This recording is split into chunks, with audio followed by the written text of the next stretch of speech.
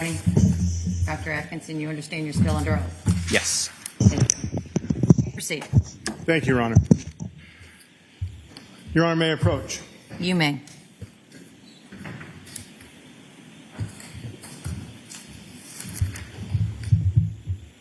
Doctor, you recognize this image? Yes. Is that an image of the bag of rugs that you had the opportunity to examine at OCME? Yes, it is. The Commonwealth would seek to mark this as the next exhibit, Your Honor, which is file number P1090001. No objection.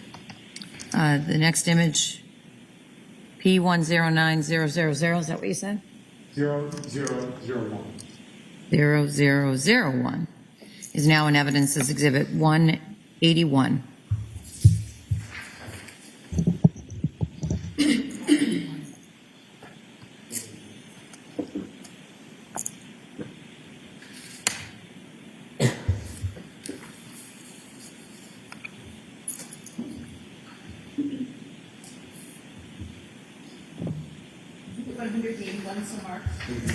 Thank you. And jurors, we had a change in staff over the weekend and for the rest of the trial. Ms. Blankenship is going to be the court reporter. I know you only see the back of the person, but welcome. Your Honor, may the Commonwealth publish. Pardon me? May the Commonwealth publish the exhibit. You sure can. Thank you. Ms. Gilman, can we have file number P1090001?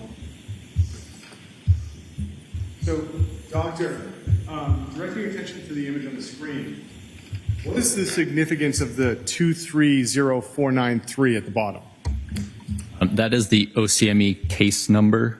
So 23 was the year, 2023, and then that was the number of cases we'd had up to that point.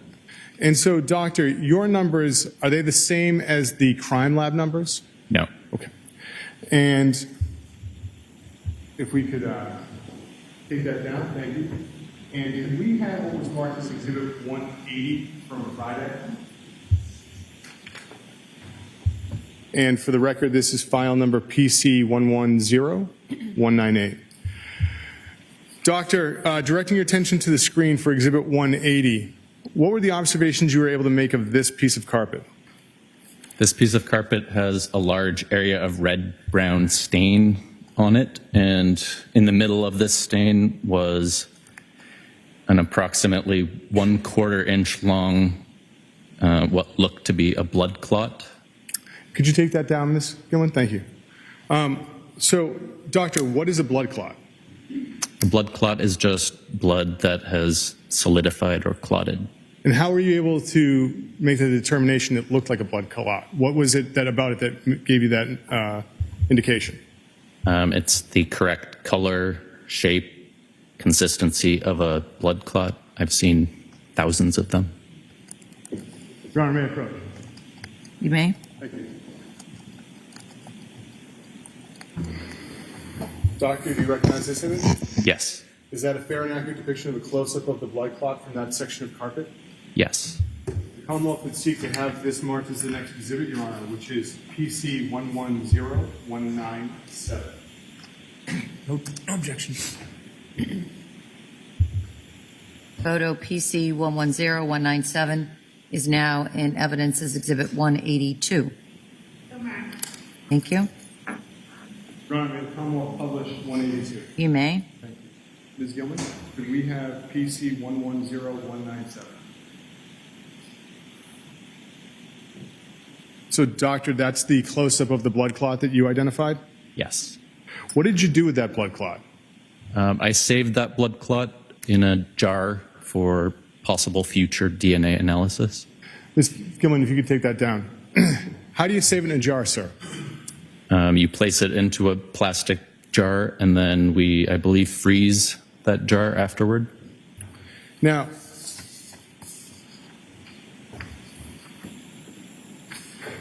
that's two. Your Honor, if I may approach?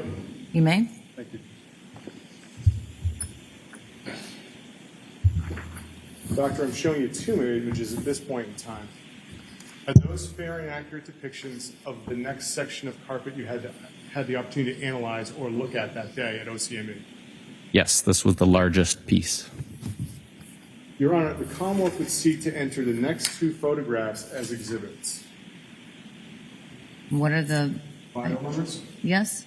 The first would be PC 110204, and the second would be PC 110217. No objection. Those two photos now identified by the Commonwealth by their P number are in evidence as 184 and 185. That's what I have. Thank you for the correction, 183 and 184.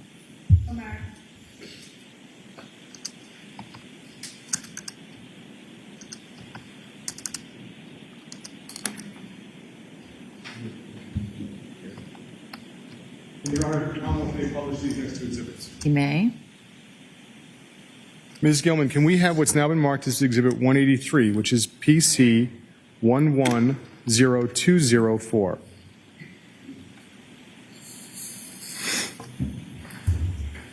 Doctor, directing your attention to what's been marked as Exhibit 183, what observations did you make of this carpet while it was being unrolled?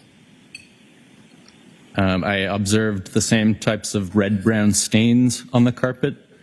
There were also more areas of clotted blood, and there were also areas with white, clumpy, powdery substance. Some of it was discolored from the fluid that was on it. And Ms. Gilman, can we have Exhibit 184, which is PC 110217? So close. And doctor, is this the same section of carpet? Yes. And now, doctor, on this section, were you still able to observe the red-brown staining and the white substance? Yes. In addition to making these observations of the white substance, did you identify anything as far as potential hairs? Yes. Ms. Gilman, if you could take that down.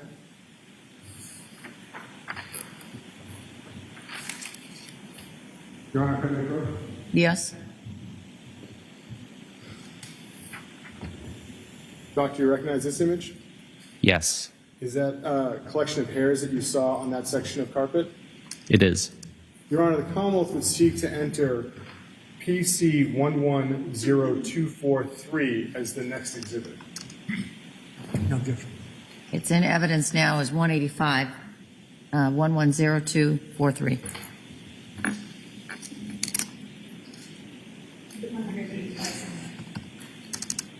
And Your Honor, the court permission that the Commonwealth publish exhibit 185. Yes. Ms. Gilman, could we have PC 110243? Doctor, directing your attention to exhibit 185, what did you do with this collection of hairs? I collected all the hairs that I could find on the piece of carpet, and including this clump, and I put them in an envelope, an evidence envelope, and sealed it and signed it.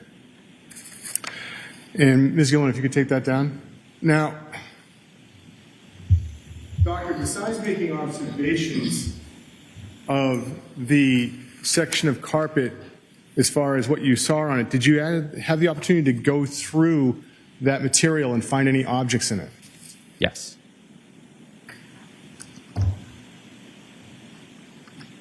Your Honor, can I approach? Yes. Doctor, do you recognize this image? Yes, I do. Is that a close-up of the section of carpet with a hand holding a ruler that you had the opportunity to examine at OCME? Yes. The Commonwealth would seek to mark this as the next exhibit, Your Honor, which is PC 110208. No objection. Photo with that ID is now in evidence as 186.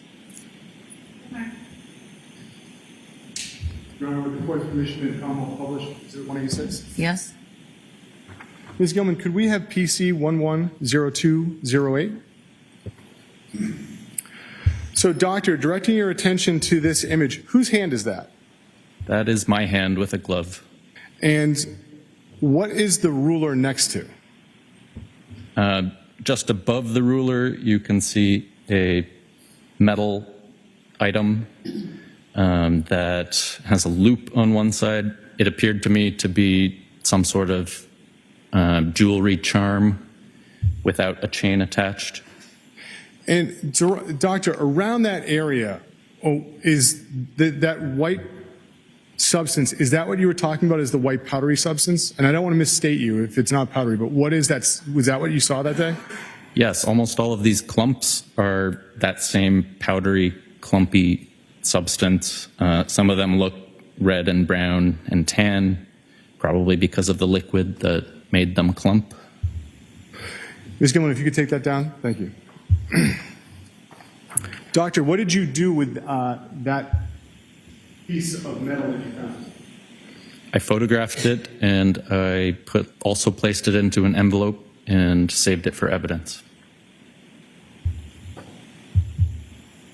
May I approach you? You may?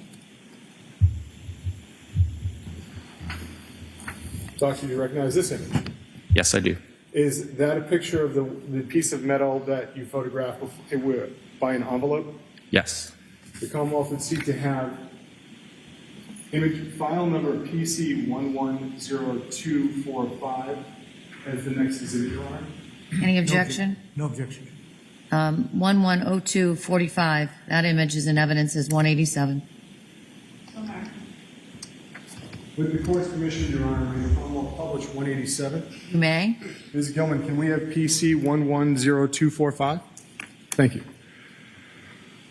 So, doctor, is this the photographing of the piece of metal that you spoke of? Yes. And that envelope, is that the envelope you put it into that's in the photograph? Yes, it is.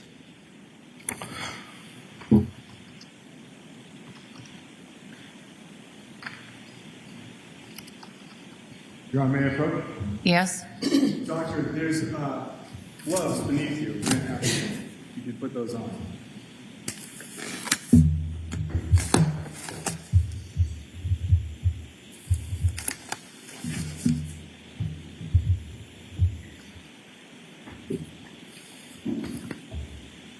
Doctor, I'm handing you a glassine envelope.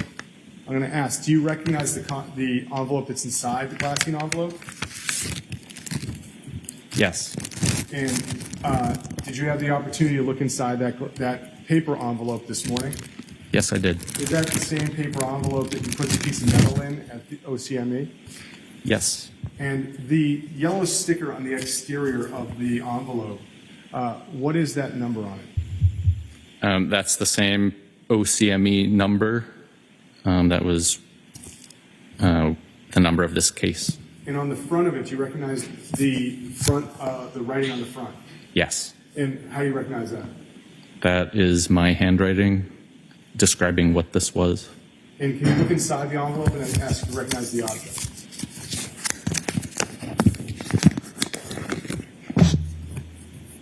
Do you recognize the object, sir? Yes, I do. Is that the piece of metal that you found in the rug while you were doing your examination at OCME? Yes. If you could hold on to it for one moment. Sure. Your Honor, the Commonwealth would seek to have the glassine envelope that has the paper envelope and the piece of metal inside the paper envelope as the next exhibit. Any objection? No objection. It's now in evidence as 188. Thank you, Doctor. You can put it back inside.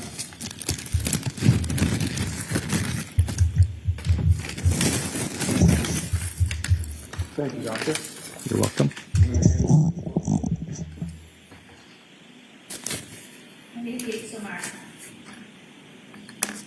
Doctor, did you recognize any writing on Exhibit 188, the piece of metal? Anything that was pressed into it? Yes, there was an engraving of Gucci on one side.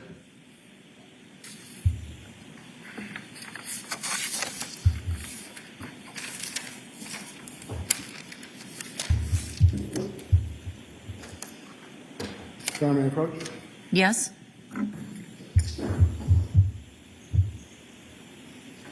Doctor, do you recognize that image? Yes, I do. What is that an image of?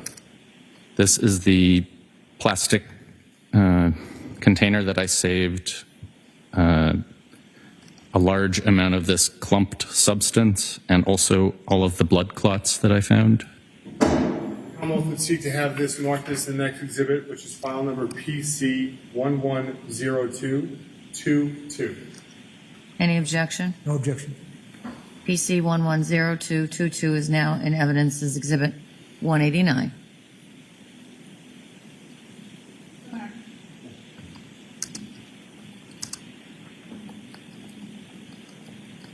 Your Honor, may the Commonwealth publish Exhibit 189? Yes? Ms. Gilman, could we have PC 110222?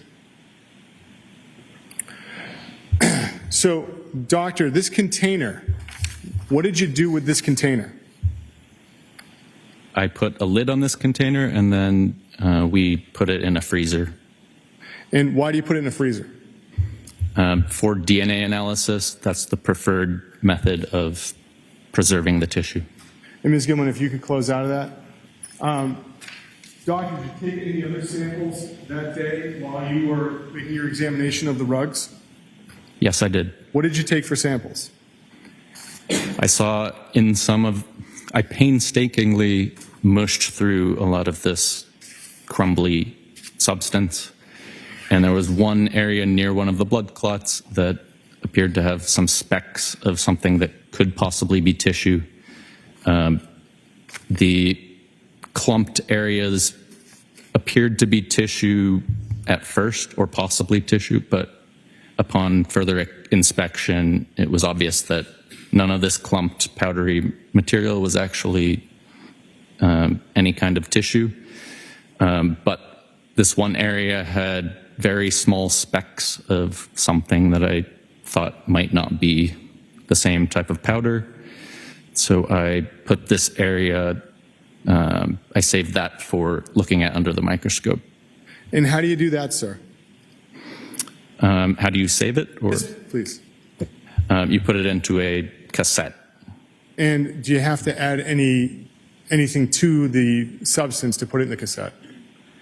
No, but you put the cassettes into formalin. It's like formaldehyde that preserves the tissue. What happens, and now, you did that with the tiny specks. Did you do that with any other items that day? Make formalin, put things into formalin? No, I saved the blood clots mainly for DNA testing. And if I may have a moment, Your Honor? Huh? You may.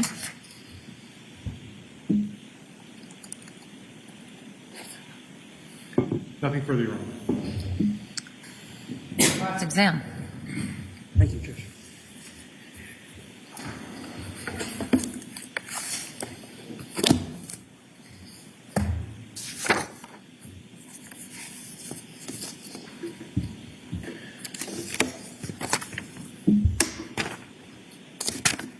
Good morning, Doctor.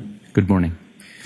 You used the word a moment ago on direct examination. You painstakingly went through some of the material that you found on the rug. Yes. And you did that very carefully. Yes. You were paying close attention because that's how you're trained and that's what you do. Correct. I want to just talk to you, the beginning here, about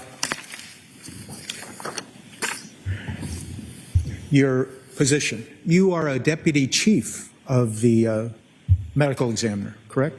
I am no longer the deputy chief medical examiner. Okay, I'm looking at your CV and I'm wondering if it's just an older one. It must be an older one, yes. Okay, can you tell us, sir, what you are now? What's your title? I am a medical examiner Okay. now.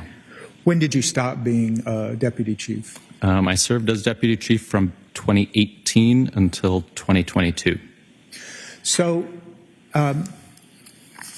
when you were the deputy chief, and now when you're, I want to say simply a medical examiner, you're still doing very important work. Were you doing this type of work that you're doing as a medical examiner in your role as a deputy chief medical examiner? Yes, I was. Okay. And there's a lot of responsibility attached to being a deputy chief medical examiner as well as just a medical examiner. Sure. And once again, my use of just a doesn't imply anything. I hope you know that. Can I ask you something then? Knowing now that this might be an older CV, are you now, or were you once, a member of the Massachusetts Commission on Medical Legal Investigation? Yes, I was. But you're no longer. Correct. And when I say no longer, that position is basically time controlled by the statute that created that commission. Is that fair to say? I have no idea. Okay. How long were you on the commission? I think it was approximately the same, maybe a year in either direction of when I was deputy. And that commission was created by statute to promote the use and skills of the medical legal investigation of deaths, correct? Yes. And you and other people assigned to that commission did the important work of trying to ensure that medical legal investigations are thorough and exacting and reliable. Correct. And on that commission, there are police officers, law enforcement, district attorneys, medical examiners like yourself, correct? Yes. And can you tell the jury what that phrase means, medical legal investigation? Sure. It refers to any type of medical investigation that has the potential to also involve the legal system. Okay. And that's what medical examiners do. They get involved in the legal system because they're trying to determine cause and manner of death. Correct? Correct. Now, I look at your CV, and I see that you have published in the area, certain medical-related areas, correct? Yes. And the journals that you published in are well-respected and peer-reviewed. I mean, they're important journals. Sure. And I see that on your CV, you also list, on this CV, under the abstract title, two presentations that I think are characterized as posters, correct? Yes. And when we say posters, we're literally talking about physical posters, correct? Yes. And the information on posters, it's equally important. It helps educate people. You're providing very valuable information to people, regardless of the form that it takes, correct? Correct. And either while you were a deputy chief medical examiner or in your capacity now as a medical examiner, do you participate in lectures, or sometimes they're called rounds, with your colleagues and discuss aspects that pertain to your work? Yes. And people present during those lectures on particular areas of either evolving forensic pathology or just what you're experiencing within the office itself, correct? Is that fair to say? That is fair to say.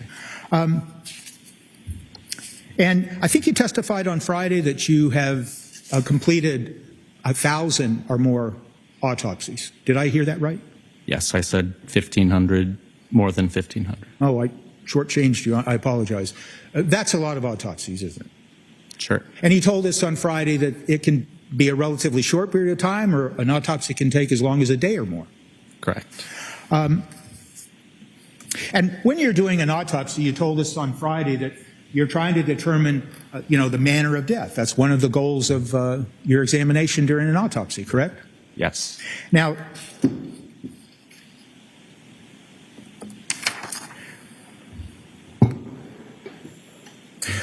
one of the things that the Office of Chief Medical Examiner here in Massachusetts does is it's responsible by law to investigate various forms of death, correct? Correct. And that includes death by accident or unintentional injury, suicide, correct? Sure. And it includes death that is under suspicious or unusual circumstances, correct? Yes. And in fact, it includes death that may occur if somebody's in jail custody or something like that, correct? Correct. It also specifically includes a requirement that you investigate sudden death, correct? Correct. And it requires that you investigate sudden death when the decedent was in apparent good health, correct? Correct. And that phrase that I just used, sudden death of the decedent who was in apparent good health, that is contained in the statute that applies to the Office of Chief Medical Examiner, isn't it? I believe so, yes. And so the statute and what you do as a medical examiner, you have to investigate where there is a suspicion or information that suggests that someone suddenly died, correct? Correct. And specifically where somebody suddenly died that otherwise looked like they were in good health, correct?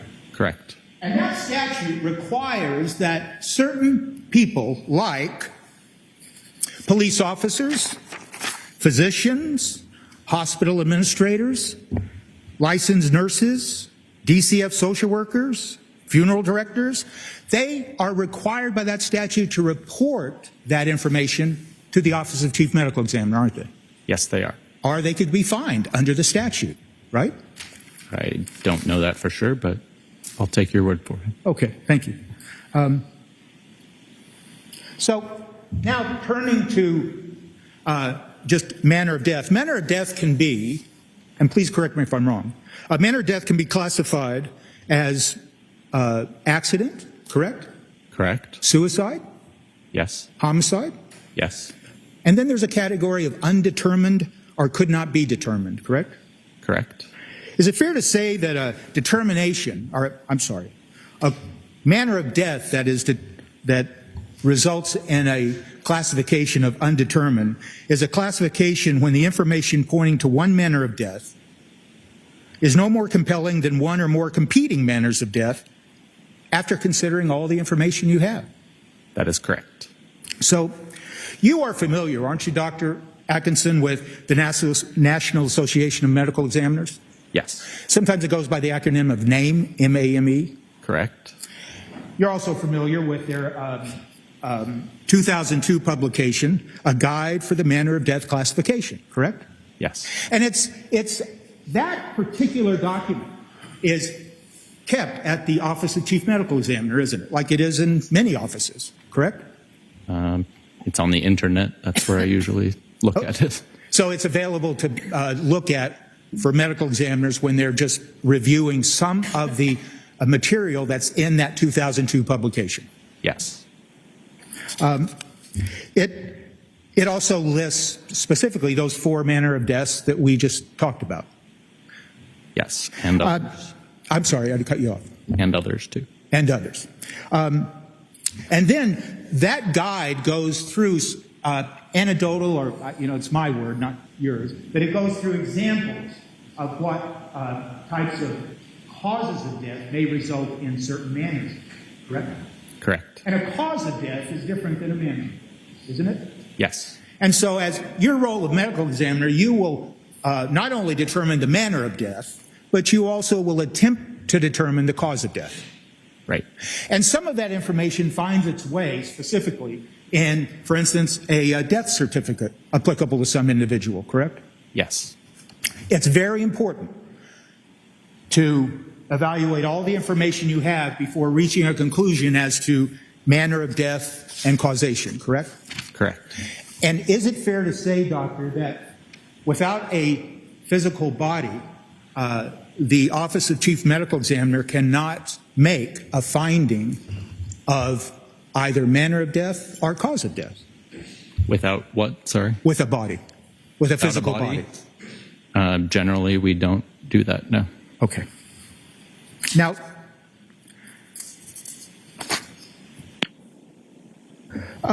that 2002 guidelines, and it's current. In other words, there hasn't been a new issue. It's still current and it's published in 2002, correct? Correct.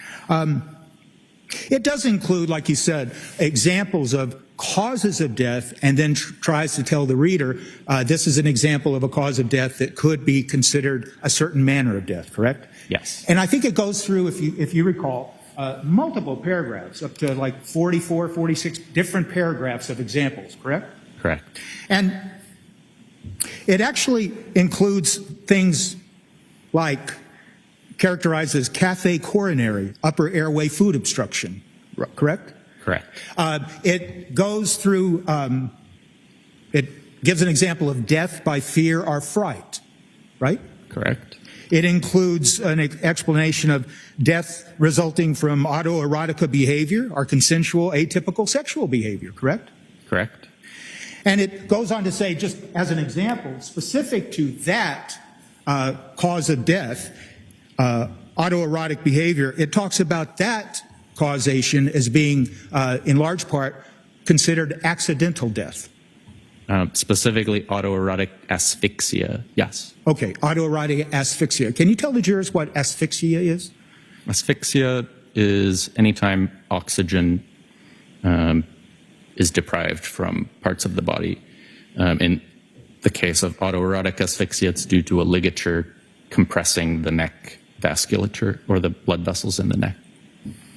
Now, I just want to talk to you for just a little bit about some of the causes that are considered to be causes of sudden unexpected death.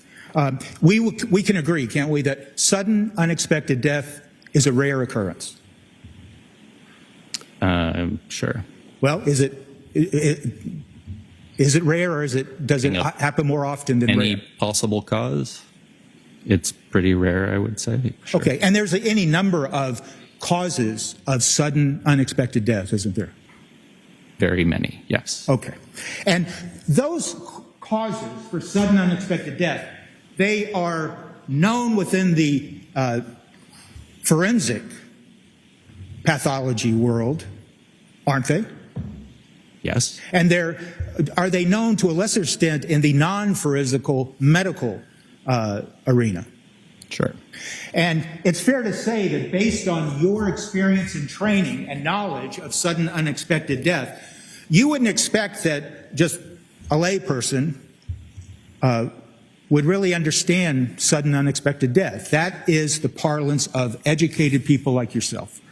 Objection. Overruled. He can answer if he can. I'm not totally sure what you mean. People understand certain causes of death. Okay. What about in the specific area of sudden unexpected death? Depends on the cause of death. I think most people understand what injuries are. Most people understand what a heart attack is. Okay. You would agree that sudden unexpected death can occur then as a result of cardiac causes, Yes. of pulmonary causes, Yes. of vascular causes, Yes. reflexive causes, Yes. of asphyxial causes, Correct. and even toxicology causes. Yes. And sudden unexpected death has been observed to occur both in young people and old people, Sure. and middle-aged people. All types. It occurs male and female. Yes. And there's some causes associated with sudden unexpected death that may be seen in experience that they occur more in the male population than the female population. Yes. One of those sudden unexpected death causations is the Brugada syndrome, correct? Correct. And without going into any great detail, the Brugada system is simply where somebody reportedly, and correct me if I'm wrong, basically lies in bed and dies and then utters something. I don't think that's necessary. It's a channelopathy. That's a usually genetic mutation, or a mutation that you get from your parents that affects the ion channels in the heart, and it predisposes someone to a sudden arrhythmia. An arrhythmia is just an electrical disturbance of the heart. All right. And It doesn't have to happen at night, and I don't know about the utterance part. okay, I apologize. In any event, sudden unexpected death can occur in individuals that otherwise appear to be healthy before the sudden death. Yes. And in fact, that's one of the references we've already talked about within the statute that we just talked about a minute ago. That sudden death occurring in someone that otherwise didn't have any manifestation of a physical illness or problem. Correct. And it's fair to say that based on your knowledge of sudden unexpected death, that it also occurs, sometimes the sudden death itself can be the first manifestation that somebody had a problem. Correct. And there are certain triggers associated with sudden unexpected death, and those triggers can include exertion, physical exertion. I'm confused. Are you talking about any kind of sudden unexpected death, including I'm talking about it injuries? You can die unexpectedly and suddenly from almost any type of cause of death. Okay. When I'm asking you these questions, and if I'm not doing a good job, you correct me, but I'm talking about, for instance, sudden unexpected death where there is really no prior manifestation of a physical problem before someone experiences sudden unexpected death. Are you talking about a natural cause of death? A natural, yes, not a death resulting from anything other than something natural and internal. Yes. Okay. And what was the question again? Sorry. So a sudden unexpected death, given that characterization, the trigger for such a sudden unexpected death can include physical exertion, correct? Yes. But it also can occur without any particular physical exertion, correct? Correct. And it can include, for instance, in trained athletes who have been trained to do sports. It happens there too, correct? Yes. And it can happen as a result of sexual activity, for instance. Correct. And it can happen as a result of illness or stress, correct? Correct. And, I mean, it can happen, if you know, sir, it can happen as a result of travel or extended travel or things like that in a person. Sure. Now,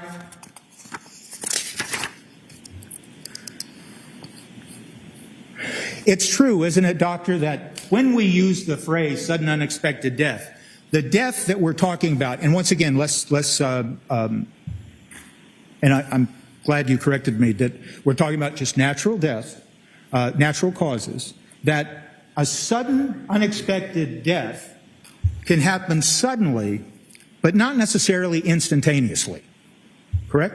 Depending on which type of disease would cause it, yes.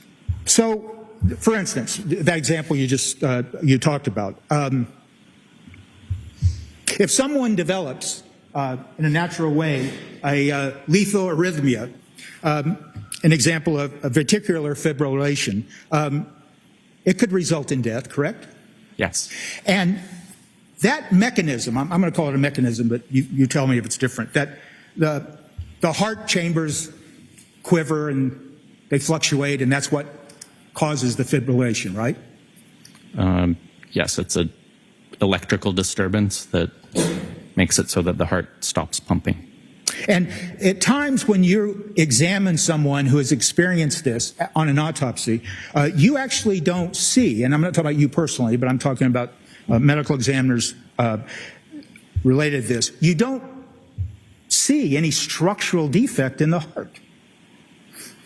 Of people who have died from natural causes? Yes, yes. From a cardiac dysrhythmia? Yes.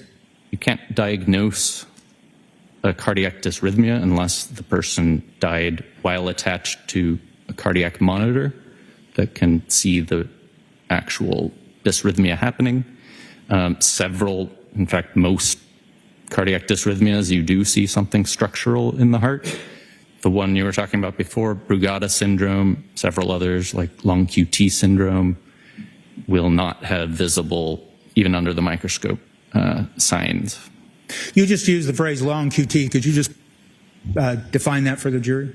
That's another channelopathy that affects the ion channels in the cell membranes of the cardiac cells. And let's just stick to the case of a ventricular fibrillation and someone who suddenly dies as a result. It's fair to say that during that process that they can continue to look and appear as if they're making movements, that they might be conscious, but in fact, their body is dying, and they then experience sudden death.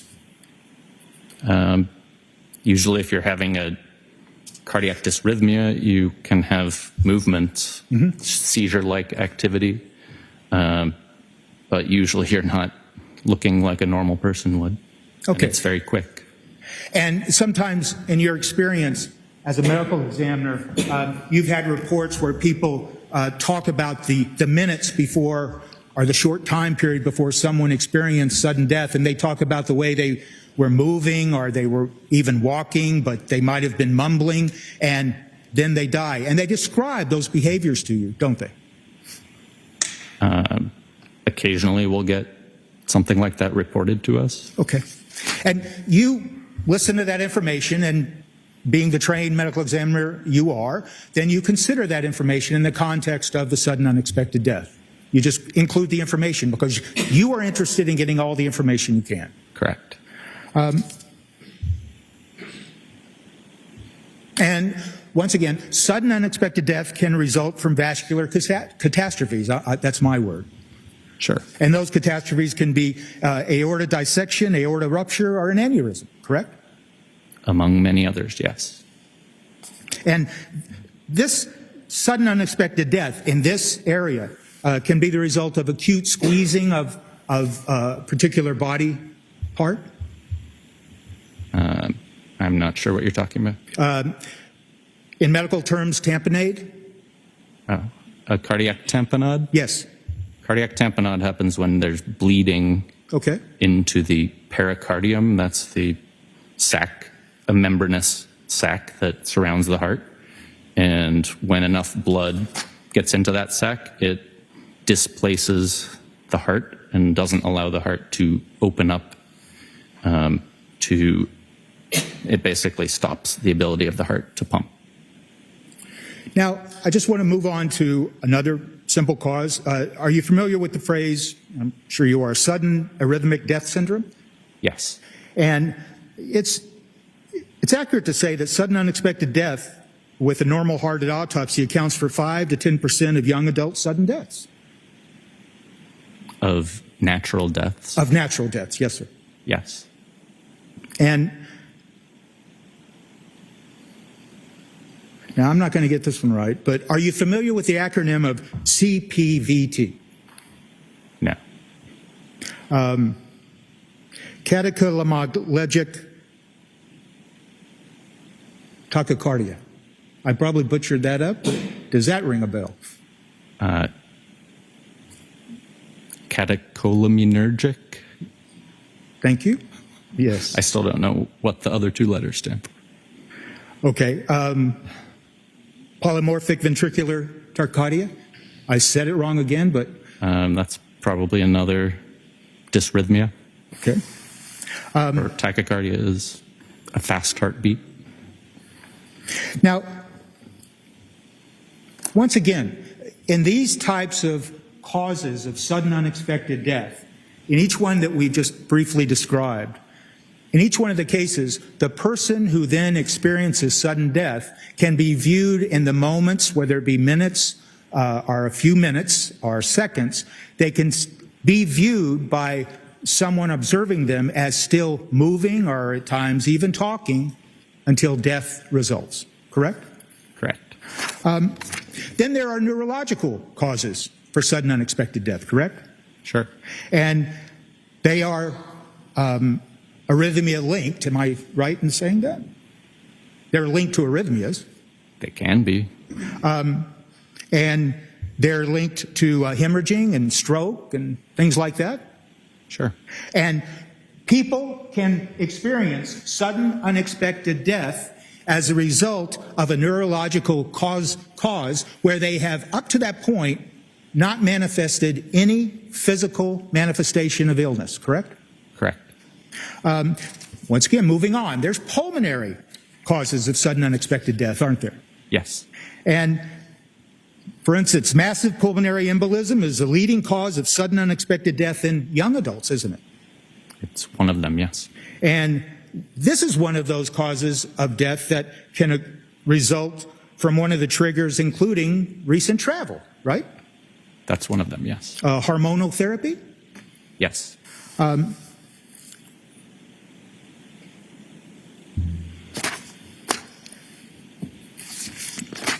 just moving on to two more examples, and we talked about it. There are also asphyxial causes of sudden and unexpected death, correct? Correct. Those asphyxial causes of sudden unexpected death, sometimes they're characterized as, they happen when someone is hanging or experiencing strangulation. Is that fair to say? That is one cause of asphyxia, yes. But asphyxia can be caused by a positional obstruction, correct? Correct. Can you tell the jury what a positional obstruction is in this context? That would be something that either blocks your face so you can't breathe, or something that sometimes a car in a car accident will, or a better example, anything that if you have a heavy weight on your torso, sometimes that keeps you from being able to expand your lungs. This kind of death is called positional asphyxia. I see. And is it the result of, as part of the mechanism for this is hypoxia results? That's what happens, yes. And the hypoxia, could you tell the jury what hypoxia is? Hypoxia is just lack of oxygen. And I'm not going to say it right, but I'll try. Vagal reflex pathway, a cause for sudden unexpected death? Sure. And that's also related to a form of asphyxia or compression stress? It can be. It can be. And can you just tell the jury briefly what the mechanism for that is? A vagal, that usually causes a cardiac dysrhythmia as well. Okay. And can that occur when there is some pressure on the vagal nerve? Yes. And where is the vagal nerve? The vagus nerve is in the neck and upper portion of the chest. So if something is putting pressure on the neck of an individual, that could result in this vagal reflex pathway or vaginal reflex issue that could result in sudden unexpected death. Sure. And that sudden unexpected death in that situation can occur, once again, in someone that simply has not manifested any physical problems to the observer. Right, until the pressure is put on their neck. Okay. Sure. And Dr. Atkinson, you know Dr. Mindy Hull, don't you? Yes, I do. And she is presently the Chief Medical Examiner of the Office of Chief Medical Examiner? Correct. I didn't say that right, but and you're familiar with the fact that she has in fact presented to your colleagues at the Office of Chief Medical Examiner on causations involving and resulting in sudden unexpected death, aren't you? Yes.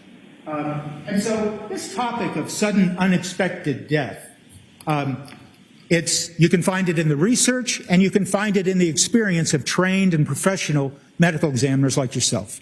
Of course.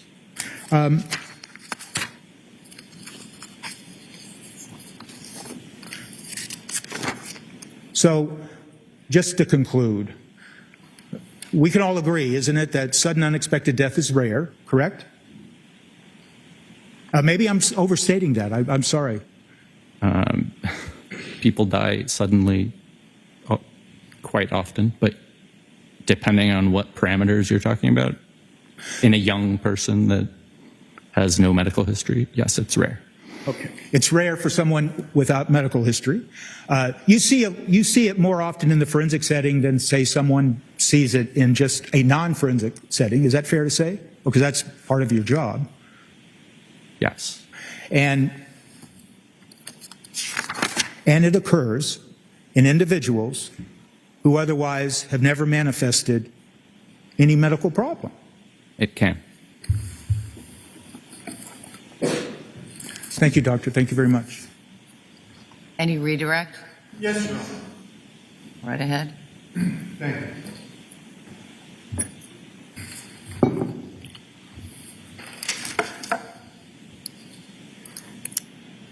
Doctor, regarding the vagal reflex pathway and sudden unexpected deaths that result in that, how common is that in a healthy adult female with no medical history? It depends on, definitely not common at all, but In this case that you were working on, what evidence did you see of someone suffering from an injury to the vagal reflex pathway? there was no evidence at all in this case And of any type of death, okay, or at least there was no body to autopsy. so that's kind of a follow-up question to that. There's no body to autopsy. What would you have looked at in the body if you were looking for, say, an issue with the vagal reflex? Well, something like a cardiac channelopathy can't be diagnosed at autopsy, but it's a diagnosis of exclusion that we only ever would put on a death certificate because it's so rare. If we did a full autopsy that excluded injuries, that excluded toxicology as a possible cause of death, that excluded all the far more likely causes of natural death, like pulmonary embolism or heart disease. So without doing an autopsy to exclude all those things, a sudden arrhythmia disorder is at the very bottom of the list of possibilities. What would you have looked at in a case to determine if someone died of hypoxia? In an autopsy, what would you have looked at? That totally depends on what's causing the hypoxia. If it's a hanging or a strangulation, you would look for injuries of the neck, a ligature furrow on the neck. Other types of hypoxia would have other types of findings. What would you look at during an autopsy to diagnose a pulmonary embolism? You can actually see the pulmonary embolism. It's a clot that usually comes from the leg veins and goes into the pulmonary arteries, and you can see that inside of the pulmonary arteries. What would you look at during an autopsy to diagnose some neurological cause of death? Other than sometimes seizures that have no findings at autopsy, you could see bleeding around the brainstem that is a subarachnoid hemorrhage from a burst aneurysm, for example. And when you do an autopsy, how do you see the bleeding around the brainstem? You can just see it with your eyes and take photographs of it. You earlier described cardiac tamponade. Did I get that right? Yes. Okay. And again, that was bleeding into the pericardial sac. Yes. Would that be painful? It can be painful. Now, with this matter, what access did you have to determine a manner of death regarding this case, which was 23, forgive me, I want to make sure I get your number right. Regarding case 230493, what did the Office of the Chief Medical Examiner have access to determine a cause of death? We did not determine a cause or manner of death And why didn't you determine the cause or manner of death? because we had no body to autopsy. With these sudden unexpected deaths that were reviewed with you, does someone have to have a physical injury in order for these to come on? No. So these can occur without a physical injury. Yes. And when you've had access to autopsies to make these findings, have you ever seen a sudden, unexpected death where there were no injuries? Yes.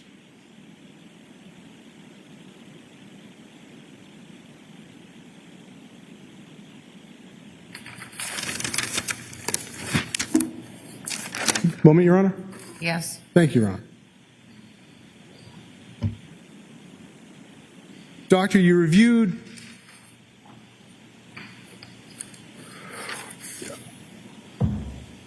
in when you have access to a body for an autopsy, what do you get access to as far as medical records? We investigate where the person might have ever gone for medical care, sometimes from family members that will tell us, and we request records from all of those places. If we don't know that information, we sometimes send out a blind request to a lot of hospitals in the area. And with some of these sudden, unexpected deaths, do you also get access to statements of people who see the decedent right before they die? Yes. And so does that help you with a diagnosis? Yes, it does. And did you have any access to any statements regarding Ms. Walsh before she died? No. With these sudden, unexpected deaths that were reviewed through you, pulmonary, neurological, and the rest, how common are they with a healthy adult female? How old is this? 39 years old? They're very uncommon. And on the effect of travel, there was some discussion of the effect of travel. And how would travel affect someone as far as a sudden, unexpected death? Generally, that refers to travel being a risk factor for pulmonary emboli or deep venous thrombosis, DVTs of the leg, and it usually occurs in very long flights where the person doesn't get up and move their legs. How common is it in a flight, say, that's 90 minutes? Less common than a longer flight. Nothing further, Your Honor. Any recross? If I heard you right, that sometimes sudden, unexpected death that you looked at, there's no injury at all. Correct. Thank you, Doctor. Doctor, you may step down. Thank you.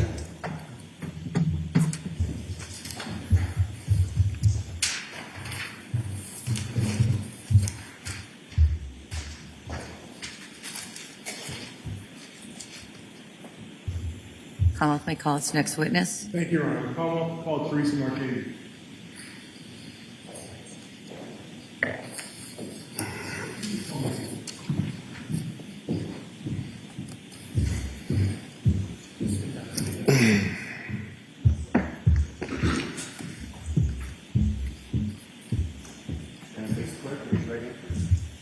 Do you solemnly swear or affirm the testimony you will give in the cause now and hearing will be the truth, the whole truth, and nothing but the truth, so help you God? Thank you.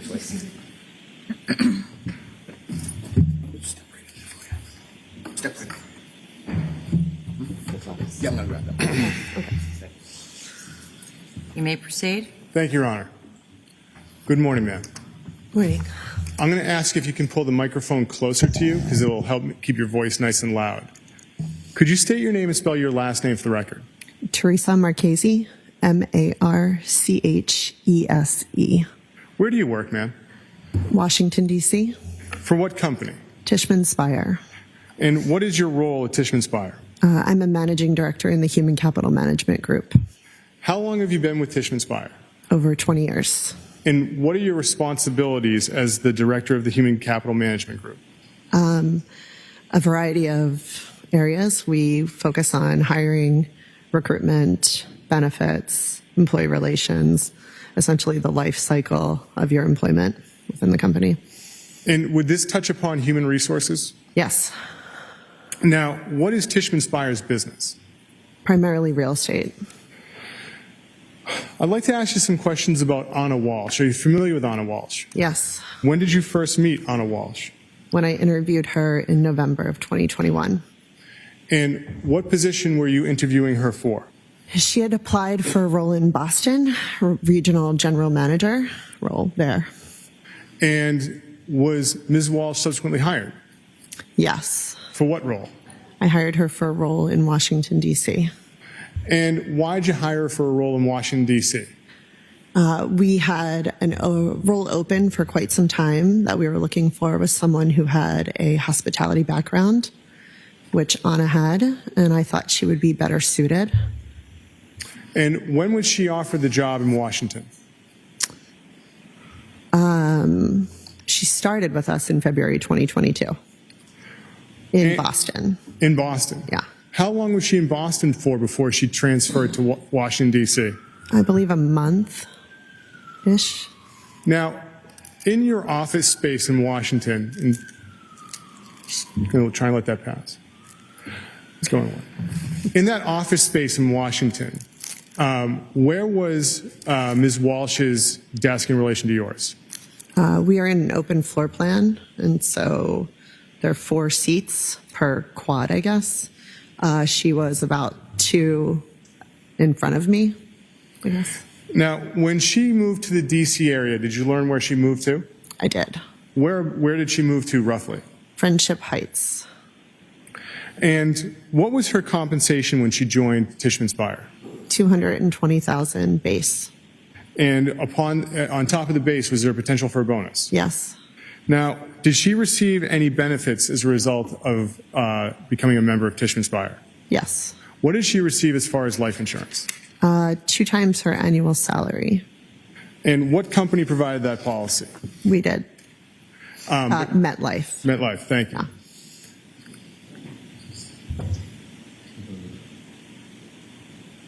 Your Honor, at this point in time, the Commonwealth would enter in the policy, the MetLife life insurance policy for Ana Walshe as a stipulated to exhibit. All right, we're marking it as 190, the MetLife policy for Ana Walshe.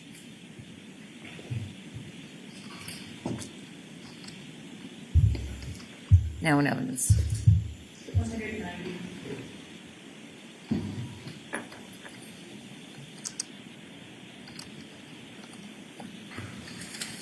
How much was the life insurance policy for?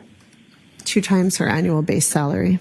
And are you familiar with who the beneficiaries were of the policy? Yes. Who are the beneficiaries? Her husband and her 3 children. Now, what were her responsibilities in working at the Washington, D.C. office for Tishman Speyer? She was hired as a co-head of the property management group. Okay. And so, did she have specific properties she had to manage in D.C.? She spent most of her time with us at the crossing, but her job was not just that building. Okay. What other buildings did she have to manage? Essentially, she had oversight to an extent. She shared it with her counterpart for all of our assets. So there were, honestly, I can't remember at the time how many we have. We're probably 5, 6 now. Okay. Was there a building called the Mazza Gallery or Galleria? So Mazza was a development site Yes. that we had. It was formerly a mall. Tishman Speyer purchased it under the grounds that we would redevelop, turn it into apartments and some retail. And did she have any interplay? Did she have any responsibilities over that project? Yes. And you had earlier stated the crossing as well? Mm-hmm. Correct. What type of building was the crossing? The crossing was a residential apartment building. Now, in 2022, did the Tishman Speyer offices in D.C. close for the New Year's holiday? Yes. So New Year's, our holiday schedule rotates. Okay. But I believe New Year's Eve that year we were closed, or it was a floating holiday. Okay. And then New Year's Day we're closed. Okay. And now, when was it the first day that people returned back to the Washington, D.C. offices, if you know, January 3rd. January 3rd. Yeah. Okay. Now, while you worked with Ms. Walsh, was there any problems with her as far as her employment? No. Were there any safety concerns for her as far as her employment? No. Did she require any physical accommodations while she was employed with you? No. When was the last time you saw Ana Walshe? It was December. It was the 15th, perhaps. We had a women's event in the office. And at this event in December, I take it was 2022. Correct. Okay. And what was her demeanor like at this event? Normal, happy, social. And did you see any injuries on Ms. Walsh when you were with her that night or that day at the women's event? No. Now, when did you first learn that Ana Walshe was missing? January 4th. And how were you alerted that Ms. Walsh was missing? A coworker came over to let me know that her husband had called the crossing team looking for her. So with this information, what did you do to try and with this information, what did you decide to do? I said, I'll reach out to him. Do you have a phone number? Okay. And what was the name of the person you tried to reach out to? Brian Walshe. Now, where did you go to try and reach out to him? Did you call him from your office? I called him from my cell phone. Okay. Did anyone go? Did you have anyone with you when you called him? Yes. Who was with you when you called him? The first time I called, Jeff Chod was with me. Who is Jeff Chod? At the time, he was the head of our Washington, D.C. office. And you said you called from your cell phone. About what time did you call Mr. Walsh that morning, January 4th? Between 10 and 11? Okay. And did you connect with him? Yes. All right. Now I want to ask you about that conversation. What did he tell you in that conversation about Ana Walshe being missing? So I called, I introduced myself, I let him know who I was, and I just said how, I understand you're looking for Ana, like how can we help? Okay. And what did he tell you? He said, so I talked to him multiple times that day. Certainly. So I believe in our first conversation, he stated he hasn't seen Ana since the 1st or New Year's Day. And he was looking for her and wanted to see if any of us had heard from her. And he specifically said, we have only gone 24 hours or more without seeing each other once. And the last time she was, I'm paraphrasing, but annoyed with me for, looking for her too soon. Okay. Essentially. Now, he said he was looking for it. Did he say why he was looking for her in Washington? Yes. He had said that there was a building emergency that she was called back for. Were there any building emergencies in Washington, D.C. for the properties that Ana was managing at this point in time in January of 2023? January of 2020, that date? Well, between January 1st and January 4th of 2023. I can confirm on January 1st there was not. Okay. I'm not sure about All right. 2nd, 3rd, 4th. So, but there were no emergencies on January 1st. Correct. Okay. Now, you're having this conversation with him. Do you offer to do anything during this conversation to help? Yes. What did you offer? I had stated, Ana had shared with me where she lives, and it's not too far from my home. I'm happy to go by and just check to make sure she hasn't fallen. Now, what was his demeanor like during this first conversation? He was polite and calm and nice. And how long was the conversation? A few minutes. And after the conversation was over and you had made this offer, what did you do? a coworker, the one who originally told me about the phone call from the crossing team, offered to drive up with me to the house. And so we did that. During the conversation with Mr. Walsh, this first one, did you ask him anything about Ana's mental health? I did. And what did you ask? I asked if she had any mental health issues. And what did he say? He said, no, we just had a lovely holiday, New Year's with friends. So I take it at this point in time, you and the coworker went to Ana's home. Correct. And about what time do you think you got to Ana's home? Between 10:30 and 11:30? Okay.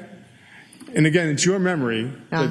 that's controlling. So now, when you got to Ms. Walsh's home, what did it look like from the outside? What observations did you make? Sure. It's a townhome. Yes. And so there were steps up to the front entrance. And so if you walk up the steps and you look on the left-hand side, there was an espresso box that was out, and it was wet. Okay. So there was a wet Nespresso box, and had it rained recently? Or what's this? Yeah, so- What would have affected? What was the issue of the wet Nespresso box? On Monday and Tuesday, it had rained, but on Wednesday, it had not. So that led me to believe Ana had not been out of her home. Okay. So day or before. And I'm sorry, I interrupted you. So you see this. Do you have any further conversations with Mr. Walsh at this point in time? Yes. So I notified him about the box. I saw a Google camera, like a doorbell camera or just a camera. And I asked him if he had access to it to check the records. Did he have any access to it? He said, Ana is the tech one in the family. He does not handle that stuff. And did you ask him about how to try and get inside the house? So I remember I believe I turned the doorknob and I told him it was locked. And I looked in the window because there's a glass panel. Yes. And just to see if it looked like anything was broken into, and it didn't. The house was pretty immaculate. Okay. And so I walked down the steps, and there was a garage there, and he said, I have the garage code if you can check. So were you able to get into the garage with the code? Yes.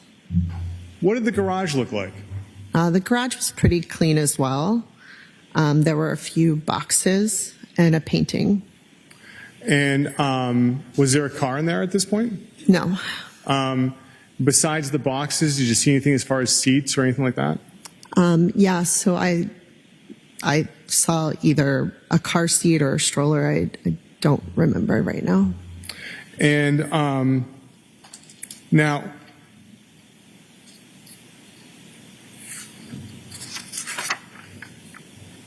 inside the garage, besides these objects, did you see anything out of order, anything broken or anything like that? No. And was there anybody in the garage when you got there? Was there anyone in the garage? Yeah, is there any No. person in the garage? No. And now we're going to compete with the heat. So I'm going to ask if you can keep your voice up. All right. Yeah. So were you able to get inside the house? No. Okay. Why couldn't you get inside the house from the garage? I just turned the doorknob to see if that was unlocked, and it was in fact locked. So now you can't get inside the house. Do you have any further conversations with Mr. Walsh? Yes. Okay. And by the way, how are you calling him? My cell phone. Okay. And so now I want to ask you about the third conversation. Okay. When did this occur? Either at my home, I believe was the third conversation. Okay. And so what happened at this? So what happened between not getting into the house to the third conversation? So on my way up to the house, I had spoken with our global head of security, Yes. Who's that? Hugh Dunleavy. Okay. He, I'm going Bring- to ask you not to tell us what you and Mr. Dunleavy talked about, okay, but that you had a conversation with Mr. Dunleavy. correct. Okay. After the conversation with Mr. Dunleavy, what did you do? I conferenced him into our call with Brian. Okay. So now I want to ask you about that call. So did you conferenced Mr. Dunleavy into a call with Brian? Correct. So you'd already called Brian before getting Mr. Dunleavy on the call? Yeah, I believe that was the second call, though. Okay, the second call. So let me ask you about that second call, because I might have jumped ahead. With this conversation with Mr. Walshe, what was his demeanor like in the second conversation So when Hugh joined, prior to Mr. Dunleavy joining? he was polite and calm and nice. And what did you tell Mr. Walshe about bringing Mr. Dunleavy into this conversation? I had said, Hugh is ex-Secret Service, and you'll be in great hands. And what was his demeanor like at that point in time in the conversation? He sounded like he was crying and said he needed a minute, and, very abruptly returned and said, okay. And so at this point, after that moment, what did you do as far as trying to conference in Mr. Dunleavy? He was on the phone. Okay. And so when Mr. Walshe was upset, was Mr. Dunleavy already on the call, or was it before he was on the call? It was when he was on the call. Okay. So that's when Mr. Walshe became upset, just so I have the timeline right? Correct. Okay. And what happened after Mr. Walshe composed himself in the conversation? I believe Hugh and I started to ask him a series of questions. Okay. Did you ask him anything about Ana's car? Yes. What did he tell you about Ana's car? We asked the make and the model and the color. He told us it was a gray Volkswagen Taos. We asked about the license plate. He did not know the license plate number. We asked if she had an easy pass. I don't recall Okay. what he said. Did you ask him anything about the house itself? I did. We asked him if he was on the deed or the mortgage, and if we call the police, if he would be able to grant permission to let someone in. And I believe he said he didn't know if he was on.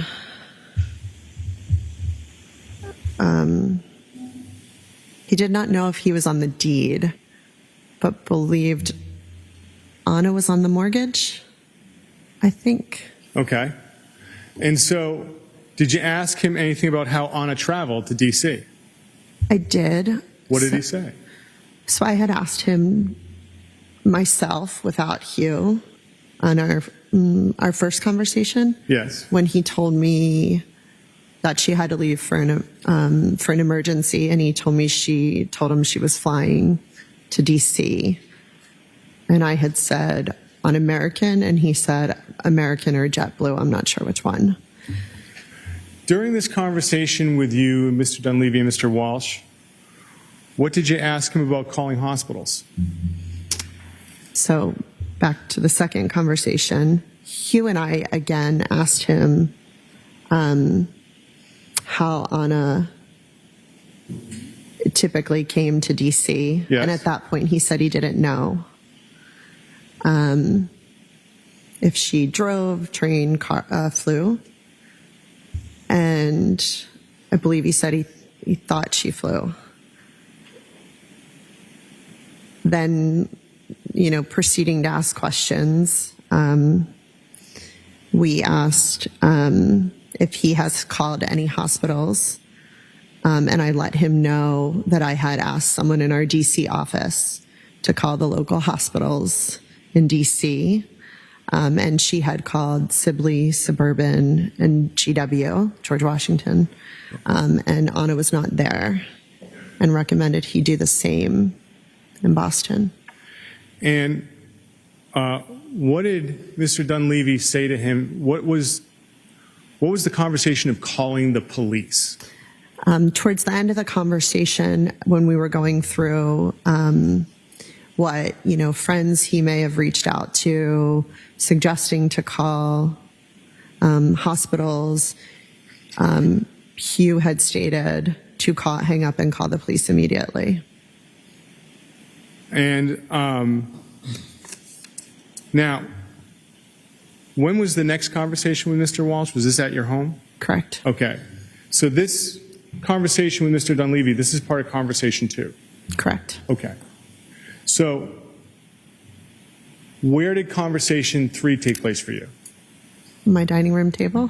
Why did you go to your dining room table from the Walsh residence? Sure. So after we hung up, I actually went to Starbucks first and called Hugh to say, I'm not going to ask you what you said with Mr. Dunleavy. I apologize. Right. What I want to ask is more or less like your movements and where you went. So you went to Starbucks and you had a conversation with Mr. Dunleavy. Correct. Okay. Now, after having your conversation with Mr. Dunleavy, where did you go next? My home. Okay. Did anyone go with you to your home? My coworker that drove me. Okay.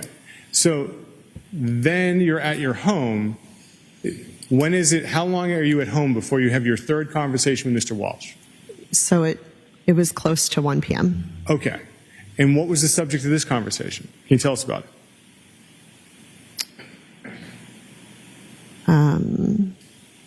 Yes.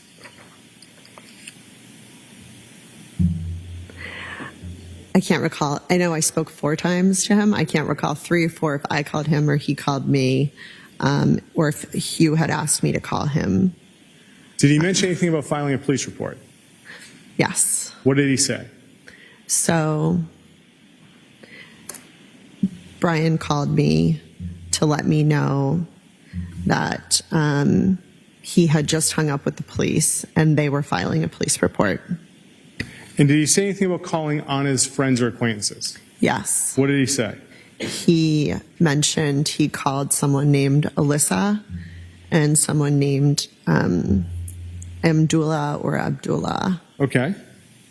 What was his demeanor like in this phone call? Polite, calm, the same. The same. What did he mention about private investigators? At the end of the conversation, he had said his mother wanted to hire a private investigator.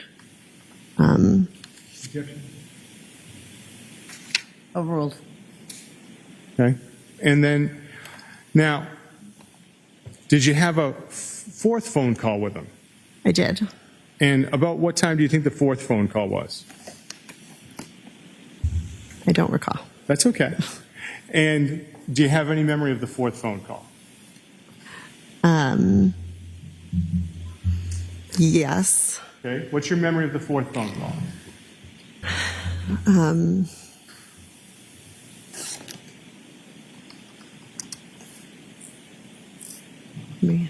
Give me a second. It's okay.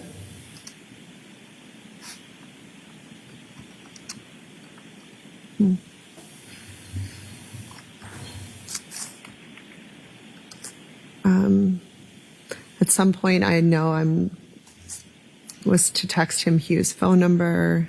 Okay. I know we were talking about the hospitals, friends, private investigator. Yeah, I to be honest, I don't know if the private investigator was on the fourth call or the third, so we might have blended. Yeah. Understandable. It's been 3 years. Now, ma'am, in addition to having phone calls, did you have any other ways of communicating with the person you thought to be Brian Walshe that day? There were text messages. There were text messages. Your Honor, may I approach with Exhibit 163? You may.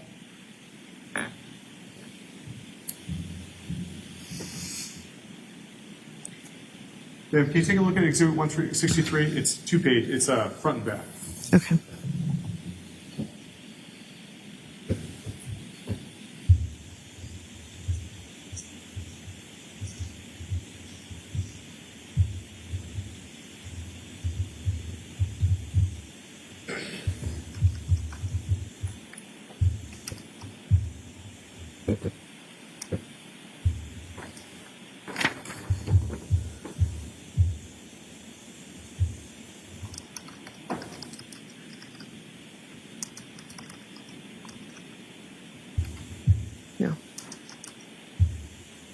Do those appear to be your text messages between you and the number that you thought to be Brian Walshe's?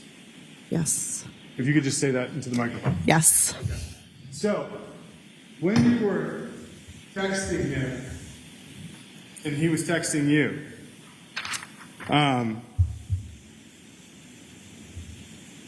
there was a reference to, in the last text, are there Tishman Spire personnel at the Mazda building? Thanks.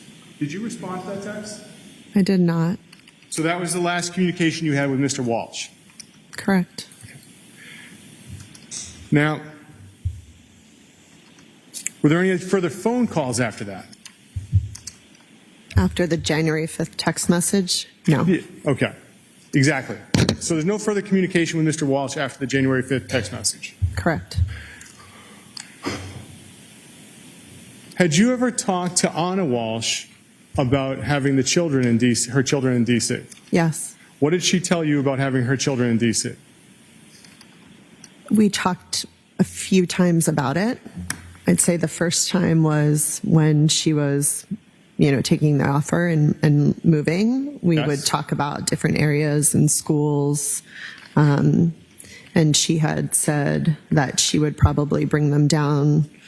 I think the first time was in the summer, which made sense when they get out of school. And was there a subsequent conversation about the children coming down after the summer?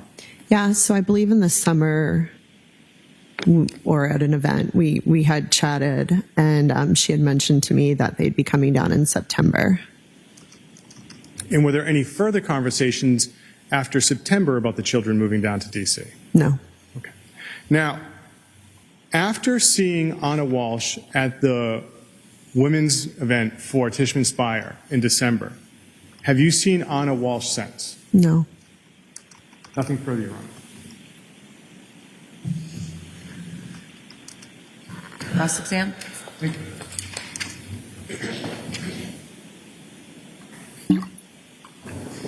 morning. Morning.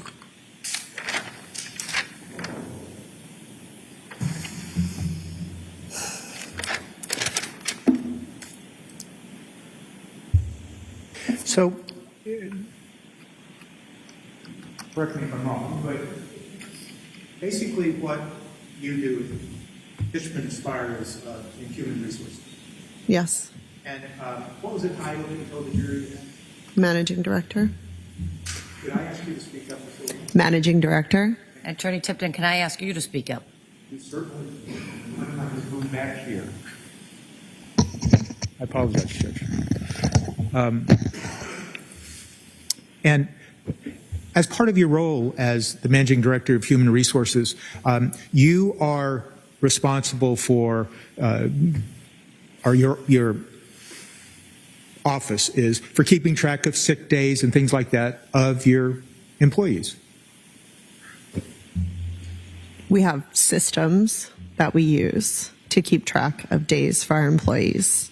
And one of the items of information that you provided to investigators in this case was Ana Walshe's information regarding sick days she had taken, correct? A document I provided? Is that what you're asking? Yes.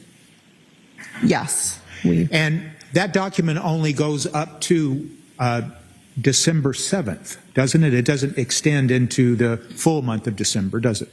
I don't recall. And do you recall that those that Ana Walshe took sick days beginning sometime in December 1st, and her reason for it was attending to her mother's surgery? Do you remember that? I do not recall if they were sick days or vacation days. Okay. In any event, did she ever inform you that she was going to go to Dublin? No. And so, as far as you know, in all the records you have regarding Ana Walshe, there's nothing to indicate that she ever went to Dublin, as No. far as you sit here today. No. Okay. And you mentioned the crossing a few times in your testimony. Can you just tell the jury once again, what is the crossing when you refer to that? The Crossing is a residential apartment building that we own in Washington, D.C. And how many units does it have? Approximately. Not, 800? okay. And is it fair to say that the crossing is considered to be pretty much kind of a high-end residence in the D.C. area? It's your standard modern apartment building with amenities and a pool, rooftop pool. If that is high end, yes. Okay, all right. And it's fair to say that you, if I heard you right, that were your offices at the crossing? No, But you mentioned that you were at the crossing at various times. I did not mention that I was at the crossing various times. Then I misunderstood I you. have been to the crossing. Yes. Okay, and as part of your role as human resource and the managing director, you would be aware of the fact that if there were in fact problems at various buildings, wouldn't you? Not necessarily. Okay. Are you aware, if I may, Judge?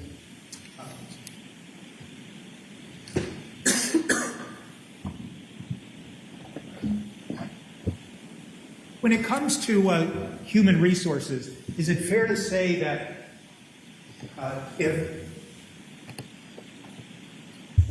if there's a problem with an employee's performance, human resources would hear about it and deal with it? Correct. And if, for instance, the tenants of a particular property that was managed by Tishman Speyer were complaining about something at the properties, and they were complaining about some of the management that was occurring at the properties, you'd hear about it, and you would be involved in trying to deal with whatever problem was being reported. Human resources team would be involved. Me specifically, not a guarantee.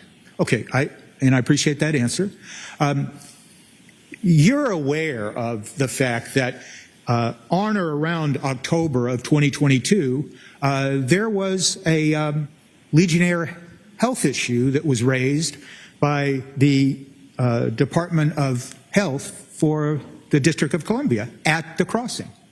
I had heard that there was an issue with Legionnaires. Okay, and in fact, eventually at the crossing, on or around October, November, and leading into December of 2022, the Department of Health of D.C. required that notices be placed at the crossing informing the tenants that there had been 2 cases of Legionnaire's disease associated with the crossing. What's the question? You're aware of that, aren't you? I am not. Okay. Are you aware of the fact that Ana Walshe was dealing with the Department of Health of D.C., dealing with this Legionnaire's issue that had been detected at the crossing? I am aware that as part of Anna's role, she would interact if this were an issue. I do not specifically know if she emailed, if she spoke to someone, if others were involved. Yes. Okay. May I approach, Your Honor? You may.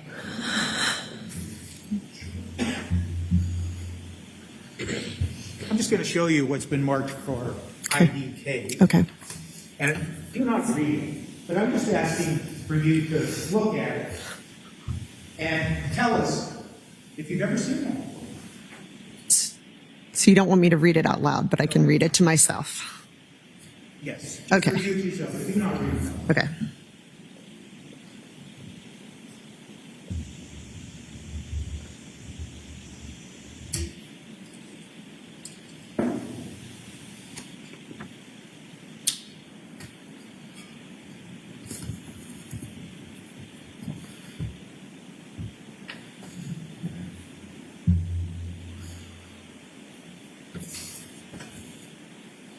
Is there something you want me to look for? I'm going to ask you if Okay. you've had time to review it.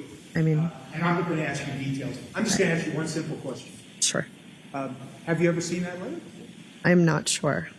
You're not sure. You could have, but you might not remember it. Correct? Yeah. And then are you aware that that is posted on yes or no, posted on the Tishman Speyer website? No.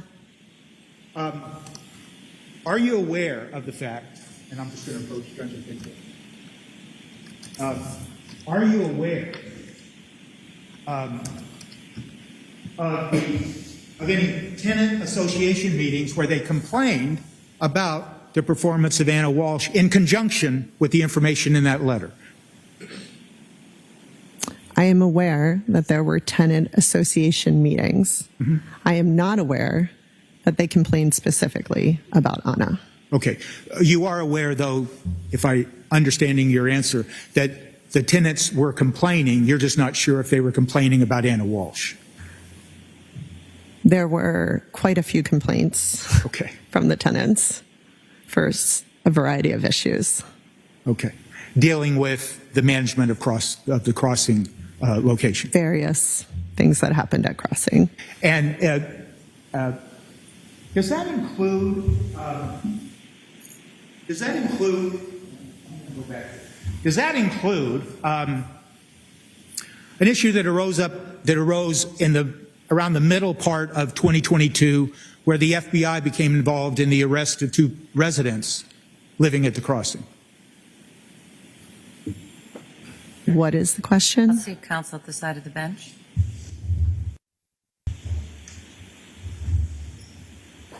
So just yes or no, if you can. Are you aware of the FBI becoming involved, and without going into details about it, the FBI being involved in some arrest of 2 individuals who lived at the crossing? Yes. Okay. And once again, that occurred when Ana Walshe was assigned to manage the crossing. It occurred in April. Mm-hmm. I do not remember if Ana was physically there when it happened or if she came within a week or 2 of that, but she was working on that situation with us. Okay. Yes. Now, there are certain benefits, employee benefits, that Tishman Speyer provides to his employees, correct? Correct. And we already know that you provided life insurance at 2 times their base salary, correct? Correct. And the beneficiary on this particular policy involved Mr. Walshe and the 3 boys, correct? Correct. Now, there's other benefits that accrue to the employees, like Ana Walshe, and it's health benefits, correct? Health insurance? Correct. And in fact, isn't it true that Tishman Speyer also offers to some of its employees a discounted rental rate at some of your properties if they choose to live there? They get a little bit of a discount. Not 100% accurate. Okay, tell us what, you explain it. They're at the crossing, mm-hmm. and perhaps, actually, I don't know all of the city's rules. At the crossing, yes, there was a discount provided to 2 employees, I believe. Okay, so a discount provided if they chose to reside at the crossing. Correct. Okay, and there's also, with regards to benefits, and in your capacity as the managing director of human resource, that in fact you have to kind of set forth what you want as benefits for the next year, so to speak. And that usually occurs around November of the preceding year. Is that fair to say? Open enrollment? Open enrollment. Yes. Okay. And your policies state that if there is a qualifying change in status, then some of the things like the benefits that your employees receive, like life insurance or anything, something like that, that they can then change some of their benefits. For instance, they could change their beneficiary, they could change their health insurance, who gets health insurance, correct? They can change it. You're referring to during open enrollment? I'm actually, yes, well, let's start with that. In open enrollment, yes, I'm asking you that. Okay. During open enrollment, you can make changes to your medical, dental, vision plan. Life insurance and long-term disability are typically, long-term disability is a one-time deal, typically, when you are hired. There are occasions on certain years where we may work with the carriers to allow employees to have another open enrollment opportunity. I do not recall if that happened in Ana's tenure with us. Life insurance is given to everyone upon hire. There is an opportunity to purchase supplemental life insurance. That is typically upon hire. And then there are some, similarly, we may do an open enrollment for it. And depending on your election amount, it may be automatic or you may be required to do additional questionnaire. And then there are other benefits such as transit or different things along those lines as well. Okay. Now, aside from open enrollment in that particular area, if someone needs to change something later on, they could only change it if there was a qualifying change in status event. Correct? Qualifying life event. Okay. And one of those events includes divorce. Correct. And it's fair to say that Ana Walshe never brought up, raised, discussed with Human Resources anything about what would happen if she got a divorce or anything of the sort. Correct.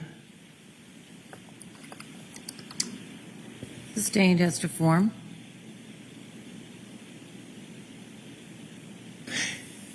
To the best of your knowledge, Ana Walshe never came to Human Resources and discussed anything with regards to a divorce and her benefits that she received from Spire.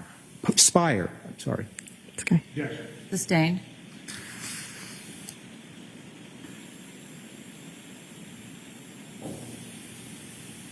It's fair to say that Ana Walshe worked long hours. I don't know. You don't know? Okay. At times, we're not hourly, not everybody is hourly employees. Ana was not an hourly employee. At times, she could stay late or come early.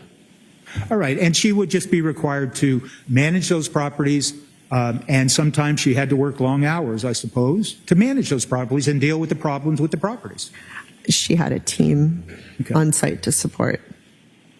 But there are occasions where I'm sure she stayed later or came early.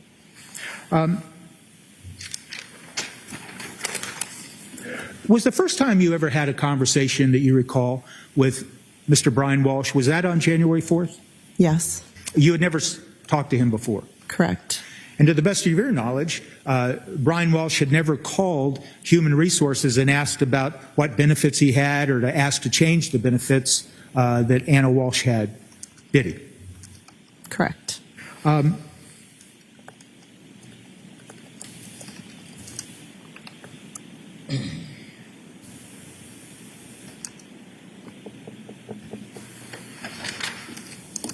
You mentioned a name of Jeff Chod. I probably said that last name wrong. Chad, Okay. What is his role at Tishman Speyer? he is no longer with the company. What was his role in 2022? He was the head of our Washington, D.C. region. And did he, in fact, work with or supervise Ana Walshe? Yes, And would he be somebody that somebody might contact if they wanted to get in touch with Ana Walshe? not necessarily. But that would be somebody that worked with her and supervised her, correct? Yes, And to the best of your knowledge, do you know if Brian Walshe ever reached out and tried to contact Jeff Chod? I do not know.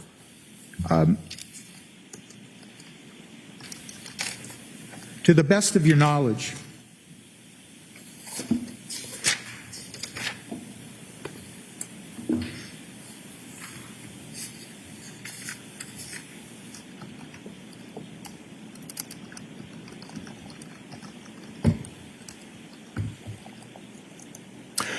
let me ask it a different way.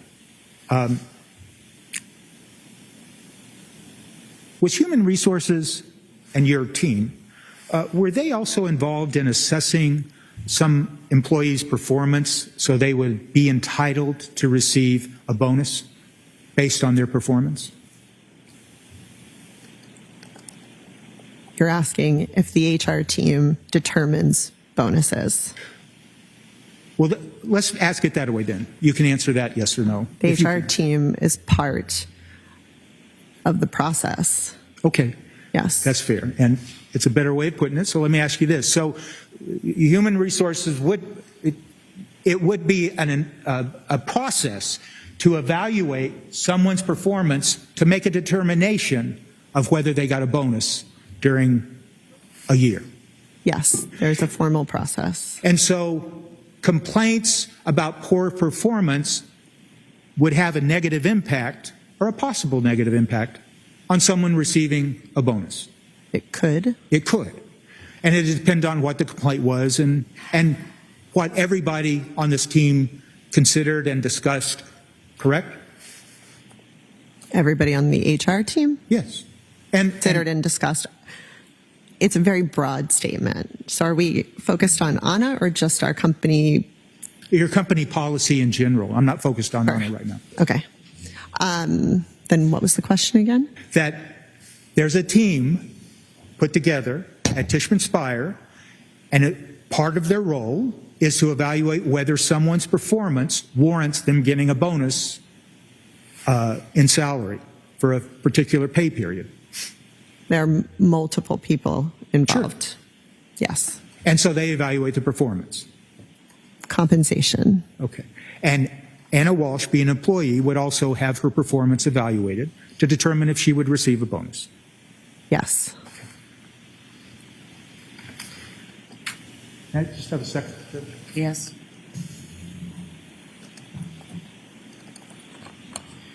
Thank you very much. Any redirect? Brief, Your Honor. And the Friday after Thanksgiving, is that a holiday for Tishman Speyer?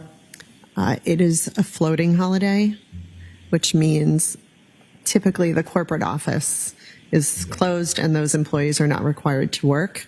But there are people in property management and some hourly roles that may be required pending the building leases, essentially. Could Ana observe that as a floating holiday? Say that again? Could Ana Walshe observe the Friday after Thanksgiving as a floating holiday? She could, yeah. Do you know if Ana Walshe received bonuses as a result of her compensation at Tishman Speyer? She did. What type of employee was Ana Walshe? She received, she was a good employee. She was on time or early. Okay. She, these various complaints from the crossing, did that have any impact on Ana's compensation? from the tenants at the crossing? Yes. No. What about the FBI raid that occurred within weeks of her starting? Did that have any effects on her? Or her perception as a good employee at Tishman Speyer? Ana had nothing to do with that FBI raid. Okay, nothing further, Your Honor. Any recross? No, Your Honor. The witness may step down. Thank you.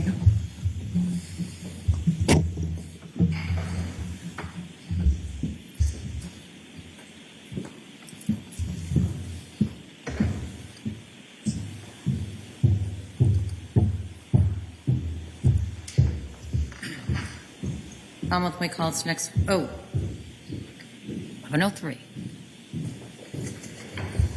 Head out for your morning break. You may proceed. Thank you. Sir, could you state your name for the record? My name is Davis Gould, spelled D-A-V-I-S, last name G-O-U-L-D. And you previously testified in this matter, didn't you? Yes, I did. All right. First question I want to ask you, sir, is during your testimony, you stated you went to what crime lab to put the evidence into the LIMS system? I stated I went to the Danvers State Police Crime Laboratory. And subsequently, you had the opportunity to reflect on that. What crime lab did you go to? The Sudbury location. Why did you initially think you went to Danvers? The Danvers location is closest to Peabody. That's the lab I typically respond to after I go to scenes. Sudbury houses larger evidence storage and drying cabinets, so upon reflection, I went to that location in order to submit the quantity of evidence I had for drying. So speaking of that, I want to ask you, Your Honor, may I approach? Yes? Thank you. I'm putting a piece of parchment paper on the witness bench, and I'm showing you what was marked as Exhibit 131. I'm going to ask you to put on some gloves. Sir, can you state what Exhibit 131 says on the exterior of the bag? Yes, it says black jacket with pair of black socks and bracelet from bag number 1. All right. Now, when you were in court the other day and testifying, you didn't pull the black jacket out upon my request. Isn't that fair to say? That's correct. All right. Now, that bag, can you open it up and pull out the black jacket? Yes.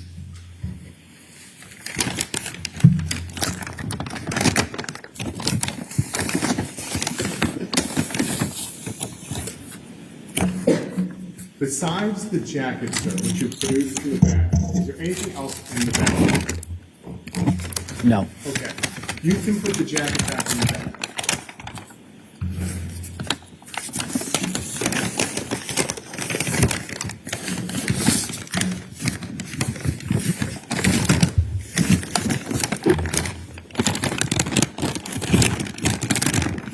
I'm going to grab Exhibit 131 back from you.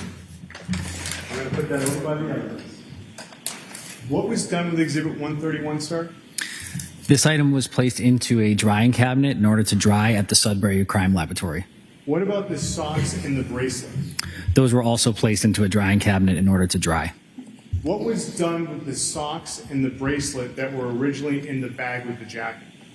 After a period of a few days, in order for the items to dry, the evidence control unit repackaged those items that were now dry into their own individual brown paper bags. All right, I'm showing you now, sir, what was marked as Exhibit 134, brown paper bag containing bracelet. Can you look inside that, sir? Yes.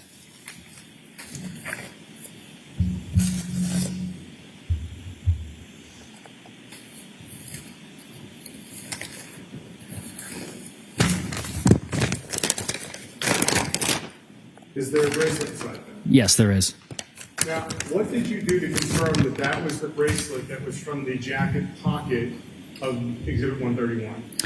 The chain of custody in our laboratory information management system, the LIMS program, shows the history of the item going into the drying cabinet and then being taken out after drying several days later and packaged into its individual brown paper bag by the evidence control unit.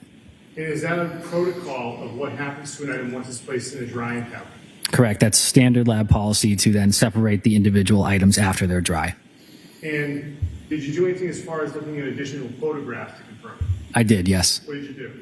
I looked at the lab photographs from the bench analysis that was done on the large bag labeled black jacket, socks, and bracelet, and the only item at the time of analysis was the black jacket inside of the bag. And I'm handing you another brown paper bag, and I'm going to ask you to recognize the item inside. Yes, I do. Were those the black socks found by the black jacket that were put into the initial bag you packaged in Peabody that night? Yes, they are. And what were done with those socks? Those socks were also placed into a drying cabinet, just like the other two items. The Commonwealth would seek to have the bag with the black socks marked as the next exhibit you're on. Any objection? Black socks are now in evidence as Exhibit 191.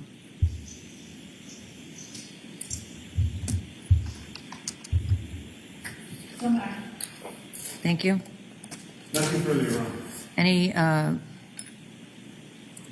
cross? The witness may step down. Thank you, Your Honor.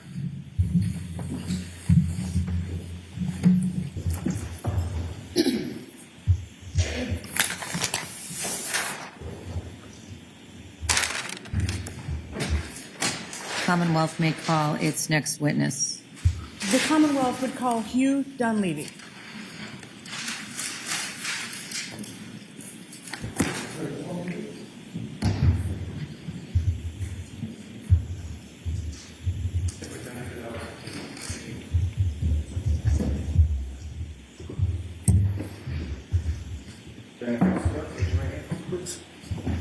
You solemnly swear or affirm the testimony you'll give in the cause now in hearing will be the truth, the whole truth, and nothing but the truth, so help you God.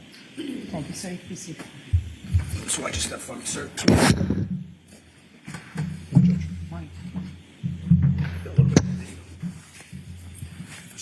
Yes, you can.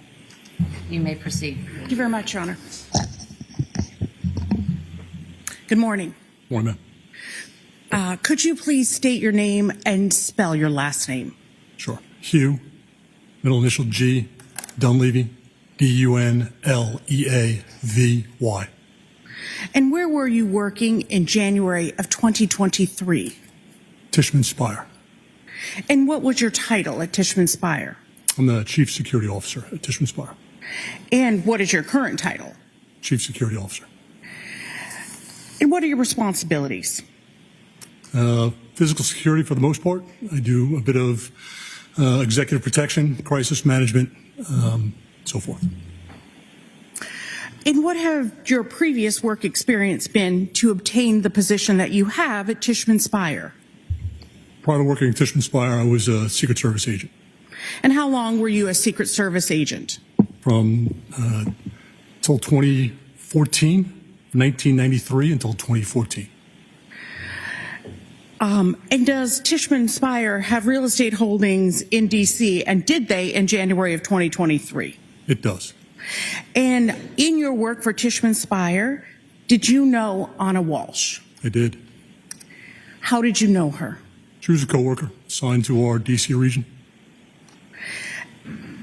And where did you sit in relation to Ana Walshe? It's an open workspace in our D.C. regional office. Our workstations were probably 10 feet apart from each other. And what were Ana's specific work projects? Ana was responsible for our residential properties, specifically in D.C. And were there any specific properties that she was responsible for that you were aware of? D.C. Crossing was the major one. In southeast D.C. there was another property under construction called Mazza Galleria, again under construction. And in your capacity as Chief Security Officer, would you be apprised of security concerns for your buildings and employees? I would. And in your capacity as the Chief of Security for Tishman Spire, are you responsible for employee safety and security? I am.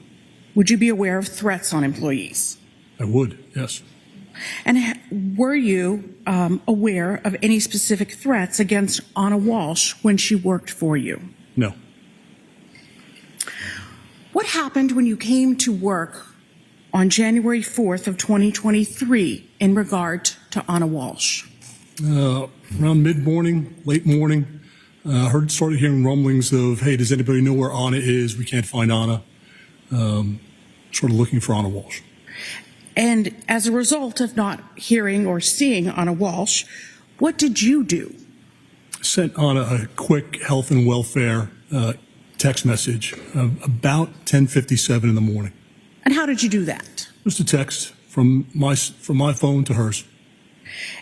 And was that text received? I couldn't tell if it was received. It normally says delivered or read. In this instance, it did not. And as you were reaching out via text, were you aware of other people in your company doing things in relation to looking for Ana Walshe? It was, yes. And on that same day, at that same time, did you have an opportunity to speak with Brian Walshe? I did. And how did that conversation occur? I have a coworker. Her name is Ms. Teresa Marchese. She works as an executive in our Human Resources Division. Ms. Marchese had been in contact with Mr. Walshe, and she conferenced me in on a call she had with Mr. Walshe. Do you know what time that call was? Sometime after 10:57, after the text. Late morning. And so once you were on the phone, that conference call, what was initially said about you? Just introductions. It was mostly Teresa introducing me to Mr. Walshe as Ana's husband, and Teresa introduced me to Mr. Walshe as the Chief Security Officer, and I believe she said either former law enforcement or former Secret Service. And what was Ana Walshe's husband's demeanor initially? Initially, very cordial. Hello, how can I help you? Very calm. And at some point, did that stay the same or change or something else? It did.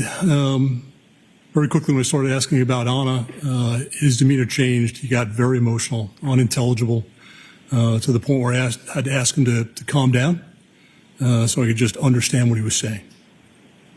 And was he able to do that? He was, yes. And how long do you think he was unintelligible for?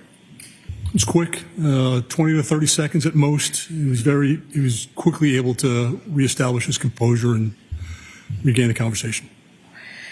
And could you please tell me what Mr. Walshe told you during that phone call? How did that phone call go?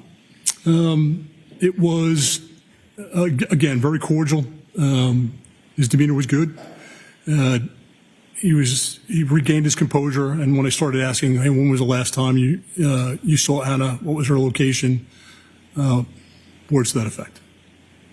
And what did he tell you about the last time he saw Ana? He indicated he had seen Ana sometime either late on the 31st or early on the 1st of January. And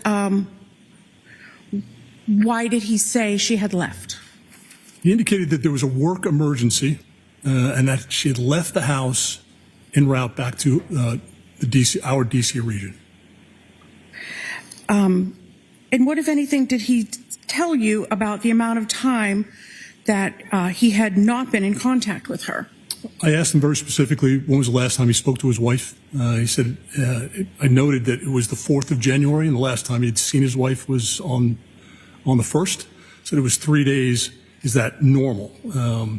He indicated it was not atypical for them to not speak for several days, but he was now calling work to find out where she was. And what, if anything, was discussed about the work emergency? Again, that was coming from Mr. Walshe. He indicated it was a work emergency. He was nonspecific. He didn't know the nature of it. I spoke to Mr. Walshe, said I was unaware of a work emergency that would necessitate bringing Ana back to D.C. I said I would check, but I was unaware of any emergency at the residential properties in D.C. Did you check? I did. Did you discover a work emergency? I did not. What else did you discuss during the course of that conversation? I asked him how, if he believed his wife was headed to D.C., how she got there. Did she fly? Did she take a train? How did she get to the airport or the train station? And what did he say? He was unaware. He indicated he did not know. Okay. And what else did you talk about during that conversation? I asked if he had any mechanism, like most of us have, to find your family in the event of emergency, find my iPhone. I said, do you use that technology with your wife? He said, no, I do not. What else did you discuss? I discussed that it was imperative that it was, again, now the 4th. He tells me the last time he saw his wife is on the 1st. It was imperative that he reach out to local law enforcement. I asked him, had he done that? And he said, no, not yet. I told him that he must. I advised him that he should, as soon as we hang up the phone, call his local law enforcement. I asked him what department was the local department. He didn't know. I asked him where he lived. He said Cohasset. And I told him, I said, Mr. Walshe, as soon as we hang up, I'm going to call Cohasset Police Department and report your wife missing. I advise you to do the same. And what did he say? He said, I will. Did you ask him what, if anything, he had done besides call work? He indicated that he was going to call other family and friends. Mr. Dunleavy, what name did you use when you spoke with him? We give a name, Hugh Dunleavy. Do you use any nicknames currently? Not professionally, no. So what else did you do in hopes of finding Ana Walshe that day? Very quickly, other than calling Cohasset Police Department, we did a health and welfare check of Ana's known D.C. residents. Contacted Washington, D.C.'s Metropolitan Police Department, and I asked 2 officers to meet me there. And that was that January 4th date? That was later in the afternoon. Okay. And so who did you go to the DC home with?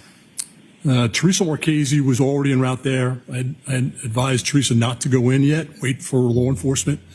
I also took 2 engineers with me to the residence. And why did you need 2 engineers with you? With the assumption we knew we didn't have a key, although Teresa indicated she did have the garage code to the townhouse. The engineers were there in the event that we needed to access the interior of the house. They could drill the locks if necessary. And who did those engineers work for? They worked for Tishman Speyer. And at some point, did you again speak to Mr. Walshe? I did. And where was that? Outside of Ana's DC residence. And how did that come about? I texted Mr. Walsh, based, I believe, on a number that I got from Teresa, to have him call me. And how was his demeanor when you spoke? Very calm, very cooperative. And why did you want to speak with him? I needed consent for the officers to go inside the residence to do that health and welfare. And so who did Mr. Walshe speak with? I told him that MPD police officers were with me. I handed my phone to the officers. The officers engaged Mr. Walsh directly, and I'm assuming he gave verbal consent to going out. And when you say MPD, can you just define that? Sure, my apologies. Washington, D.C. Metropolitan Police Department, MPD. Thank you. And after the conversation with Mr. Walshe, what next happened? They gained access, so a cursory search of the outside of the townhouse indicated no forced entry. They gained access through the garage with the garage code that was provided. The interior garage door was locked. And then what happened? They asked the engineers to drill the lock to allow MPD into the residence. And did that happen? They did. And what did the police then do? I'm sorry, say again? What did the police then do, sir? They went into the residence by themselves. Okay. And where were you? Myself, Teresa, and the engineers remained outside the residence. And how long were the police inside? Not long, I would say 15 minutes approximately. And did you watch the police come outside? I did. And who did the police return outside with? No one, by themselves. Did you see Ana Walshe? I did not. Did anyone seek assistance that day? No. So after the initial text and phone conversation to get into the house, did you have any other communication with Mr. Walshe? Later in the day, sometime around 5 p.m., he texted me asking if I had found Ana's car. And was Ana's car at the townhouse? It was not. Did you begin an investigation into the location of the car? I did. And were you able to locate the car? I was. Where did you locate that car? At DC Crossing, southeast DC. And how did you find the car? We asked the property management staff there to go down to the garage. They were able to locate the vehicle in the garage. We also pulled video evidence of her entering the garage. And in your capacity, were you able to review that in terms of her being there on a certain date? I was. And what date was that? On about the 30th of December. Do you remember a time for that generally? I don't know. It was dark. I don't remember the time. Okay. In your capacity as Director of Security, are you aware of how employees of Tishman Speyer gain access to your buildings? I am. And how do they? Standard access control technologies, whether that's a proximity card or an access device that's on your phone, those access records are date stamped, time date stamped. And how is that data maintained? Electronically. And when is that maintained? Usually locally on a server at whatever property that these access control records are maintained. And is that maintained in real time? It is. And when was the last time that Ana used her access to a Tishman Speyer building? On or about the 30th of December. And in your capacity as Director of Security, are you aware of emails, phones, and corporate credit cards issued to employees of Tishman Speyer? I am. And are Tishman Speyer employees routinely issued email accounts? They are. And what email does your company use? The domain name is @tishmanspire.com. And was Ana provided an email? She was. And how is that data maintained? Electronically. And did you determine the last time that she used her work email? I did. And when was that? For a non-recurring account, for a non-recurring email. On or about, again, the 30th of December. Okay. And was Ana issued a work laptop for Tishman Speyer? She was, yes. And what type of work laptop generally was she issued? We are generally issued a Microsoft type laptop, not a personal, not a tower, but a laptop. A laptop. And you said Microsoft, meaning not an Apple product? No, generally not Apple products or issues. Okay. And did Ana have a corporate phone? She did. Are certain Tishman Speyer employees provided corporate credit cards? They are. And was Ana Walshe provided a corporate credit card? She was actually provided 2 Through what? through American Express. And did you determine the last time that she used her corporate credit card for a non-recurring charge? Non-recurring is again on or about the 30th of December. Of 2022? That's correct. And would you know or be notified if Ana used email or her American Express corporate card? As part of that investigation, I contacted our IT staff and asked them to notify me in the event that she logged in, used the credit card, tried to communicate it all on our work networks.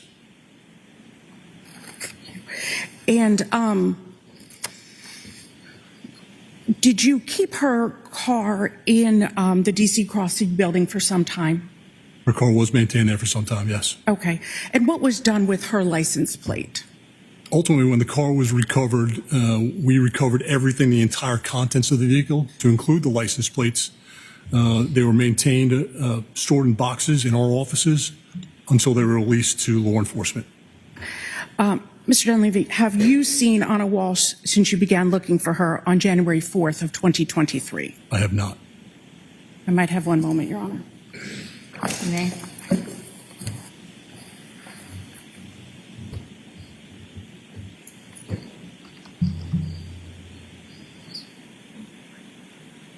Thank you. Ross? No question. You may step down, sir. Thank you, Judge.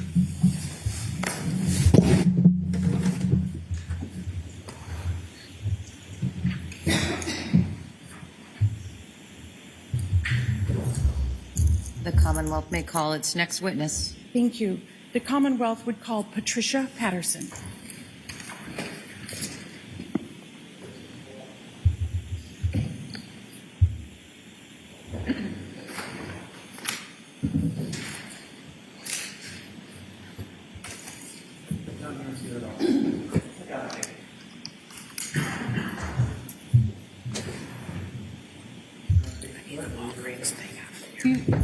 Do you solemnly affirm the testimony you'll give in the cause now and hearing will be the truth, the whole truth, and nothing but the truth, so help you God? I do. Thank you. You can be seated.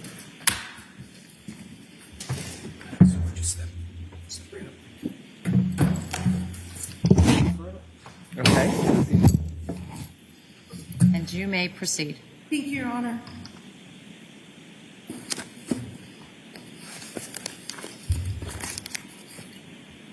Good morning. Good morning. Could you just please state your name and spell your last name for the record? Sure. Patricia Patterson, Patterson. And where are you employed, ma'am? Walgreens. And which store is that? The one in Cohasset. And where is that located? Cohasset, Massachusetts. What's the address? Oh, 767 Chief Justice Cushing Highway. Thank you. And how long have you worked there? 24 years. And what is your role at the Walgreens in Cohasset? I'm a shift lead. And what was your role in January of 2023? Shift lead. And what are your responsibilities as the shift lead? Run the store, open, close.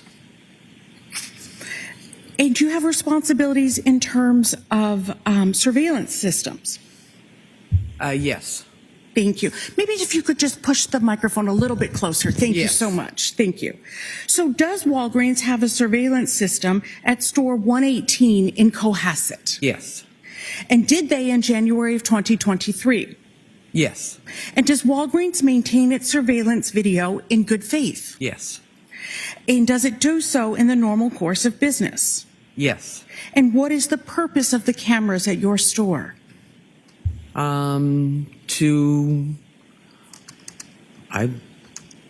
They're for surveillance to watch people come in and out and make sure nobody steals. And And do the cameras at your store record in real time? yes. And where were the cameras in your store located? There's one at the front door. There's one facing the front registers. And there's one down near the pharmacy. And where is the footage stored? Through a locked door in a locked cabinet. And who has the code and the keys for all of that? My boss. And does the shift lead also have access to that area? Yes. And did you allow law enforcement access to your surveillance system on January 7th of 2023? Yes. And have you reviewed the footage that you allowed law enforcement to access? Yes. And did you recognize that footage? Yes. And did you also recognize the sales associate in the footage as well? Yes.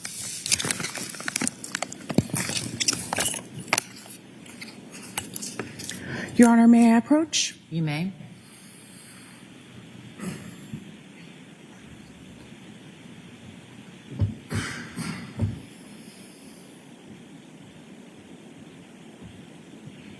I'm showing you a thumb drive. Do you recognize that thumb drive?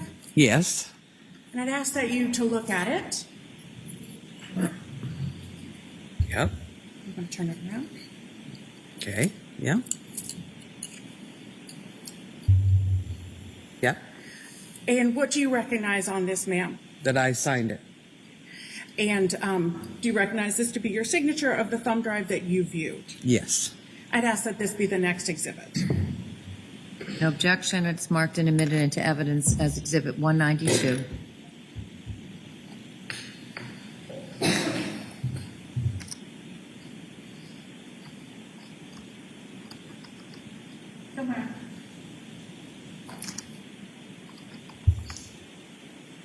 Your Honor, I'd ask that we now play this for the jury. 192 can be published.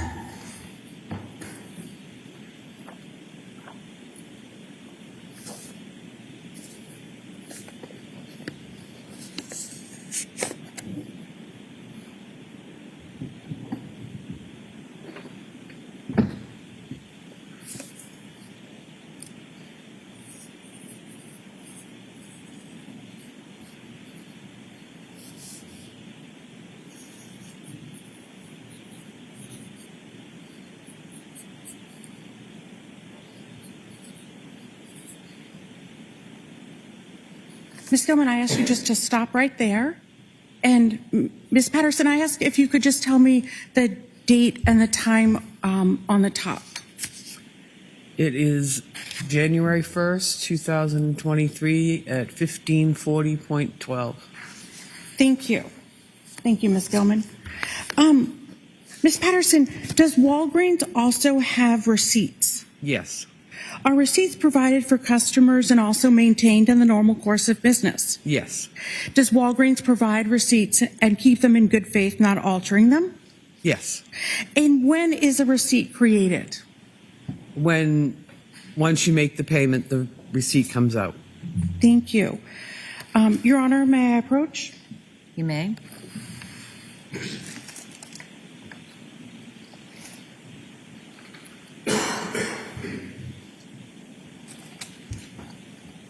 Patterson, do you recognize this?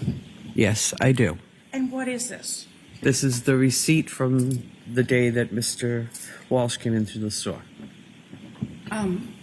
Your Honor, I ask that this be the next exhibit. No objection. The receipt from 1/1/23 is in evidence from Walgreens as 193.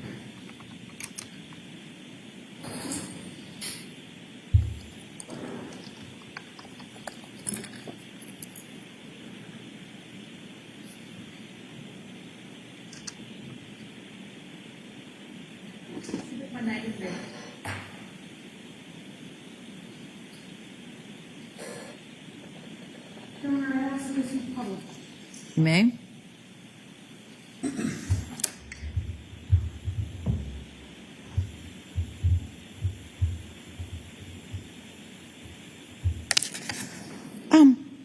Ms. Patterson, what is this receipt for? It is for anti-itch Band-Aids and Walgreens Max triple antibiotic cream. And what is the date of the receipt? 1/1/2023 at 3:39 p.m. And how much is the transaction for? 2102. And how were the items paid for? A Visa. Thank you. And who was the cashier? Donna. And was that the woman who was in the video? Yes. And who was the operator? Me, Patty.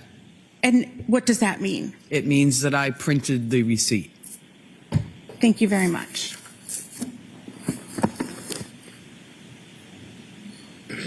Any cross? The witness may step down. Thank you. Thank you.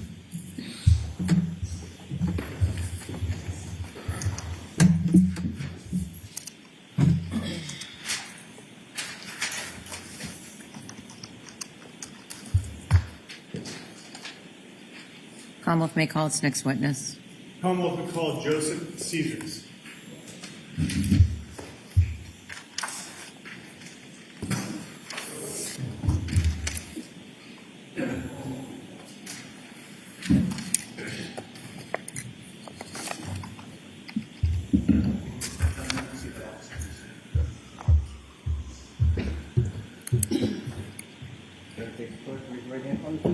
Do you solemnly swear or affirm the testimony you'll give in the cause now in hearing will be the truth, the whole truth, and nothing but the truth, so help you God? Thank you, sir. You can be seated. Right this way, sir. Just watch your step.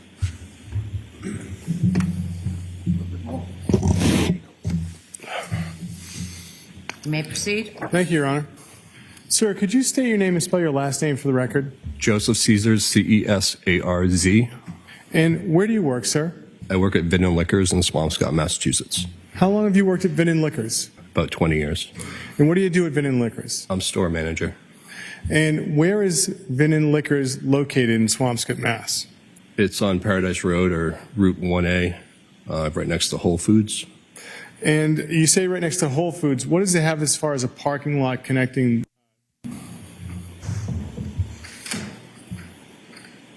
Uh-oh. Everybody up? We lost our signal.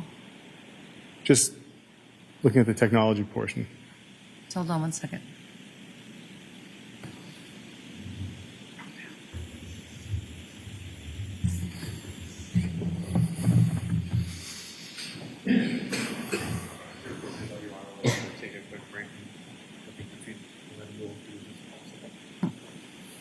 I suppose that's what happens when you're in a building that is this age. We need to be a little bit more sympathetic to her age. So we're not back up on the ability to show exhibits. Is that the only thing that's impacted? FTR is running. Sure.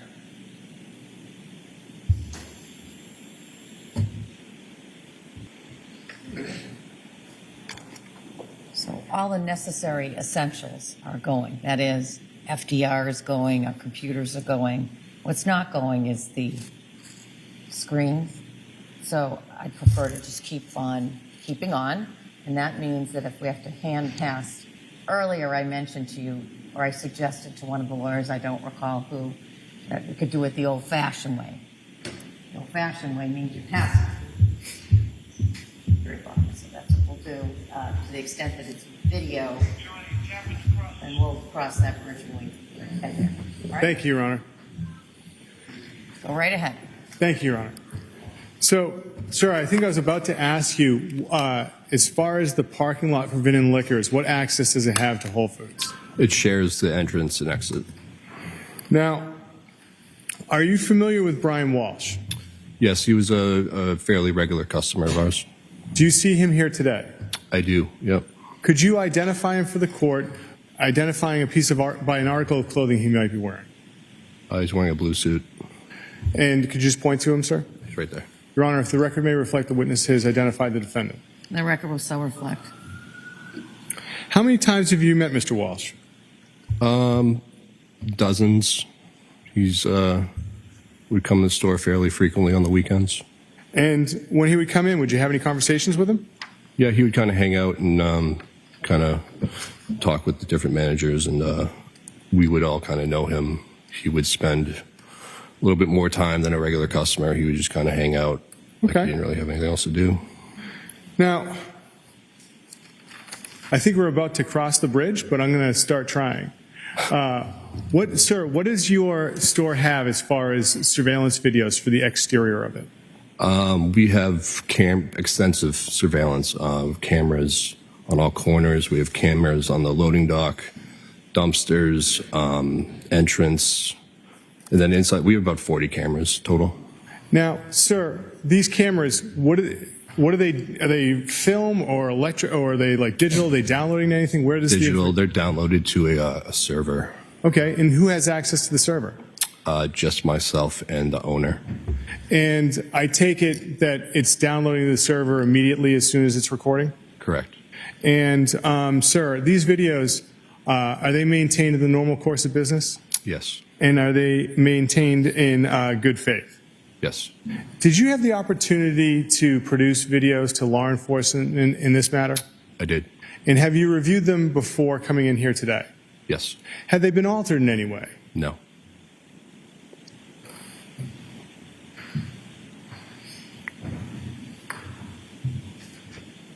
Your Honor, I apologize. Can I approach the witness? Yes, you may. Thank you. Sir, do you recognize this drive I'm handing you? Yes, Is that a drive that you reviewed with videos from Bin and Liquors? it is. And looking at the backside of the tag, are those your initials on it? Yes. The Commonwealth can seek to have the drive with the videos marked as the next exhibit from Bin and Liquors. Any objection? It's a thumb drive, yes? Yes, it is, Your Honor. Drive from Vin and Liquors footage is now in evidence as 194.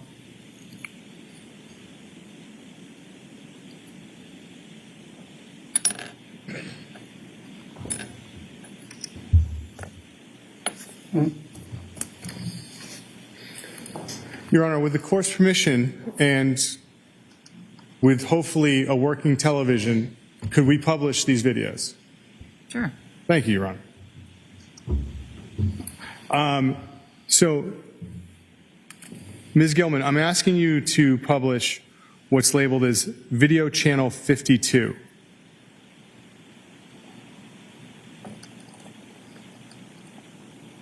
Pause, if I may, Ms. Gilman. Sir, where is this in relation to your store? This is the front of the store, the parking lot. Okay. So, yeah, right in the front of the store. Ms. Gilman, if you could continue to play.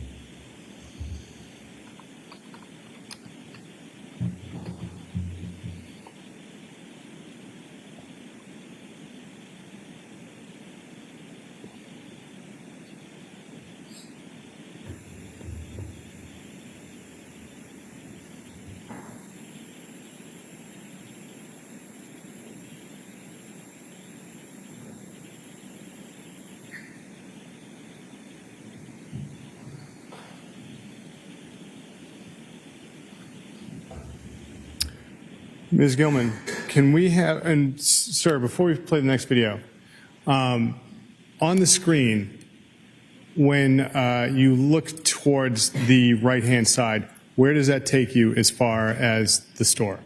To the dumpster and the loading dock. Okay. Ms. Gilman, can we have what's been marked as channel 34 at 2 minutes and 15 seconds into that video? And if you could.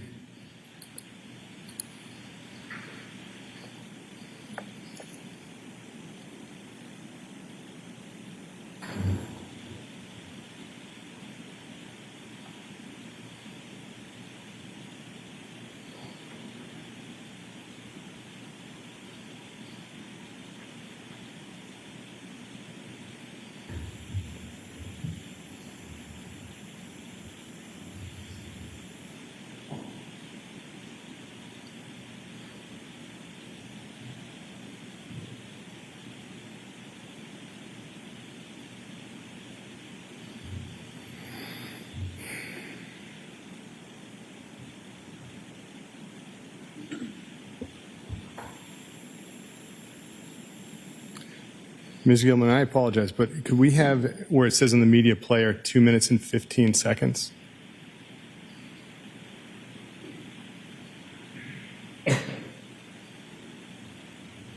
Thank you, Ms. Gilman.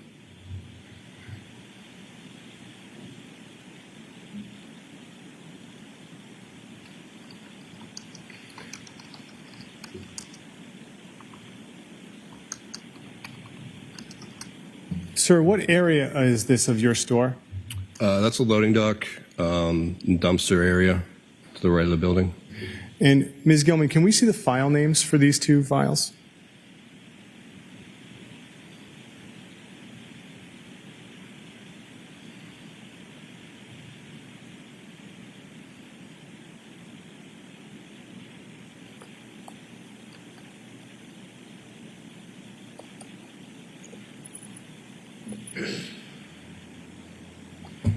So, sir, on these file numbers, what is the significance of the 2003? That's a year. And after 0101, what is that? That would be the date, New Year's Day. New Year's Day? Yeah. And then after that, 171244, what's the significance of that? The time, so yeah, that would be the time. And is that military time? It is. So would that be 5:12 p.m.? Correct. Okay. Thank you, Ms. Gilman. Now, sir, on these videos for New Year's Day, your store, is it open on New Year's Day? No, it's not. In fact, are any liquor stores in Massachusetts open on New Year's Day? I don't believe so.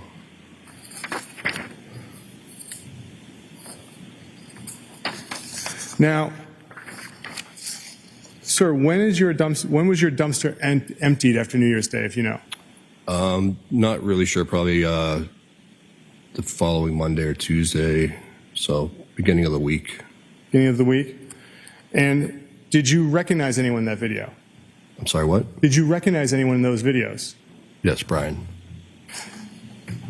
And sir, you don't have any footage of Mr. Walsh inside your store from January 1st, is that correct? No, we were closed. Nothing further, Your Honor. Cross. The witness may step down. Thank you.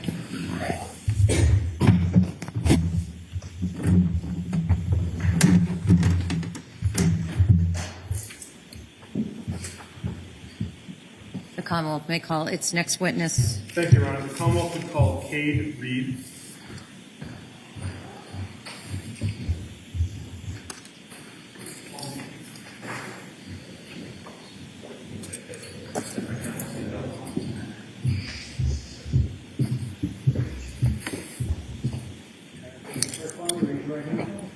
Do you solemnly swear or affirm the testimony you'll give in the cause now in hearing will be the truth, the whole truth, and nothing but the truth, so help you God? Thanks, sir. This way. Switch your stuff on. You may proceed. Thank you, Your Honor. Sir, could you state your name and spell your first name and last name for the record? Yeah, it is Cade Reed, Cadereed. Where do you work, sir? I work at Lowe's Home Improvement. What is your role at Lowe's Home Improvement? I am the District Asset Protection Manager. And can you tell us what the responsibilities you have as being the District Asset Protection Manager? Yeah, overall, I'm in charge of supporting the stores in terms of shrink, as well as mitigating any theft or losses, as well as ensuring that compliance with safety standards are upheld. And do you have a geographic area that you cover? Yeah, I cover from as north as Lowell, Massachusetts, all the way down to Abington, Massachusetts. And how long have you been with Lowe's? I've been with them for 4 years. And with that time, have you always been the District Asset Protection Manager? Yes. Now, with Lowe's, did you have the opportunity to review surveillance video from their Danvers store on January 1st, 2023? Yes. Now, what does the Danvers store have as far as surveillance video cameras? Yeah, so we have cameras on the outside of the property, inside of the property, as well as different sort of cameras when it comes to the fixed, which is 24 hours, 7 days a week, pointing down. And then we have pan tilt zoom cameras, which have, they're called PTZ cameras, and they can actually, zoom into something, pan it, tilt it, I can move it whenever I want live. And, sir, do these record in film or is it digital? It's digital. And so where does that information go to? It's into an external hard drive, so I can pull from a variety of different days and hours. And does anyone else have access to the hard drive? Yes. Who else would have access? Any of my peers as well as my associates. And this information from the Lowe's, these digital information from the Lowe's and Danvers, is it kept in the normal course of business? Yes. And it kept in good faith? Yes. And you're aware that Lowe's produced videos from January 1st of their Danvers store to law enforcement? Yes. Have you had a chance to review a composite of those, or a collection of those videos together from the Lowe's in Danvers for January 1st? Yes. Have they been altered in any way other than putting different snips together in one seamless video? No. And, sir, have you had the chance to review a hard drive with these videos this morning? Yes. And, again, these videos, they do not appear to be altered in any way. No. Also, before I enter this into evidence, did you have the opportunity to review a video from the Weymouth Lowe's as well? Yes. And Weymouth Lowe's, before I enter this into evidence, does it have surveillance videos? Yes. Same situation, digital that reports to an external? Yes. And who else did you have access to it? Yes. Besides you, who else has access to it? My associates as well as my peers. And again, for Weymouth, that's the normal course of business? Yes. And in good faith? Yes. And in reviewing the video from Weymouth, is there any alteration of wording? Yes. Is it just a child? Yes. Other than that, has it been altered? No. The Commonwealth proceeds to have the two videos from Lowe's, which is the next exhibit, which is on thumb drive. Any objection? No objection. The thumb drive of the Lowe's videos from Danvers and Weymouth is now in evidence as Exhibit 195. Thank you, Your Honor, with the court's permission, we have the Commonwealth play the video from January 1st, the Lowe's in Danvers, from Exhibit 195. You may. Thank you, Your Honor.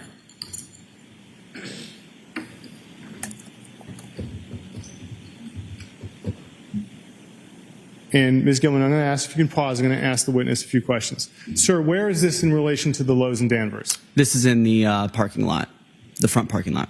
And in the bottom, it says Park Lot Cam 1. What's that significant of? Yep, so there's 4 different cameras around our parking lot. They're each pointed in a different way, so this would just be the first one pointing in that direction. And I see a date and time there. For these cameras, have you determined if the date and time are accurate? Yes. Ms. Gilman, if you could press play.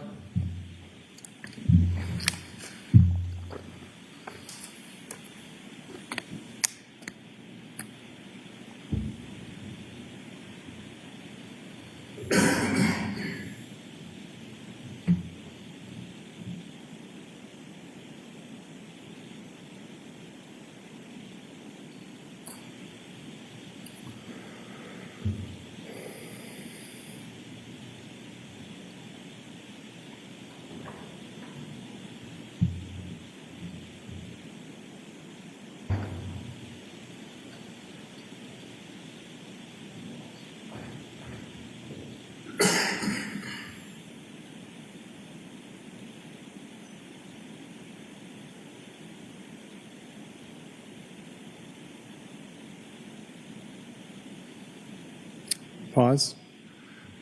Sir, where is this in the store at Lowe's? Yeah, so this is our main aisle, aisle 1.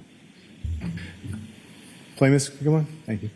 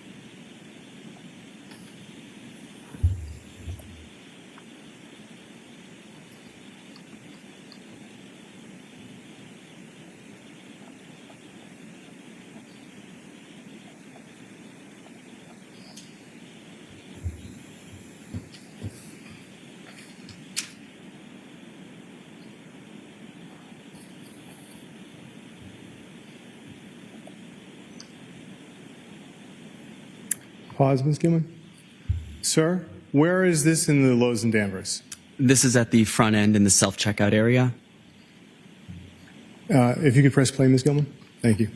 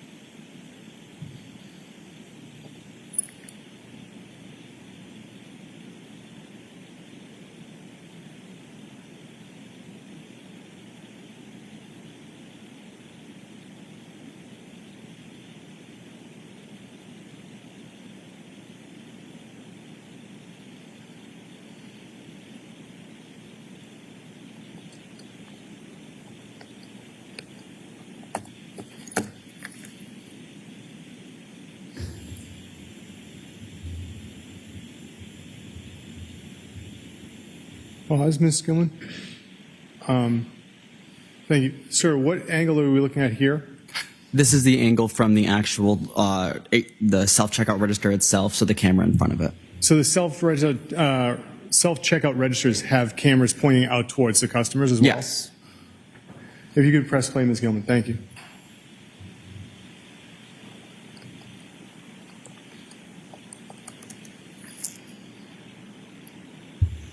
Pause. Thank you. Sir, what is this angle we're looking at? This is our main exit. Thank you, Ms. Gilman. If you could press play.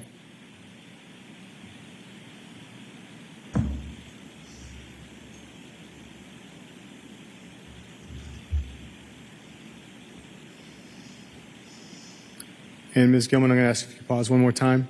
Sir, now where are we looking at when the camera says 60655? This is the parking lot at 6:06:55. And is this PM or AM? This is PM. Thank you. You can press play, Ms. Gilman. Thank you.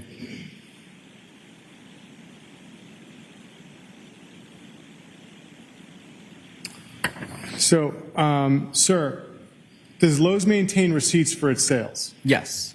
And does it do so in the normal course of business? Yes. And in good faith? Yes. And I assume the customer gets a copy of the receipt, correct? Yes. But does Lowe's maintain a copy digitally? Yes. And do you have access to that? Yes. And was one produced as a result of these videos to law enforcement? Yes.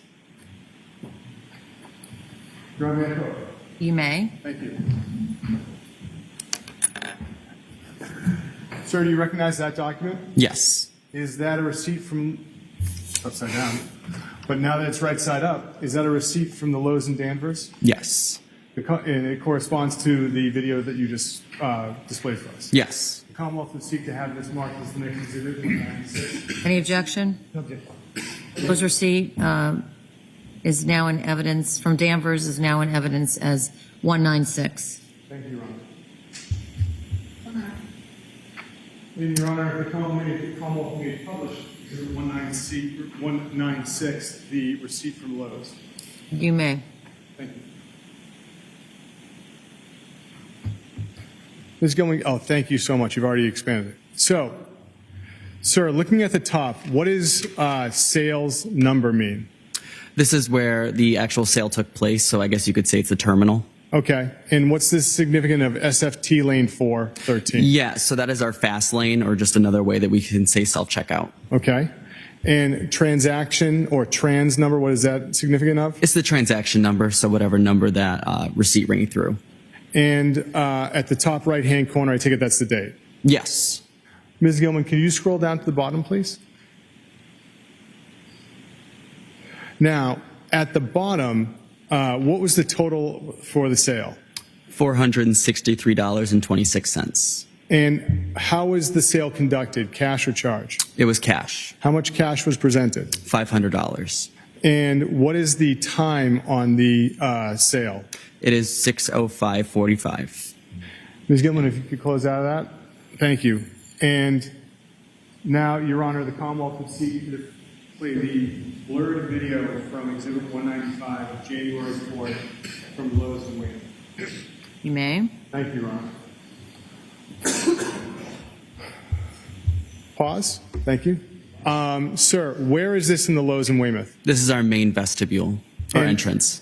What is VDS SRV1 1618 entry PVM mean? Yeah, so VidSRV1 is the actual, it stands for video surveillance. So it is where our video was stored from, and it's our first terminal. 1618 is the store number, and then the entry PVM is the camera for the entry PVM, or the entry. And the date and time at the bottom, sir, what are those? Yeah, it is January 4th, 2023 at 4:24:57 p.m. And, sir, as far as the date and time for the Lowe's in Weymouth, is that accurate? Yes. Ms. Gilman, could you press play?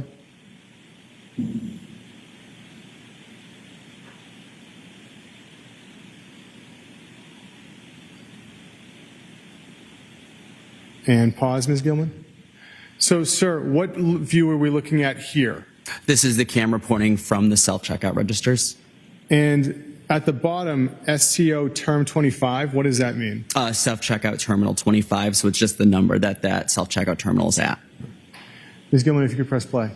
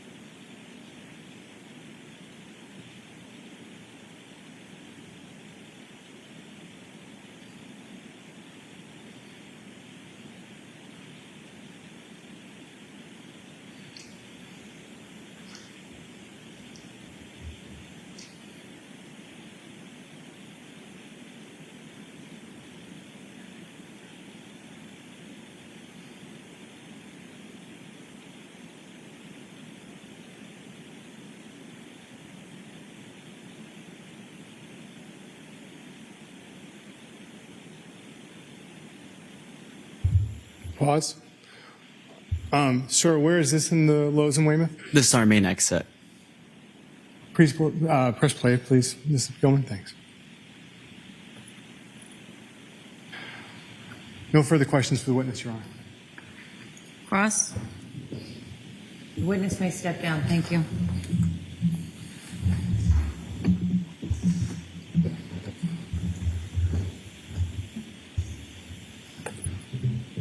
Commonwealth may call its next witness. Thank you, Your Honor. The Commonwealth will call Jamie Flint.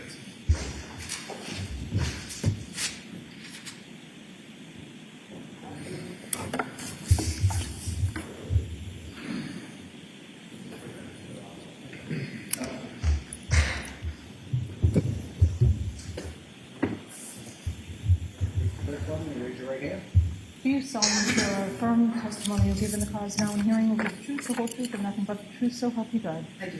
Thank you. Be seated. Right this way. We just want your stuff for me.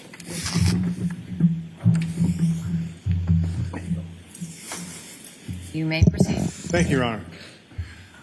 Good afternoon. Good afternoon. Could you state your name and spell your last name, actually your first and last name for the record? My name is Jamie Flint, Jami, Flint, Flint. Where do you work? CVS in Danvers, Massachusetts. And where is the CVS in Danvers located? Like, what's its address? 1 Maple Street. How long have you been with CVS? 19 years. And what is your role at CVS? Operations Manager RX. How long have you been so operations manager RX, so I take it pharmacy? Yes. All right. Both front end. Front end? Yes. Okay. And so how long have you been the operations manager? A little over a year. Okay. And how long have you been with the Danvers store itself? 19 years. Okay. So now, what does the Danvers store have as far as store surveillance videos? We have multiple cameras throughout the store and the pharmacy. And what access as the operations manager do you have to the store surveillance video? I have full access to the video in the office. And I take it stores to a server at the office? Yes. Okay. And besides you, does anyone else have access to it? The other shift supervisors and the manager. All right. And the surveillance video for CVS, I take it it's maintained in good faith? Yes. And it's done so in the normal course of business? Yes. And did you have the opportunity to review surveillance video that had been produced to law enforcement in January of 2023 from your store? Yes. And had it been altered in any way? No. And so that video, it fairly and accurately depicts your store in January of 2023? Yes. Your Honor, that video is on this drive. I would seek to have it marked as the next exhibit. No objection. It's in evidence now. The CVS thumb drive, 197. What's the date of that? The date of the content? January 1st, Your Honor. Thank you.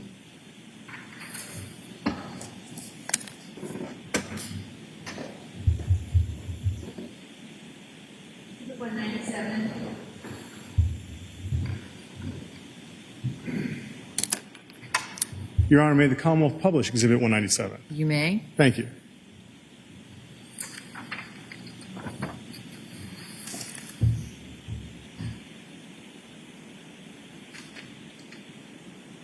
So if I could ask Ms. Gilman to pause. Ms. Flint, what are we looking at here as far as your store? That's the rear entrance of the store. Thank you. Ms. Gilman, if you could press play.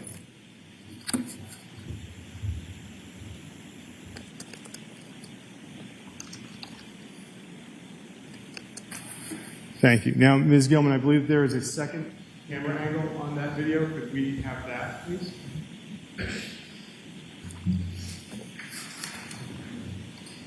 And could we have that on the media player at 3 minutes and 35 seconds?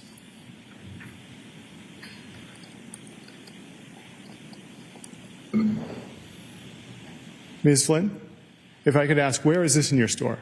That's the front at the self-checkout. Thank you. And Ms. Gilman, if you could press play.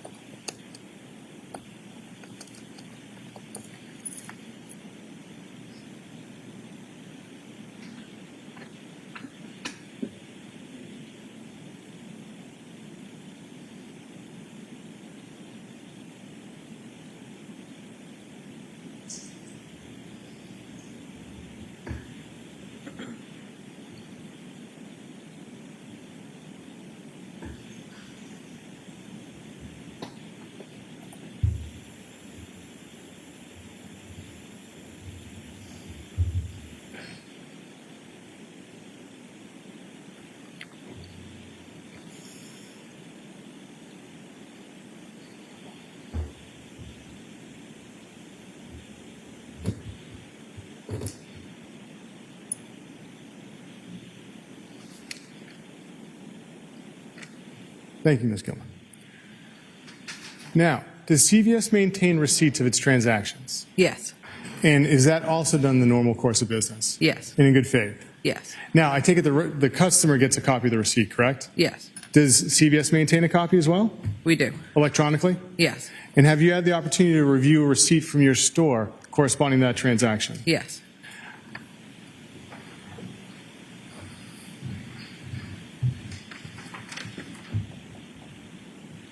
Ms. Flint, I'm going to ask if you recognize this document. Yes. Is that the receipt that corresponds to that transaction? It is. Commonwealth would seek to have the receipt from January 1st, 2023 from CVS as the next transaction. Any objection? Okay. That's now in evidence as 198, the CVS receipt from 1/1/23.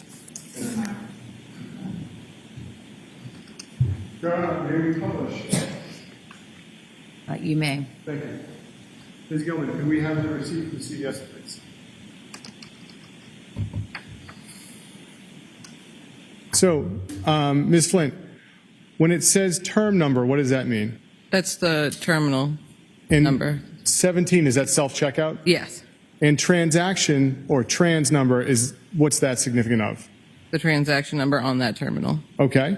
And the date and time? What was the date and time for this transaction? January 1st, 2023 at 6:28 p.m. And cashier number name, what is that for this transaction? Self-checkout 17. And what was the total amount that the transaction cost? $19. What was purchased in the transaction according to the receipt? 5 bottles of hydrogen peroxide spray and a Roundup for Feed America. And was it cash or charge? Cash. I have no further questions, Your Honor. The witness may step down.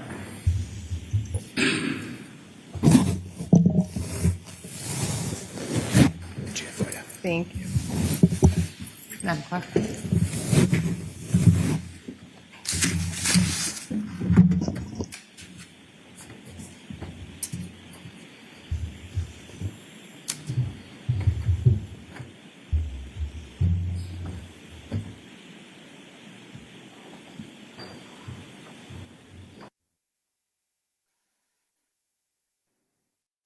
All right, jurors, I'm going to send you off to lunch now. To the extent that we're back a few minutes late on the backside, it's because I just have to handle a quick matter right at 2 o'clock. So that'll be the delay for us getting back, but it shouldn't be very long. All right, thank you. All right, to the court, please. Court is back in session. You may be seated. The Commonwealth may call its next witness. Thank you, Your Honor. The Commonwealth would call Gregory Deneen.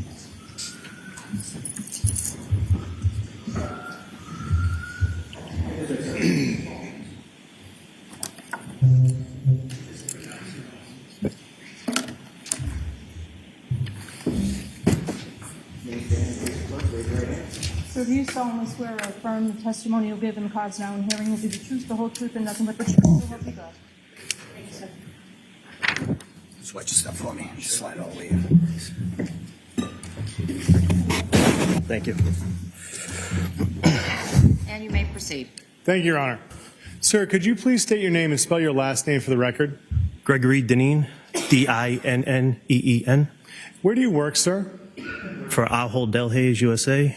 What is Ahold Delhaize? Ahold Delhaize is the parent company of Stop and Shop supermarket. And do they have any other supermarket chains underneath their banners?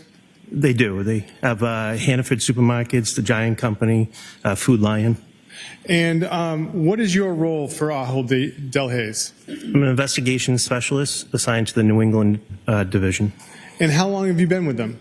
Approximately 25 years. And as a result of your role there, do you have access to surveillance videos? I do. Now, your area, does it include, you said New England, Swampscott, Mass? It does. I'd like to ask some questions about the Stop and Shop in Swampscott. What does it have as far as surveillance video? It has color cameras inside the building as well as exterior cameras. And do they record to a server, or they film, or whatnot? They record to DVR units within the store.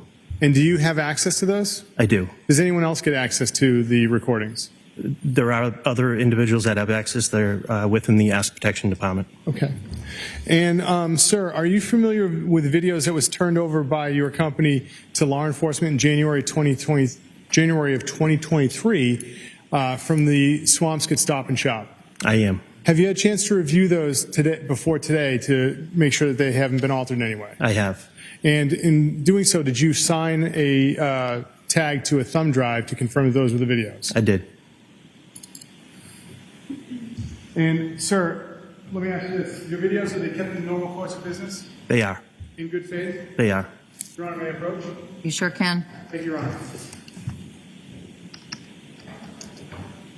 Sir, do you recognize the initials on the tag on that drive? I do. They're mine.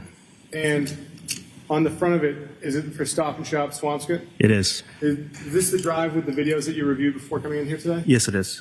The Commonwealth would seek to enter the Stop and Shop videos from January 1 of 2023 in Swampscott as the next exhibit, Your Honor. Any objection? No objection. The Stop and Shop thumb drive from Swampscott Store 1123 is now in evidence as 199.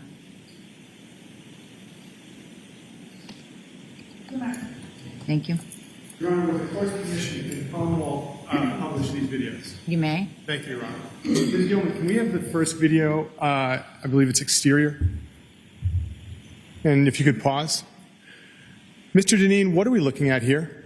This is the interior entrance vestibule of Stop and Shop in Swampscott. And at the top, where there's a date and time, is the date and time on the Stop and Shop videos accurate? They are accurate. And in the bottom, there is prod entry and SS0015-01. What is that, sir? So prod entry is referring to the side of the building. The front, there's two entrances to Stop and Shop. This is referring to the produce entry.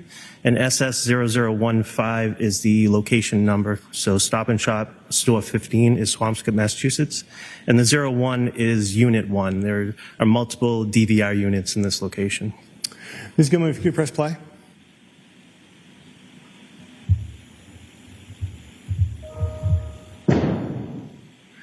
Now, Ms. Gilman, can we have the second video?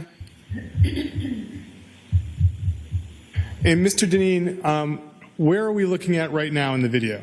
Sure. This is the front of the store looking at self-scan register number 13. And, sir, the SS015-02, I understand that's the store code, but what does the 02 mean? The 02 is referring to the DVR unit that it's recording on. So again, there's multiple DVR units in this location.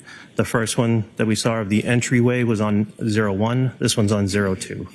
Thank you. Ms. Gilman, if you could press play.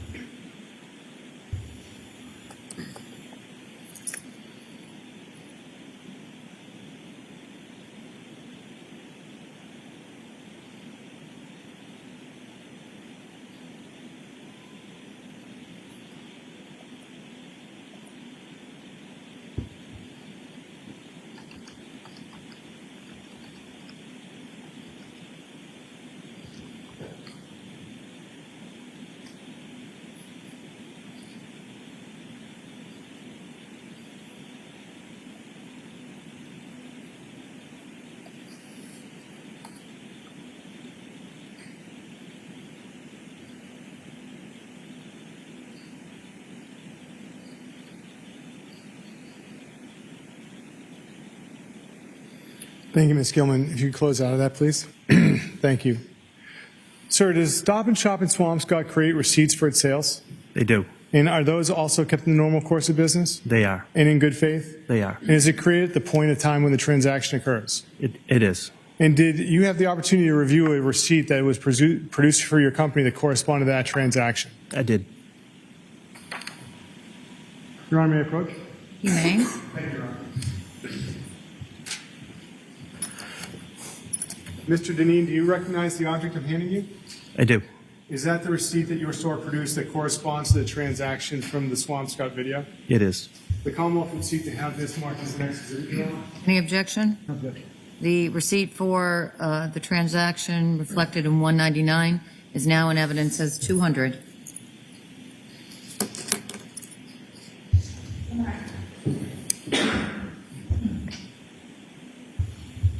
Your Honor, with the court's permission, may I publish the receipt? You may. Thank you, Your Honor. Ms. Gilman?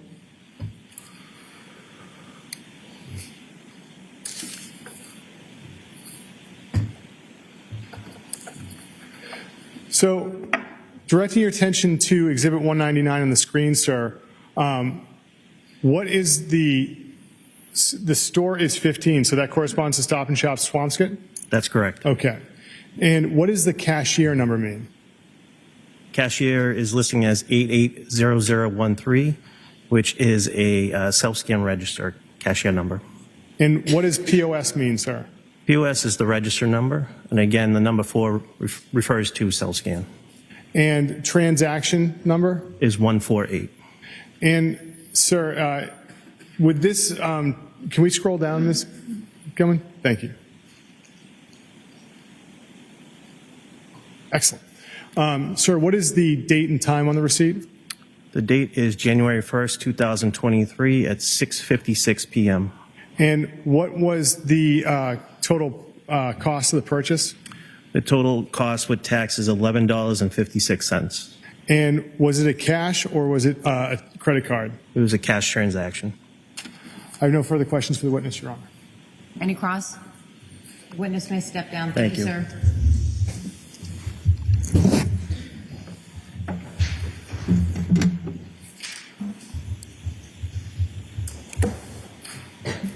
The Commonwealth may call its next witness.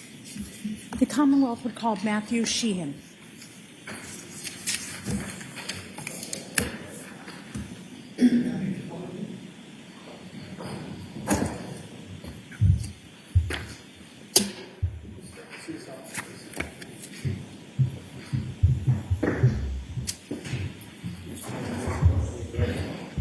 Do you solemnly swear or affirm the testimony you'll give in the cause now and hearing will be the truth, the whole truth, and nothing but the truth, so help you God? Yes. Thank you, sir. You can be seated. Just watch stuff.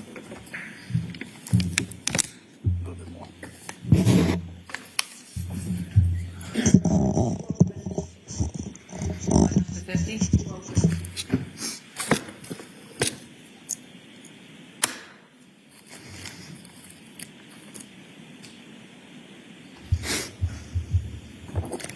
Right, so is it correct that the parties have pre-agreed to those exhibits? All right, so there's a group of exhibits that are going to come in, jurors, through this witness. The court reporter tells me those are 201 to 250 as they come in and that they've been agreed to by both parties. As they come in, ADA, you'll identify them for the record. Absolutely. Thank you very much. All right, you may proceed. Thank you, Your Honor. Trying not to drop them all. Good afternoon. Good afternoon. Could you please state your name for the record and spell your last name? Matthew Sheehan, Sheehan. And where do you work, sir? At the Massachusetts State Police Crime Lab. And what is your role there? I am a forensic scientist 3 in the crime scene response and criminalistics units. And how long have you been with the crime lab? Just over 12 years. And where did you go to school, sir? The University of New Haven. And what degree do you have? I have a Bachelor's of Science degree in forensic science with a concentration in chemistry. And can you detail your history at the Massachusetts State Police Crime Lab? I was originally hired in September of 2013 as a forensic scientist 1, which is mainly a training position. The following year in 2014, I was promoted to an FS2, which is a full-time case working analyst. For a period of about 6 months in the year of 2022, I was acting crime scene supervisor. And following that, I was promoted to criminalistic supervisor in November of 2024. And what's the difference between a criminalist and a crime scene, the criminalistics unit and the crime scene response unit? The crime scene response unit is any work that is done outside of a lab at a particular crime scene, while a criminalist in the criminalistics unit will examine everything inside of a lab in a controlled setting. And you are familiar with competency testing and proficiency testing, correct? Yes, And have you taken both of those types of tests? I have. And have you passed those tests? Yes. And have you ever testified before giving your opinion concerning evidence collection and forensic analysis of evidence? Yes, I have. Approximately how many times? 50 to 60 times. Where did you respond on January 8th of 2023 at approximately 8:52 a.m.? It was around 8:45 a.m. 8:45 a.m. It was 516 Chief Justice Cushing Highway in Cohasset.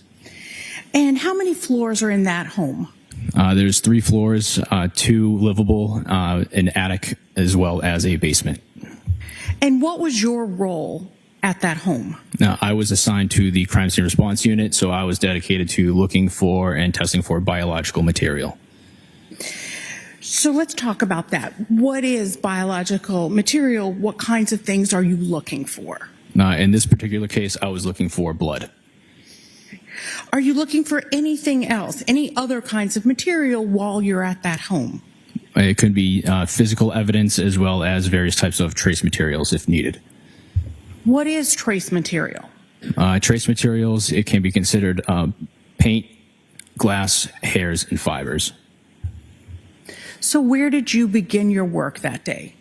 I began work in the kitchen area on the first floor. And just generally, how do you determine what you're looking for?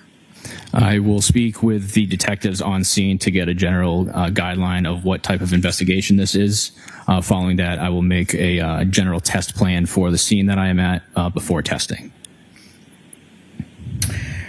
So what were your observations of the kitchen area? It was clean overall. When looking through the kitchen, we did find a couple bottles of hydrogen peroxide as well as a knife in a kitchen cabinet above the refrigerator. Okay. At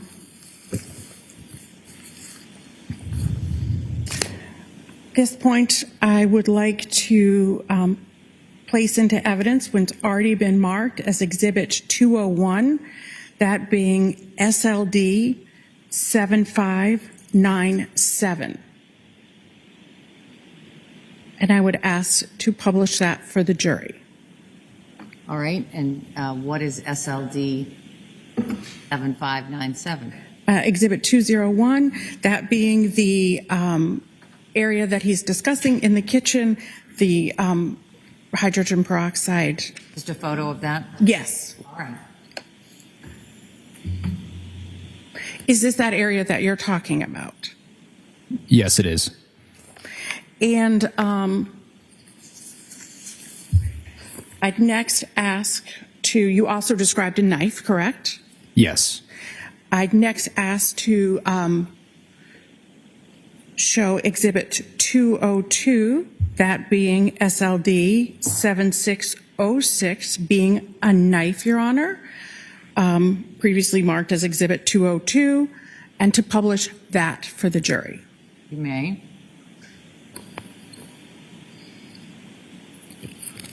And Mr. Sheehan, do you recognize that? Yes, I do.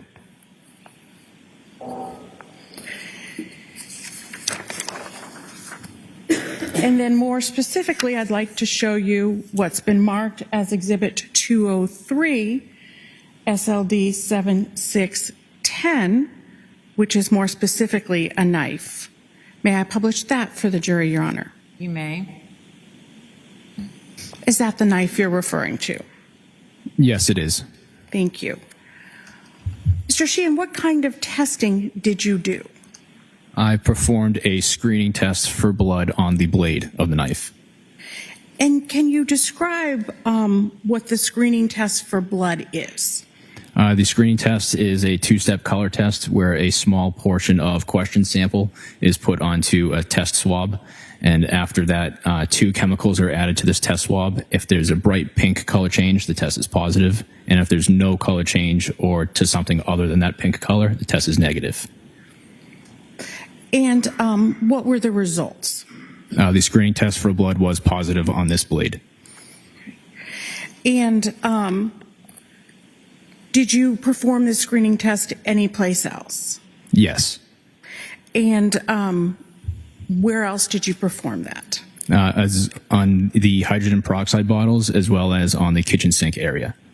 And what were the results that you found for the kitchen sink and the hydrogen peroxide bottles? On all of the bottles, as well as the sink knobs, the sink basin, and the sink drain had all screened negative for blood.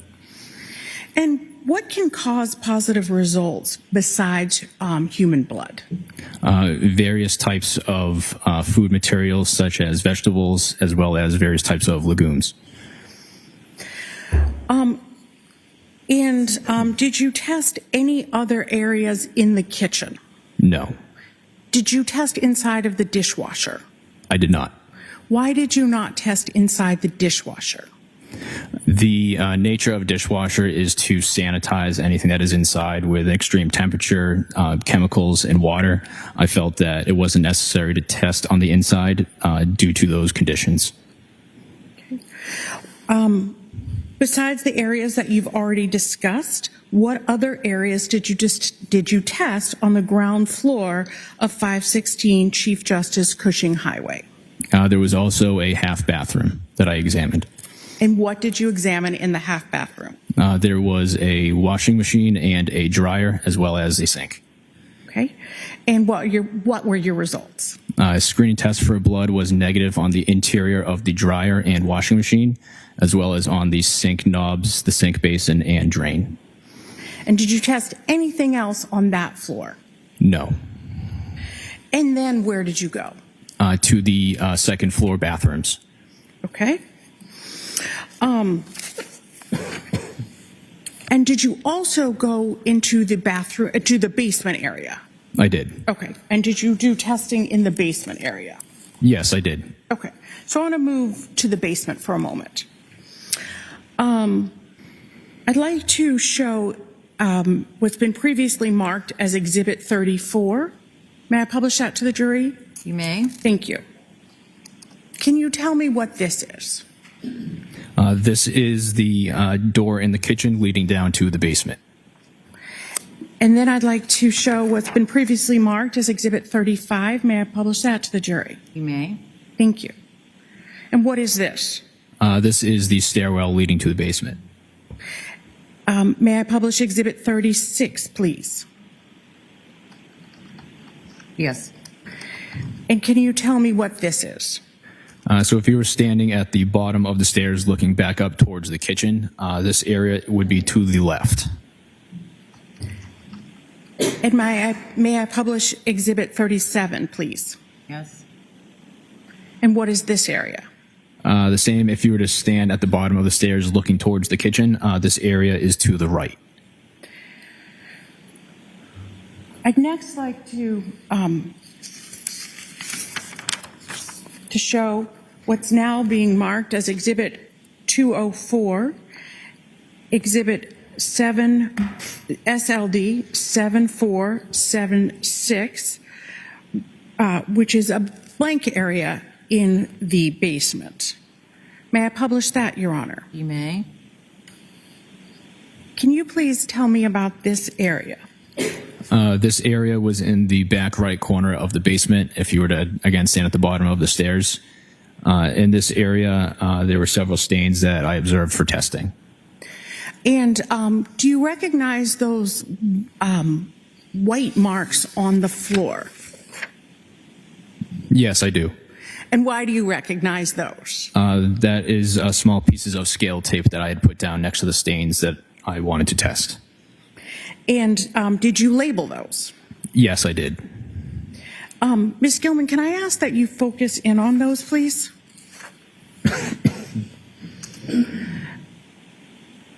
And can you tell me, Mr. Sheehan, what those are? These are stains B, C, D, and E. Stain A is upwards and to the right. These are purple stains that I observed for testing. Thank you. I'd now like to go to the next exhibit, which has been previously marked as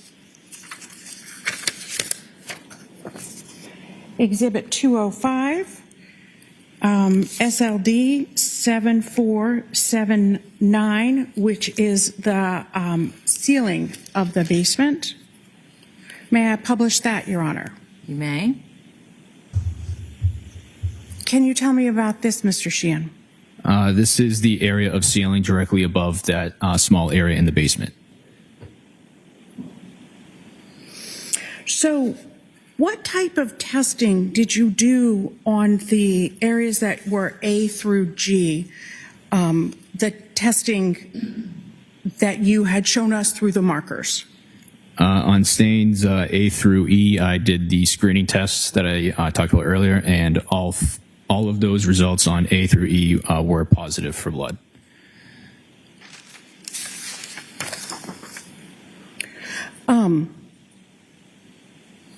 And that was the same kind of screening test that you described previously to us? Yes. I'd now like to show what's been marked as Exhibit 206, SLD 2482. This is Exhibit A. May this be published? Yes. Do you recognize this? Yes, this is stain A. And this is something you previously explained to us. Yes. And was this one of the areas that you tested? Yes. And was this positive? Yes, it was. And was this done, how did you learn that this was positive? By doing the screening test.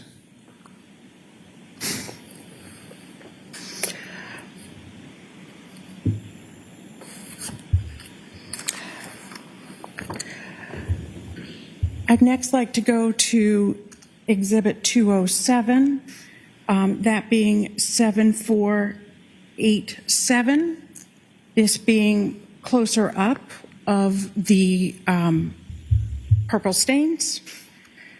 I'd ask that this be published. You may. Thank you. Do you recognize this, Mr. Sheehan? Yes, I do. And if I could ask you to zoom in, Ms. Gilman.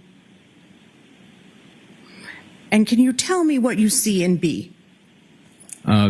Stain B is the purple staining that I observed for testing. Thank you. Could you go to C, Ms. Gilman? And can you tell me what you see there? This is stain C for testing. Thank you. If you could go to D, Ms. Gilman? And can you tell me what you see there? This is stain D. And could you go to E, Ms. Gilman? And Mr. Sheehan, could you tell me what you see there, please? And this is stain E. Thank you. If we could now go to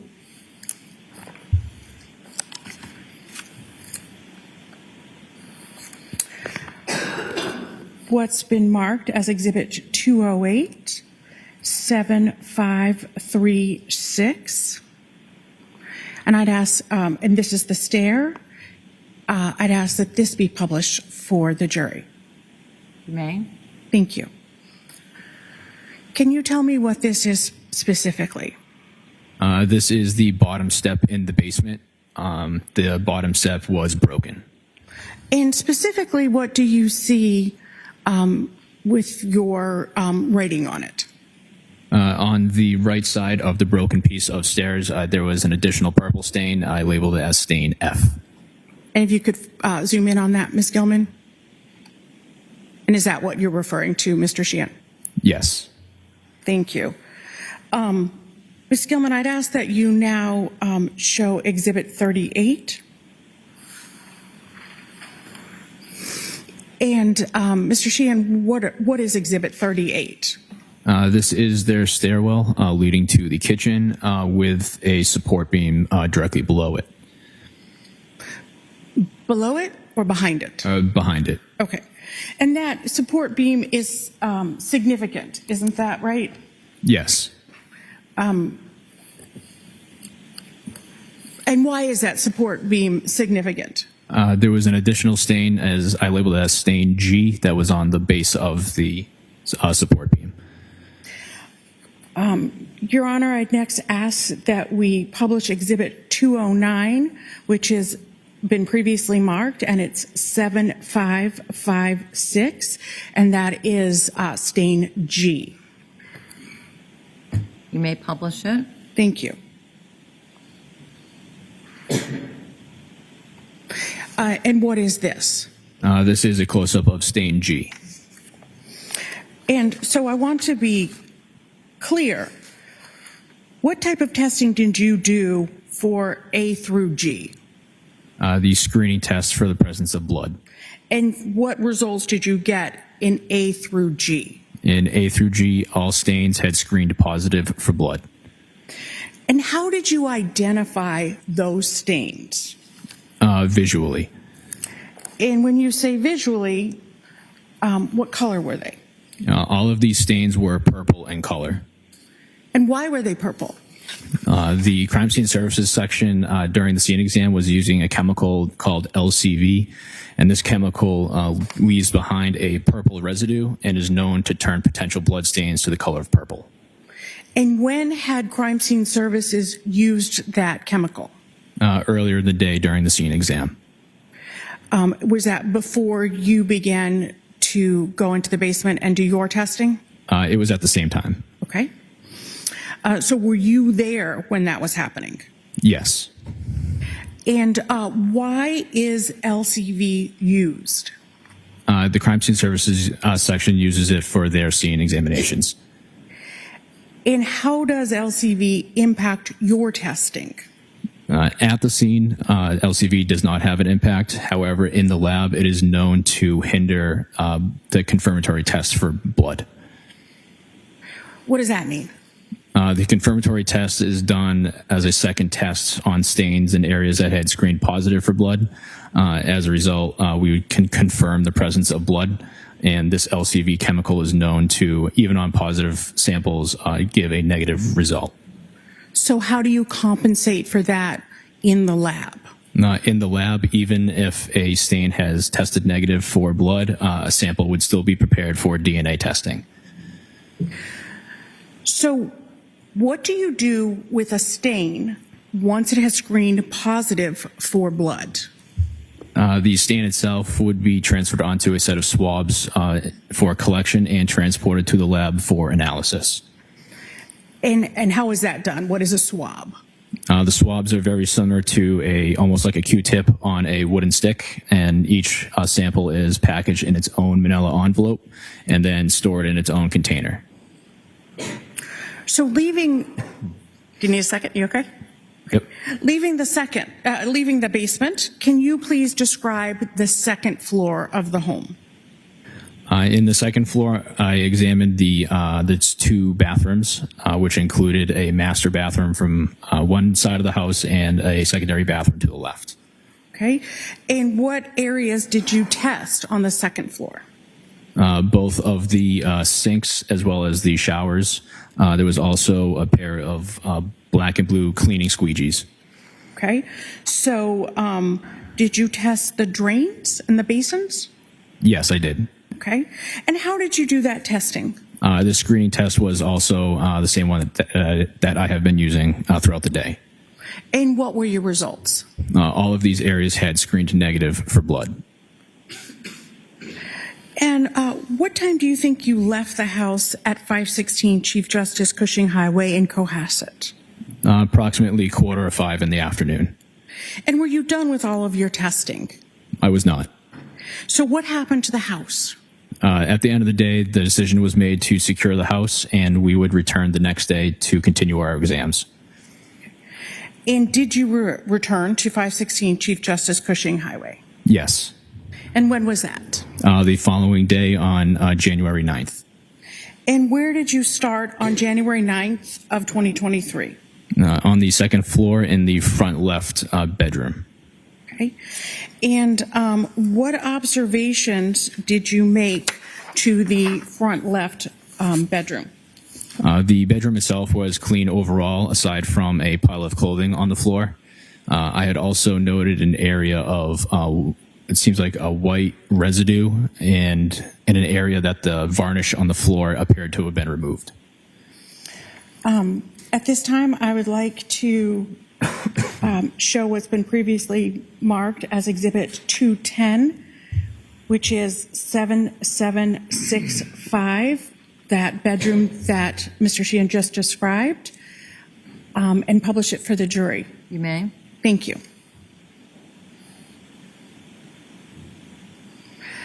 Mr. Sheehan, can you describe what you were talking about with the white residue and the varnish, please? On the area on the floor directly above the MSP placard number 10 and to the bottom right of the pile of clothing is the white residue on the floor. Is the white residue that you're discussing? Yes. Okay. And what is the other area that you were discussing? It was that same area, the white residue, and that same area appeared the varnish on the floor looked like it had been removed. And how was the varnish flooring for the rest of the room? It still had a glossy, shiny coat to it. Were there any other varnish issues? Not that I recall. And did you do any testing in this room? I did. And where did you do testing? Testing was on 2 additional red-brown stains that I had observed on one of the window curtains, as well as on the purple stain noted with MSP placard number 8. And what kind of testing did you do? The screening test for blood. And what were your results? On these stains, I had labeled them as stains H and I, as well as MSP placard number 8, were all negative. And H and I were the windows? Yes. Okay. And did you go back to the room later? Later on, yes. Okay. And why did you go back to that room? At that time, the decision was made to the crime scene services section was going to remove a portion of the floor. So I removed myself from that area so they could remove the flooring. And did you direct them to remove the flooring? No. And so did you go back after that was done to look at the room? Yes. Okay. And at this time, Your Honor, I would like to show Exhibit 211, which has been previously marked, and that is 7808. And I would ask to publish that with the flooring removed. May. Thank you. Do you recognize this? Yes. And is this the area you're talking about that was removed by crime scene services? Yes. Okay. And did you do further testing? I did not. Why not? There was no visible staining for testing after the crime scene services section had done their exam. So while crime scene services worked on the floor, what did you do at that time? I returned to the basement for a second exam. Why did you return to the basement? It's not often where I get to re-examine an area that I had already examined, so I wanted to go back to see if I had missed anything. And what, if anything, were you looking for? Potential blood stains. And where did you first go? At the top of the stairs, looking down, I observed a red-brown stain that I had labeled as stain J on the wall of the stairwell directly into the doorway. At this time, Your Honor, I'd ask to publish exhibit, which has been previously marked as 212. That would be 7793, that being stain J. You may. Do you recognize this? Yes, this is the area of stain J. Ms. Gilman, can you zoom in just a little bit, please? Thank you. And where is stain J? Stain J is to the right of the scale. It is not visible in this photo. Okay. And what did you do with the stain? I did the screening test for the presence of blood. And what were the results of the screening test? The screening test was negative. And then where did you go? I continued down to the basement. Okay. And where did you go in the basement? I returned to an area of black trash bags as well as that back right section that I had examined the day before.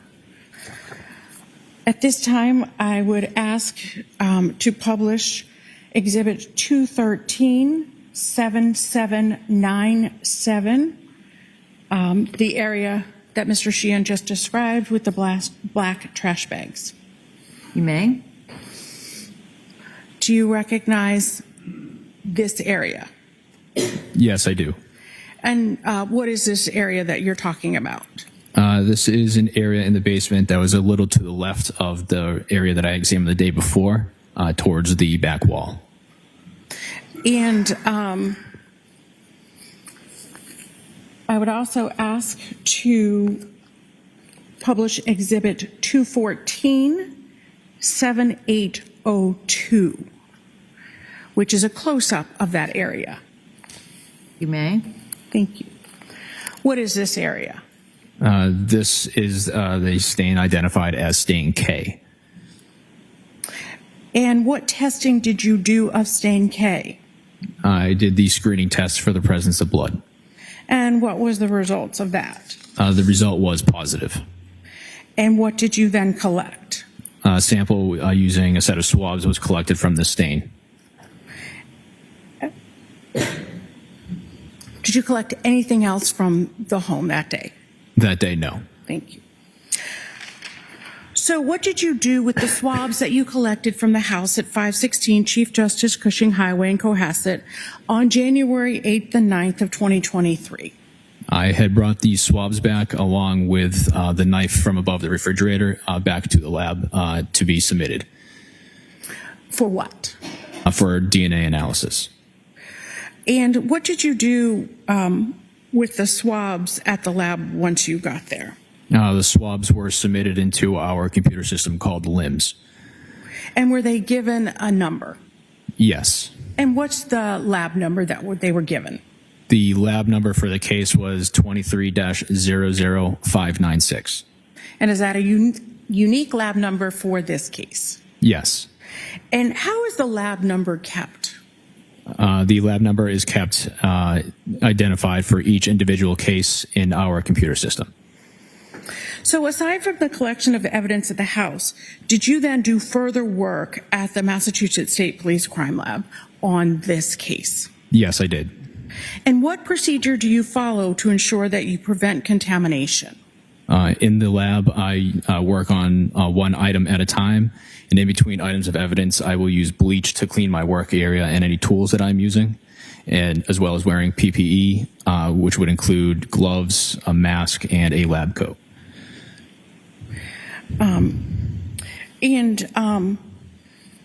How do you keep your actual station clean, and what do you use on your actual station? Bleach. And why do you use bleach?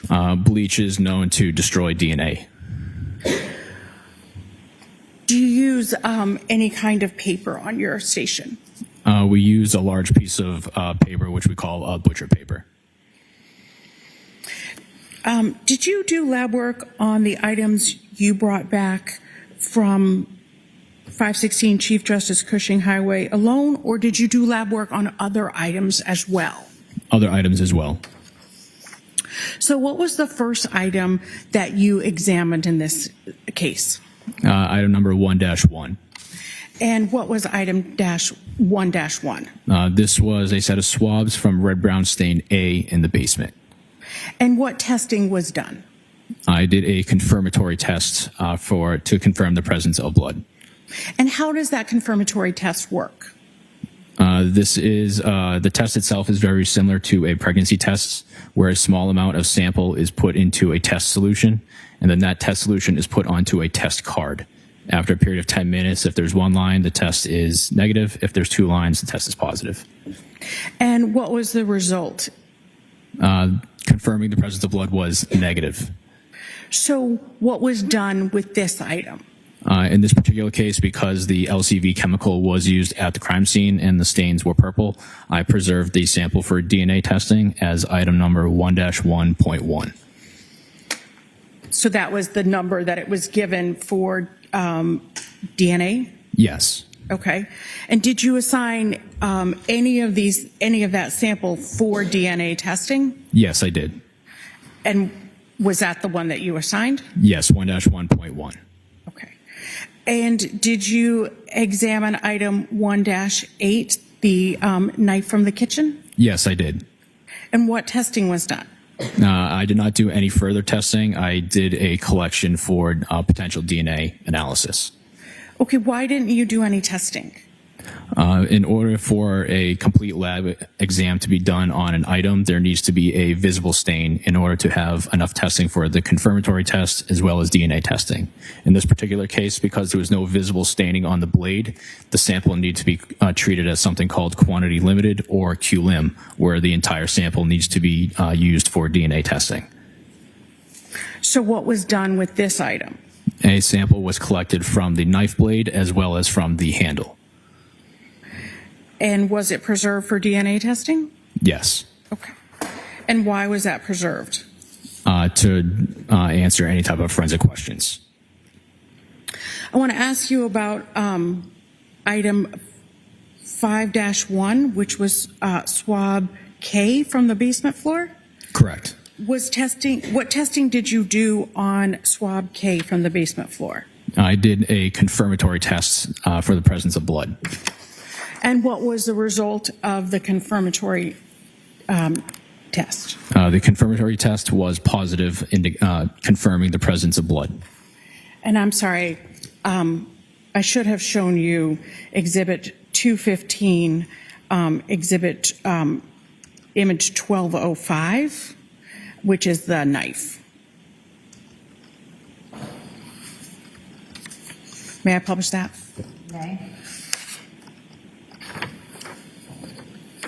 So this was the knife that you just told us about, that you was QLIM. Yes. Thank you.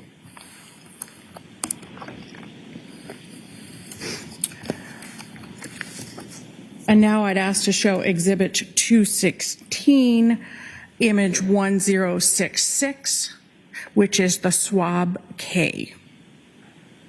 You may. Thank you. This is the swab that you described? Yes. Thank you.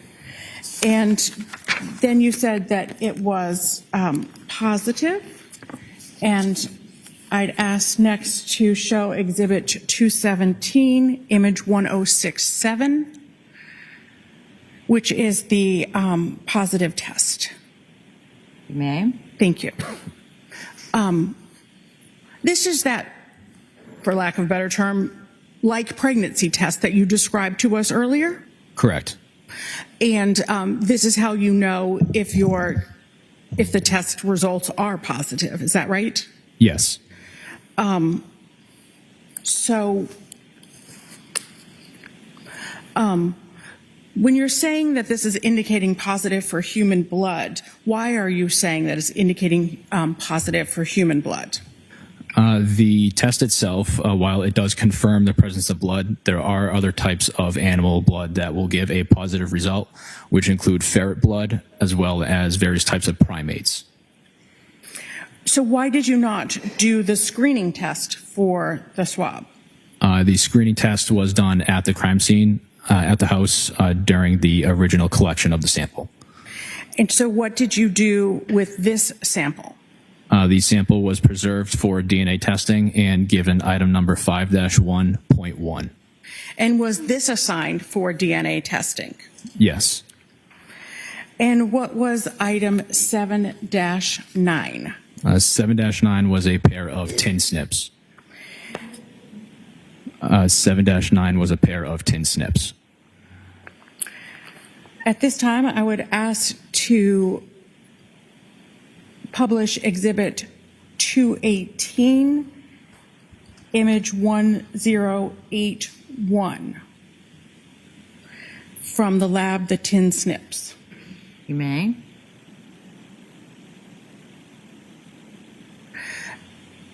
And Mr. Sheehan, you recognize these photos, correct? Yes. And why do you recognize these photos? These are the photos that I took in the lab of the items. They have the case number, my initials, the item number, and the date I worked on them. And what testing did you do? There was no visible staining on the blades, so I did the screening tests for blood, and the on the blades was positive. And why didn't you do the confirmatory testing? There were no visible stains to do further testing. So it's the same reason that you gave us before? Yes, as a QLIM sample. Thank you. And you said that this was positive for blood? The blades had screened positive. And what was done with this item? A sample was preserved from the blades as well as from the handle. And what was 7-10? 7-10 was a hacksaw. I would ask to publish Exhibit 219, image 1085. That's the image of the hacksaw? I'm sorry, yes, Your Honor, it's the image of the hacksaw. You may publish it. And what test did you do on the hacksaw? There were 3 areas that identified for potential testing on seemed like a tannish brown debris. The first one was on area A, which is on the blade at the end, on the opposite side from the handle. Area B was on the frame next to the handle, and area C was on the blade where it attaches to the frame adjacent to the handle. And what testing for all of those areas? I did the screening test for the presence of blood, followed by the confirmatory test for blood. And what were the results on those 3 areas? On all 3 areas, A, B, and C, the tests were positive, confirming the presence of blood. What did you then do? Samples were preserved from each individual area, A, B, and C, as well as from the handle. What numbers were the samples given? The sample that I had assigned for DNA testing was from stain C, which was 7-10.3.1, as well as a sample from the handle, which was 7-10.4.1. I'd next like to talk about 7-11, the hammer. I'd like to show you Exhibit 2020 and publish it, that being image 1092, that being the hammer. You may show that. Mr. Sheehan, what test did you do on the hammer? I did the screening test for blood on the hammerhead and face area. What were the results? Screening test for blood was positive on the hammer face.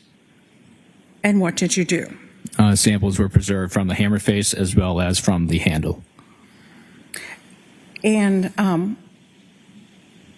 why did you only do the screening test here? There was no visible staining on the hammerhead. So am I correct in assuming that when you only do the screening test and not the confirmatory test, it is always going to be for that same reason? Yes. Meaning I don't need to keep asking you the same question? Correct. 7-13, the blades and frame from the hatchet, that being Exhibit 221, image 1099. Could we please publish that for the jury, Your Honor? Okay. What observations did you make of this hatchet? There was no visible staining. However, on the hatchet head, I did note some sort of greasy and oil-like substance. Why is that significant to you? In my experience, whenever a cutting instrument is used on an individual, it can leave behind this greasy and oily substance, which is indicative of fatty tissues. Overall. What testing did you do? I did the screening test for the presence of blood on the hatchet head. What were the results? Now, the screening test was positive. And then what did you do? Sample was preserved from the hatchet head as well as from the handle. The hatchet head was given sample number 7-13.1, and from the handle was 7-13.2.1. And were any of these assigned for DNA testing? Yes. Both of those? Yes.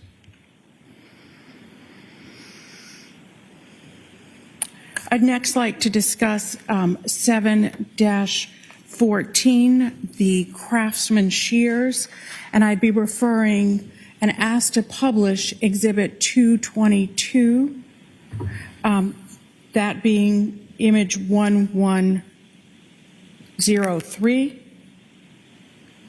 May. What testing was done, Mr. Sheehan? The screening test for blood on the blades and frame of the shears. And what were the results? The screening test was positive in this area. And what was done?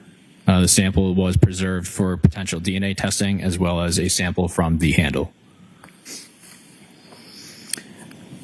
I'd next like to ask you about 7-18, the Tyvek booties.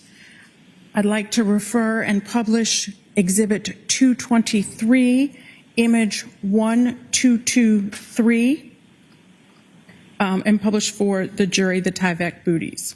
You may. Can you tell me what's in this picture? This is a picture of one of the booties, a part of item number 7-18. How many booties were there? There were 4 in total. Okay. And what else is in this picture? It appears to be some sort of insulation as well as painter's tape.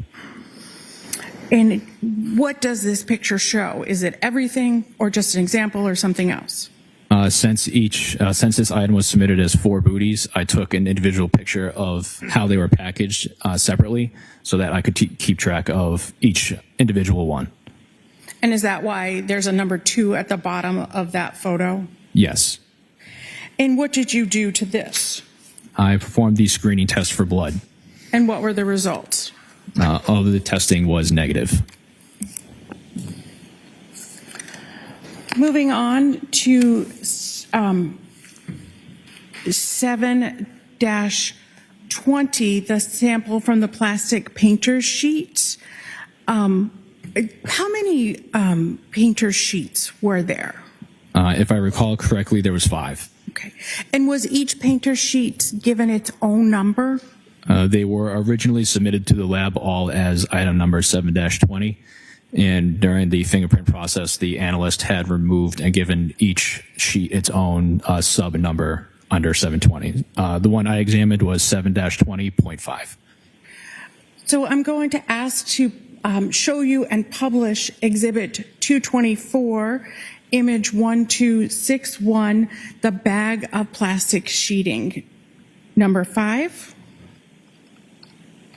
Ma'am, thank you. Do you recognize this? Yes. And is this what you were describing to us? Yes, it is. This is the packaging for the plastic sheeting. And then I'd ask to publish and show you Exhibit 225, image 1264, and have you explain the content of the bag? You may publish that. 1264. Yes, Your Honor. Can you describe that? This is one side of the plastic sheeting. In size, it's estimated to be around 8 feet by 11 feet. And what observations did you make? There were 2 areas of light red-brown staining that I observed. One that I gave as area A was on the bottom right corner, and area B was on the top left corner. And what testing did you do?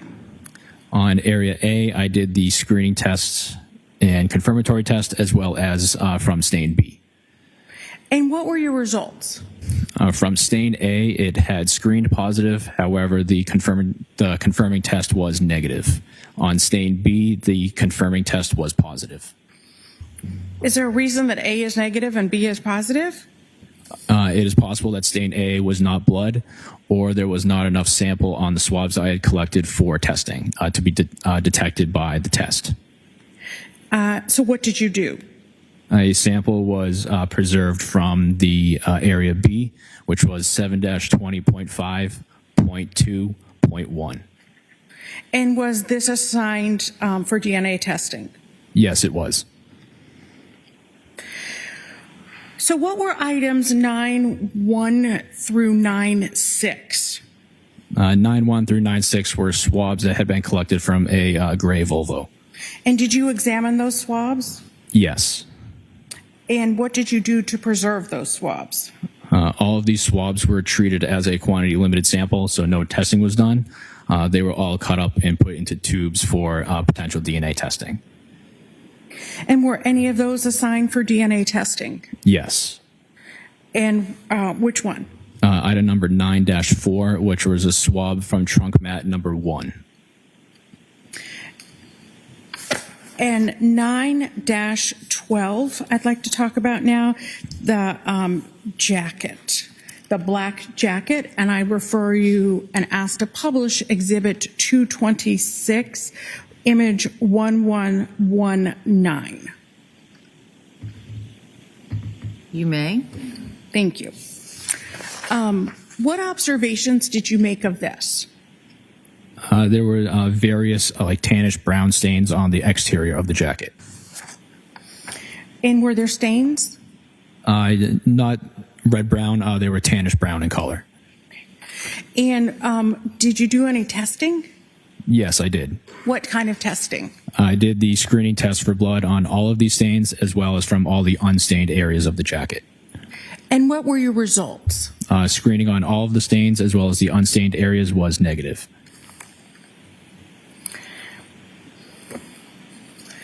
I'd now like to move on to item 9-20, the tape with gauze and red-brown stain. And I'd like to refer to and publish Exhibit 227, image 0899. May I publish that, Your Honor? May. Thank you. Do you recognize that? Yes. And can you explain what this image is of? This is a picture of the, it actually turned out to be some sort of tissue paper or paper towels, but I had rolled them out for a picture of the overall item. And did you make any observations? Yes, I did. And what were your observations? There was red-brown staining on a lot of the item, so I identified two areas as Area A, which is on the center bottom, and Area B, which is on the top right. And what testing did you do? The screening test and confirming test for blood. And what were the results?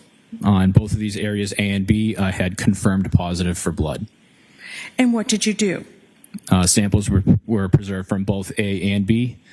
Sample A was given item number 9-20.1. And was that assigned for DNA testing? Yes. I want to move on to 9-22, the white towel, and refer to Exhibit 228, image 1128, and ask you to identify that and ask to publish that to the jury. You may. What observations did you make of this towel? I noted the red-brown stains on the majority of the towel. And what testing did you do on this towel? Identified one of the areas of red-brown staining in the center of the towel for testing. And what kind of testing did you do? The screening and confirming test for blood. And what were your results? This area A in the center had confirmed positive for blood. And then what did you do?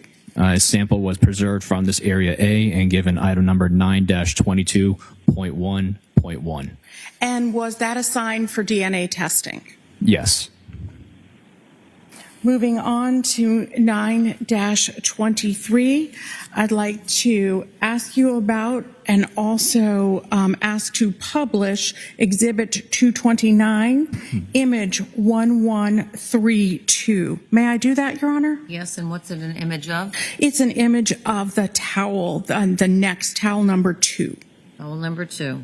You may publish it. Thank you. Could you tell me about this towel, what your observations are? I noted the large area of red-brown staining in the center and identified it as red-brown stain A. And what testing did you do? The screening and confirming test for blood. And what were the results? The sample A had confirmed positive for blood. And what then did you do after sample A confirmed positive for blood? Sample was preserved for potential DNA testing. Moving on to item 9-27, the gray slippers. I would ask at this time to publish Exhibit 230, Image 8398. 8398? Yes, Your Honor. And is that the light gray polka dot slippers or the dark gray slippers? The dark gray slippers. Okay. Dark gray slippers may be published. What observations did you make? I noted red-brown stains on both sets of slippers, as well as identifying one as stain A, which was on the top of the left slipper, and stain B, which was on the bottom of the left slipper. I'd also ask to show Exhibit 231, Image 8399.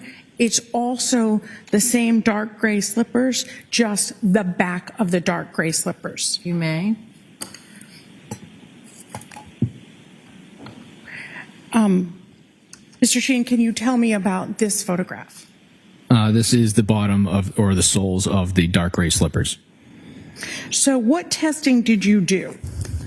The areas A and B, A being on the top of the left slipper and area B on the bottom of the left slipper, I did the screening test and confirming test for blood. And what were your results? And both of these areas had confirmed positive for blood. And then what did you do? A sample was collected from both of these areas, as well as from the unstained areas on the interior of the slippers. And if we could go back to the previous Exhibit 230, please. Can you explain where you're talking about the unstained interior? On the light blue section, I tried to do a collection from the areas that were not stained. Meaning not red-brown? Correct. And why did you take a sample from the interior unstained area? This is to collect any potential amount of skin cells in this area to help identify a person who may have been wearing the slippers. And where exactly are you trying to swab at that point? In this case, for the slippers, it would be anywhere it would be high contact with the feet. So all the light blue areas on the sole, as well as underneath where the toes would be. And why were you trying to avoid the red-brown stains? To at least limit any type of cross-contamination between the stains and for skin cell collection. So did you give numbers to any of the areas that you collected? Yes. And what numbers did you give? From the interior unstained areas was given item number 9-27.2.1, and from stain A was 9-27.3.1. And were those two that you just described, those two numbers that you gave us, were those assigned for further DNA testing? Yes. I'd like to talk to you now about 9-28, the apparent hairs and I'd asked to publish Exhibit 232, image 1200. IMG underscore 1200, that being apparent hairs. You may do so. What observations did you make? On this item, there was a section of red-brown staining in the center of the apparent hairs, which I had done the screening and confirming test for blood. And what were the results? The red-brown stain, identified as stain A, was confirmed positive to be blood. And what did you do as a result of that? A sample was preserved from this and given item number 9-28.1.1. And was this assigned for DNA testing? Yes, it was. Did you do anything else with this item after the blood testing? Yes, I did. And what did you do? I examined 2 of the hairs for classification. And how do you classify a hair? The structure of a hair is very similar to the structure of a number 2 pencil, where the eraser is the root, the outer yellow portion is the cuticle, the wooden portion is the cortex, with the inner graphite section being the medulla. All 4 of these areas under a microscope demonstrate various types of characteristics, and it's these characteristics that are used to classify a hair as a human or animal. And where do you make those observations? In the lab using a microscope. And were you able to classify the hairs here? Yes, I classified 2 of them. And how did you classify them? Again, I pulled randomly 2 of them out of the clump of apparent hairs and to examine in the lab. And did you classify them as human or animal? One of them I had classified as being consistent with a human hair, and the second hair was consistent with an animal hair. I'd ask now to publish Exhibit 233, image 0018, that being a hair number 1. You may. Mr. Sheen, can you tell me about this image? This is the root of the hair that I identified as being consistent with a human hair. And you said this was the root? Yes. And can you tell me why you characterized it as human hair? Due to the nature and the shape of the root itself, as well as other characteristics from the shaft and the medulla. I'd ask to publish the next exhibit, 234, image 0022, that being hair number 2. You may. Mr. Sheehan, what is this hair? This is the root area of the second hair that I identified as being consistent with an animal hair. And can you explain why you believe you were able to characterize this as an animal hair? Along with the shape of the root and the characteristics of the scales and the medulla on this item, identified as being consistent with an animal hair.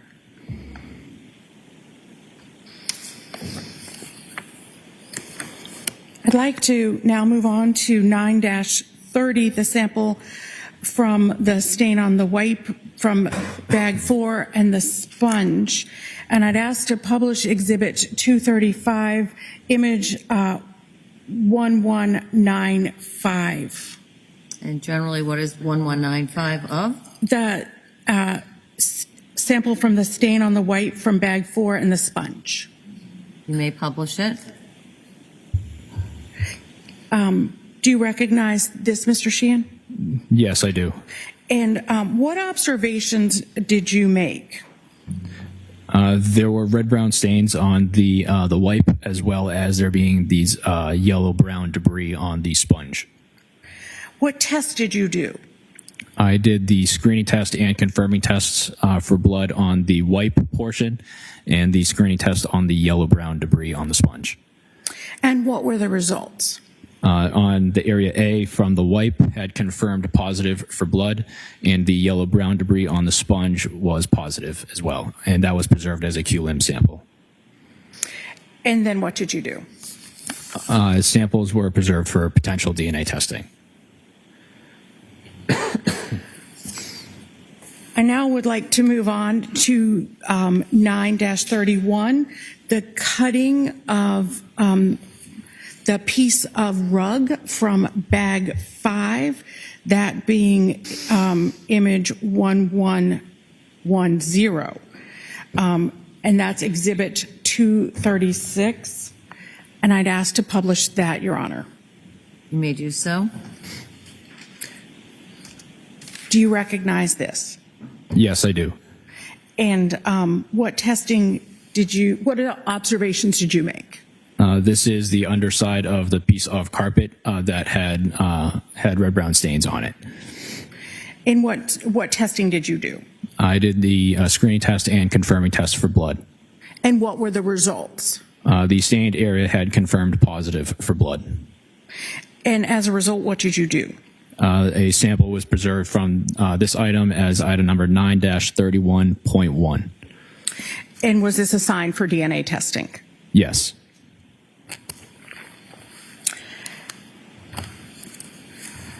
Looking next at 9-32, the Tyvek suit.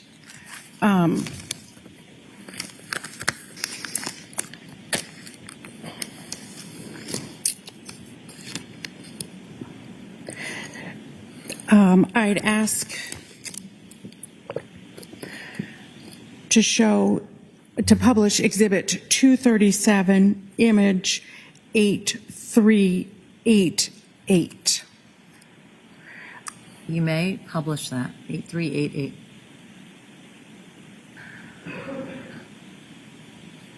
Mr. Sheehan, what observations did you make of the Tyvek suit? There were several areas of red-brown staining, both on the exterior and the interior. I'd also like to publish exhibit 238, image 8390, which is another angle, another side of the Tyvek suit. You may. Do you recognize this, Mr. Sheehan? Yes, I do. And can you tell us what you see here? There was 2 areas of red-brown staining on the leg portions. And I'd also like to show exhibit 239, image 8391, another image of the Tyvek suit. You may. And can you tell us what you see here? This is the exterior front of the Tyvek suit. And finally, exhibit 240, image 8392, a bag of the Tyvek suit. You may.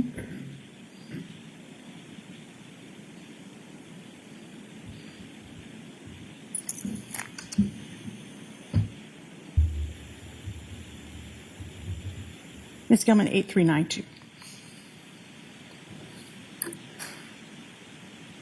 Thank you, Ms. Gilman. And do you recognize that? Yes, this is the tag on the Tyvek suit. Thank you. So, what observations? You told me about your observations. I apologize. What tests did you do? I identified 4 areas of red-brown stains for further testing, A through D. A and B were on the exterior front pant legs. Area C was on the back right ankle, and area D was on the interior right sleeve. And so what testing did you do? The screening test and confirming test for blood. And what were your results? On all 4 areas, A through D had confirmed positive for blood. And I'd ask to show exhibit 241, image 8393, that showing those results. You may show the results. As a result, what did you do? Samples were preserved from each one of these areas, as well as from the interior sleeve cuffs of the Tyvek suit. And why did you take a sample from the interior sleeve cuff? This is very similar to the reason why collecting from the unstained areas of the slippers. This is an area of high contact with the skin, so this was done for the collection of skin cells to identify a person who may have been wearing it. And were any of these assigned for DNA testing? Yes.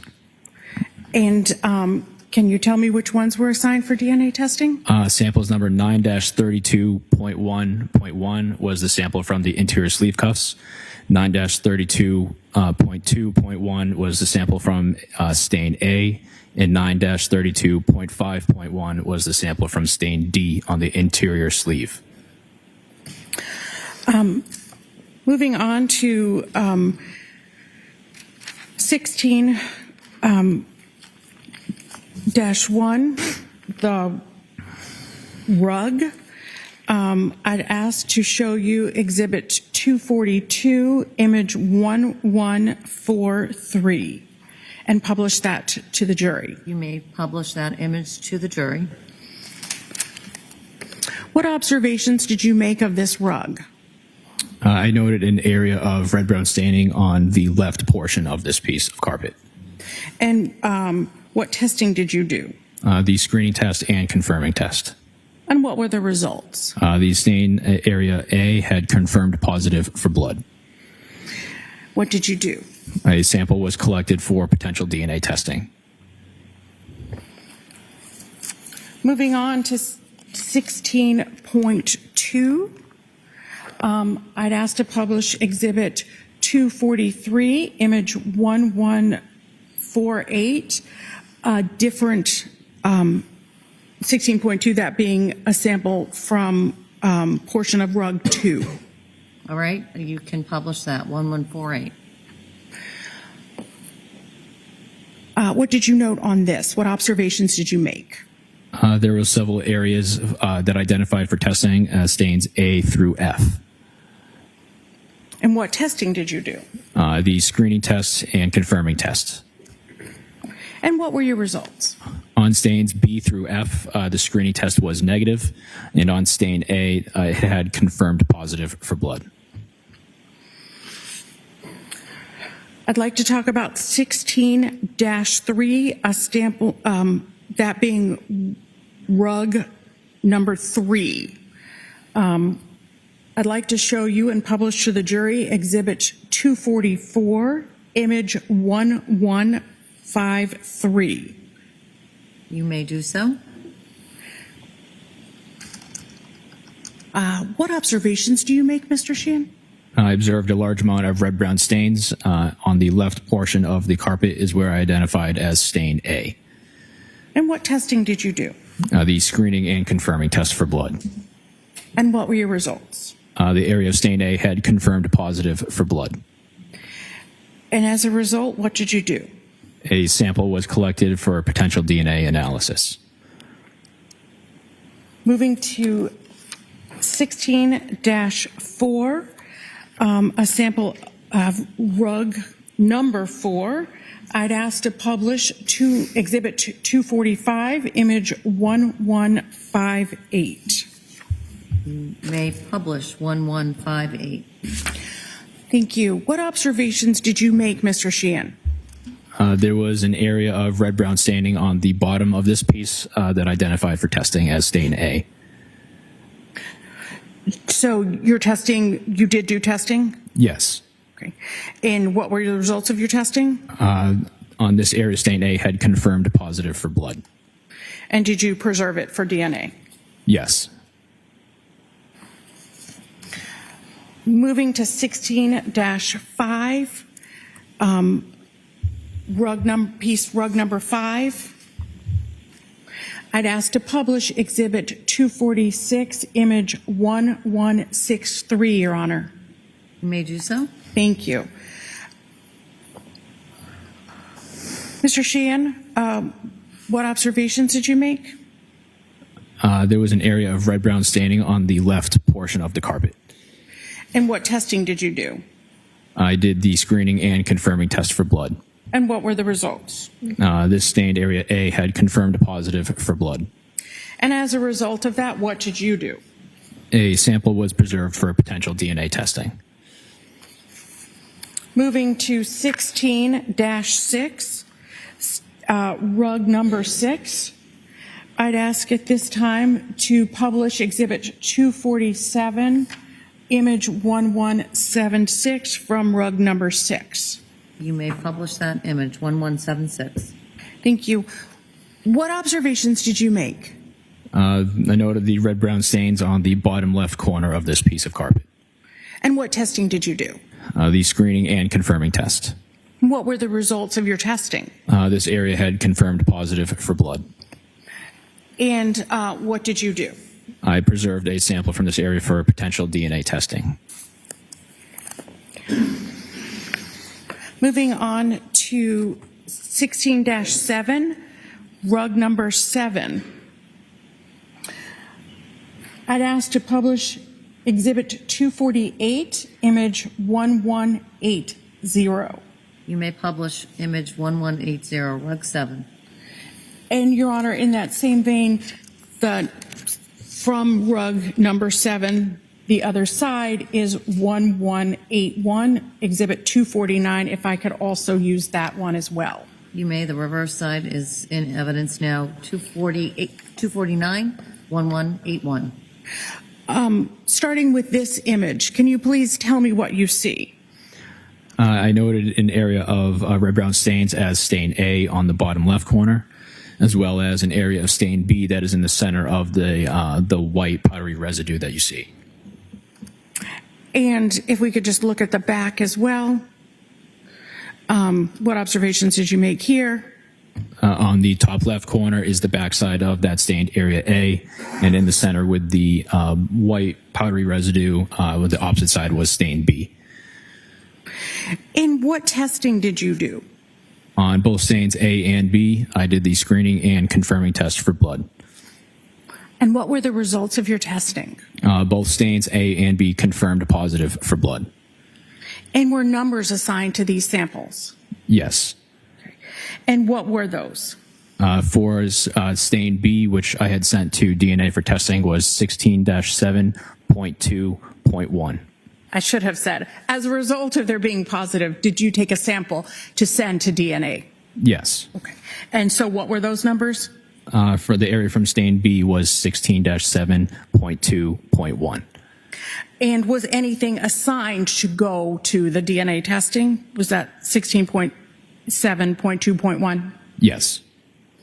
Was anything else with this item? Yes, I collected a small amount of the white powdery substance to send to another unit for identification. Looking at 16.12, I apologize. And I'd ask to publish Exhibit 250, image 1187, that being hair. May I do that, Your Honor? You may do so. What did you do to examine this?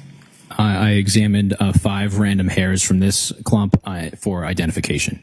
And what tool did you use? I used a set of tweezers to remove it from the sample and then visualize the items underneath a microscope. And what classification did you make? On all 5 pieces of hair that I removed, all 5 had classified as being consistent with a human hair. And you used the same technique that you described to us earlier? Yes. So after you finished with the testing for blood and looking at the hairs, what did you do next?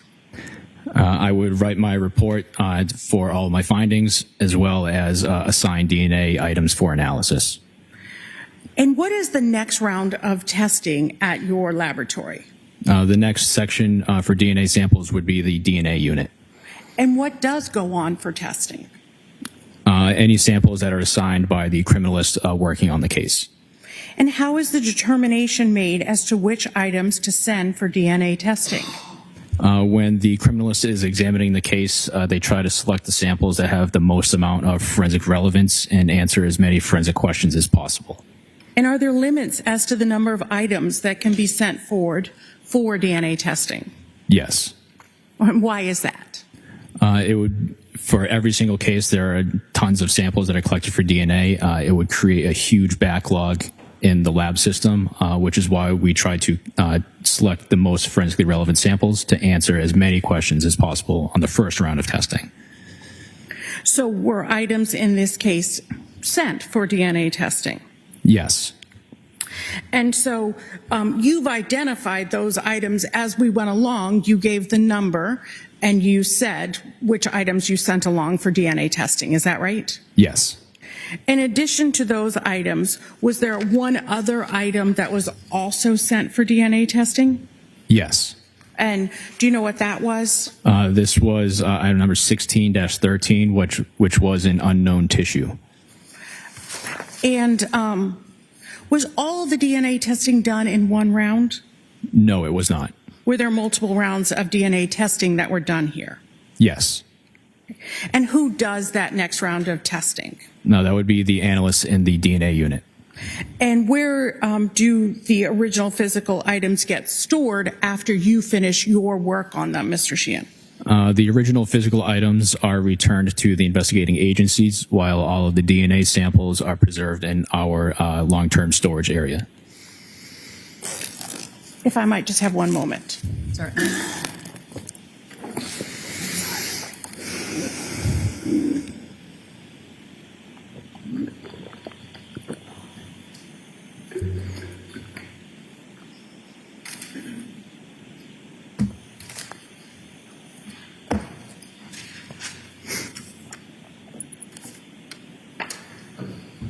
Well, I do have a few more questions. What is luminol? Luminol is a type of test that is used by various agencies. It's very similar to that of LCV. And does fingerprint testing affect DNA testing? No, it does not. Does fingerprint testing affect your testing? There's various chemicals that are used for testing, but again, those are known by the unit and the lab. So measures are taken in order to still do DNA testing in case of negative results. And what effect of applying cleaning products to blood stains would impact your testing? If the concentration of bleach or cleaning agent was high enough and was used on a sample long enough, it could degrade and destroy any type of DNA that would be on a sample or area.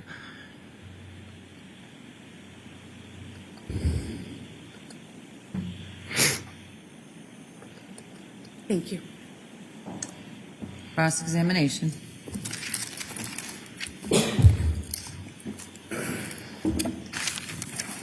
Good afternoon. Good afternoon.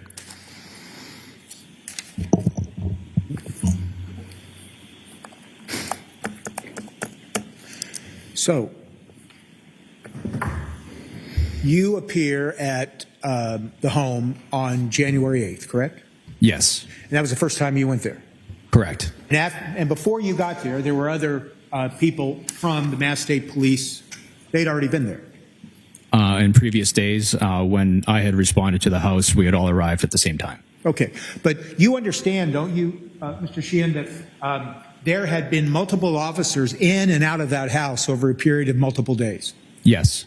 And you understand, don't you, Mr. Sheehan, that those officers had gone in and out of that house not wearing any protective garments, not wearing any protective booties. They went and they inspected certain rooms of that house, correct? Yes. And you understand, don't you, that when you go to collect samples from a scene like this from the home, it was very important to maintain the integrity of the home before you collected samples, correct? Correct.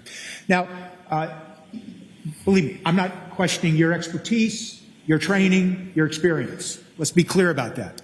But when you try to make conclusions about a sample that you collected in a certain part of this home, and then another sample that you collected in another part of the home, knowing that other people had been in and out of that home in the days leading up to you getting there, you can't tell this jury how certain samples, or biological samples, were first deposited in certain areas of that home.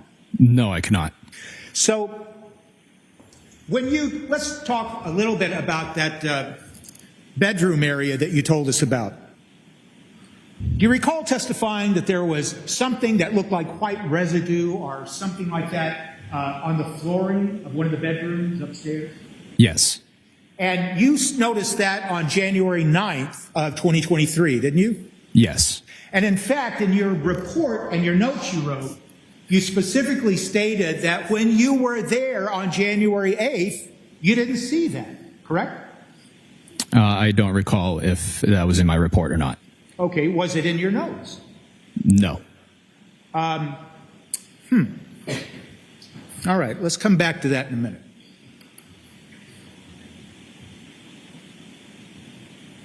On January 8th, were you up in that bedroom where that area was? Now you told us about the white residue?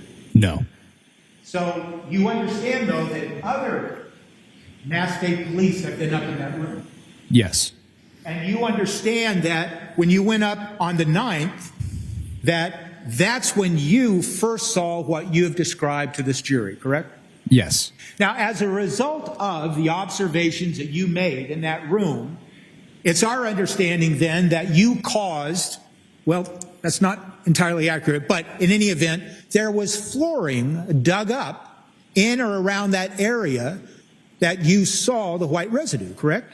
Correct. And that area covered that area that looks like from the exhibits, that area that was between the clothing, the pile of clothing, and placard tin, correct? Yes. And then I keep saying that. Did you ask that the flooring be removed? No. Okay, someone else did that. Correct. But then after that flooring was removed, you went up and examined that area where the flooring had been removed. Correct. Now, there is a reason, isn't there, why someone decided to remove that flooring? There's a reason for that, right? Yes. And the reason would be because they were looking to see if there was biological evidence that had deposited itself between the spaces between the wood flooring planks, correct? Yes. And that is a common thing that you have seen in your examination of flooring, that something like fluid blood or fluid biological, some other substance, flows between the crevices or where the flooring butts up against each other, correct? Yes. And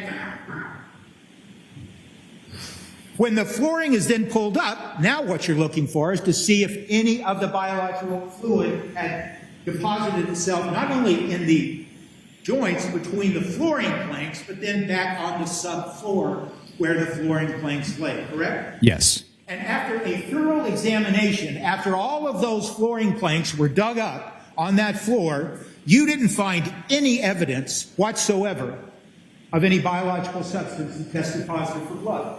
Correct. And you didn't find any evidence of biological substance that tested for anything else up there after they ripped out that floor, correct? Correct.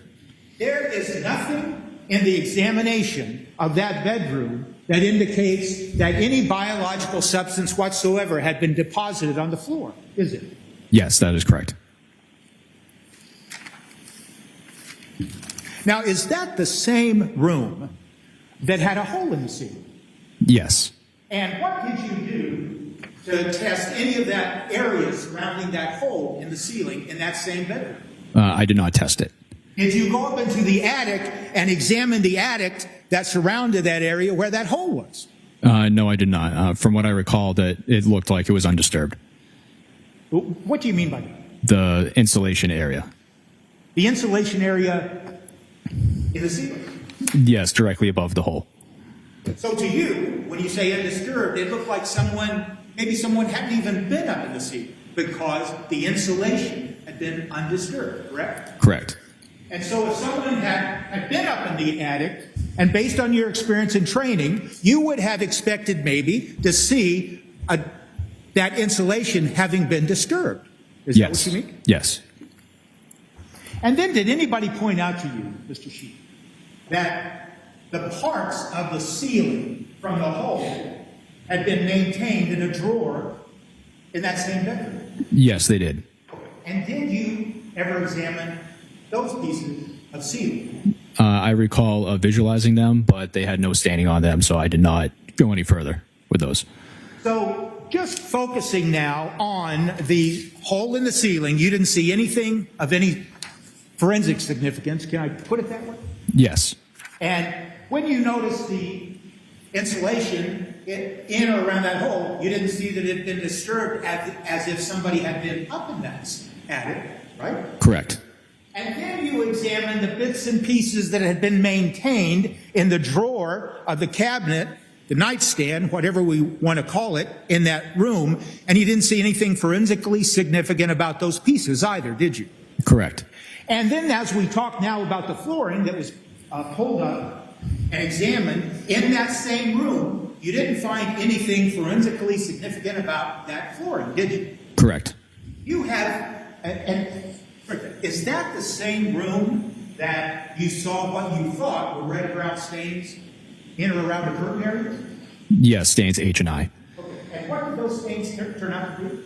I'm not sure. They had screened negative for blood. Okay, so it's fair to say, isn't it, that sometimes you see red-brown stains when you're examining a scene, and since they look and are characterized as red-brown stains, or in your report you use RBS, am I right about that? Yes. You see something and you call it RBS, and then you go to test it, and it turns out that it's negative, correct? Yes, that's fairly common.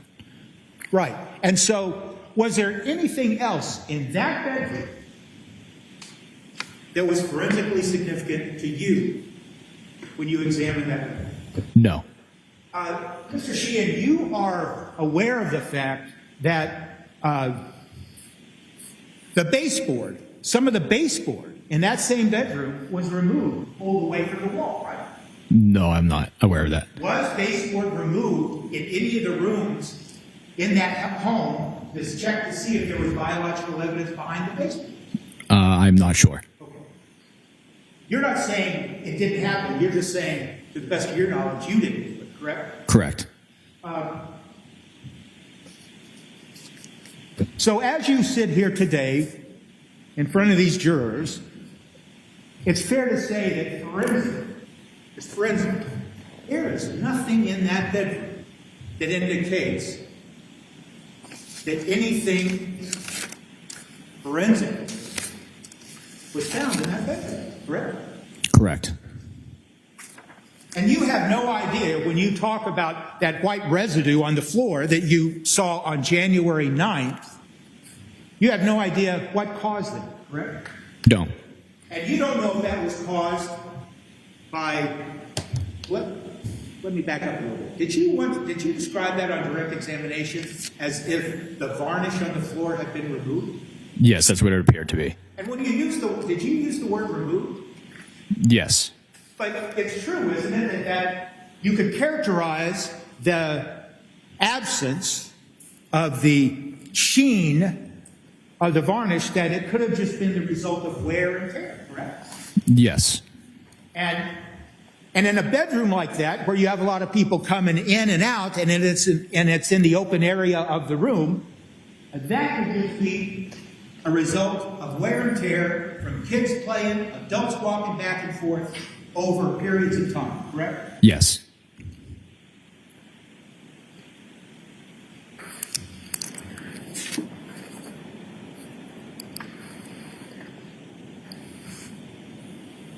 Did that bedroom have a closet to it? From what I recall, it was like it was a closet, but there was no doors on it, if I recall correctly.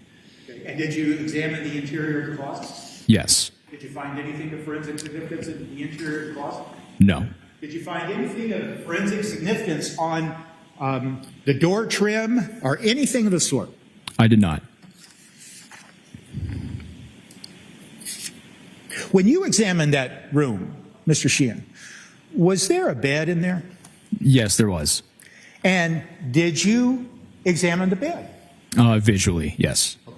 And did you do any testing on any parts of the bed? No. Did you notice that on the bed in that bedroom, there was in fact sheets and bedding still intact there, correct? Yes. And did you cause to test any of the bedding on that bed in that room? No, there were no visible stains for testing. Okay. And it's fair to say, isn't it, when you're examining a scene like this, even though you don't see visible stains, you may, based on your training and experience, think, well, maybe I should just check that to see if there's anything there that I can't see with just with my eyes, correct? Correct. Now, you have tools, don't you? You have chemicals. You have processes that you've been trained on so you can see and if you can detect the presence of a biological substance that you cannot visually see, correct? Yes. And can you just tell the jury a little bit about that? It's called a general screen. This general screen process could be done on any area of surface as long as it's hard or even in fabric of nature. It's called a general screen because there's no visible staining on it. Are you familiar with the word occult? Yes. Occult blood? Yes. Means non-visible. And so it's fair to say that you have been trained and you have experience where you can try to find or detect the presence of occult blood, correct? Yes. And in this case, in this home, in this room, you didn't even see any cause or any reason for you to check if there was occult blood or anywhere in this room. Correct.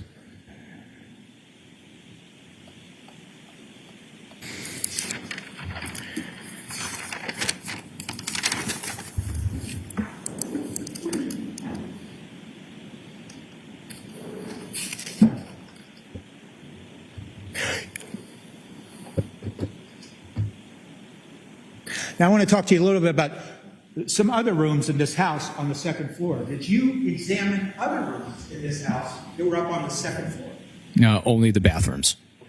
And there were two bathrooms, correct? Yes. And was one, can you just tell the jury where the bathrooms were on the second floor? On the second floor, there was one directly in front of the stairs as you reach the second floor, and then the second one was in one of the other bedrooms. Now, I thought I heard you say, and please correct me if I'm wrong, that with regards to both bathrooms, you examined and tested the handle faucets, correct? Yes. How did you do that? Generally to see if there was any type of biological material on a person's hands if they had used the sink to try to wash off. And in your experience and training, and in examining these scenes, you will often find evidence of biological sample, including blood, on the handles of the sinks, correct? Yes. And that's true, isn't it? Especially where someone has tried to clean up a scene where something bad has happened, correct? Correct. And in this case, in both bathrooms, on the second floor, on the same floor where that room was that had the hole in the ceiling, you found no evidence of any biological or forensically significant biological sample in either one of these bedrooms, correct? Correct. It's fair to say, isn't it, that based on your training and experience, when you're not just looking at those handles, you also looked at the drains, didn't you? Yes. And why'd you look at the drains? If you were washing your hands, that's where all of the water would go.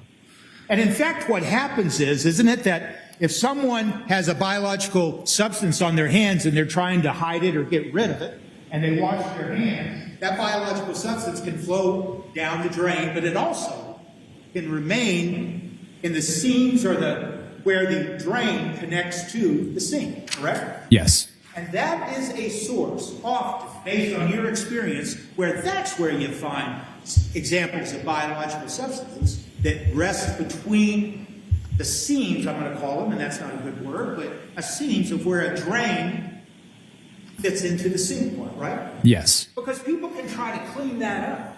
If they want to hide where something happened, they can try to clean that up, but they don't think well, when they try to clean it up, they might not be able to clean up what went in between the seams of the sink drain and the sink, correct?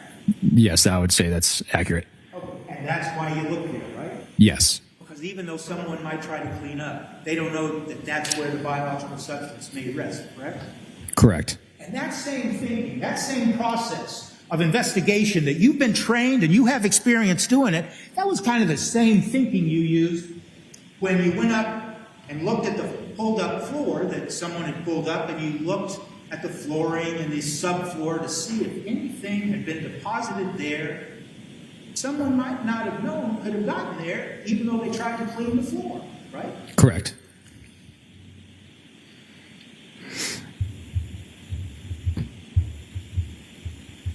And when we talk about the drains and the faucets of those bathrooms upstairs, are you including the drains and the faucets that would be associated with a shower or bathtub that was in those bathrooms? Yes. And once again, after all the testing, we found nothing in the bathrooms, correct? Correct. It was forensically significant, correct? Yes.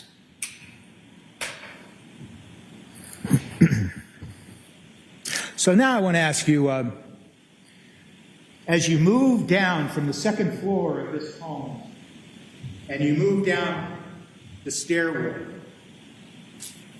was there in fact a main stairway that came down from that second area you just told these jurors about? Yes. And did you examine the stairway that led down? Yes. If you know, Mr. Sheehan, were the stairs that traveled from the second floor down to the first floor, were they wood or covered with carpet or anything of the sort? If I recall correctly, they were hardwood. Okay. And you examined those stairs to see if there was any evidence of blood? Yes, visually. And you saw nothing? Correct. And you saw nothing on the walls that bordered those stairs? Correct. And you saw nothing on the railings that would border the stairs, correct? Correct. So now, we've moved from the second floor, the bedroom with the hole in the ceiling, the two bathrooms upstairs, all the way down the stairs, and if we think about that now, so far, you haven't found anything whatsoever forensically in that home for those areas. Correct.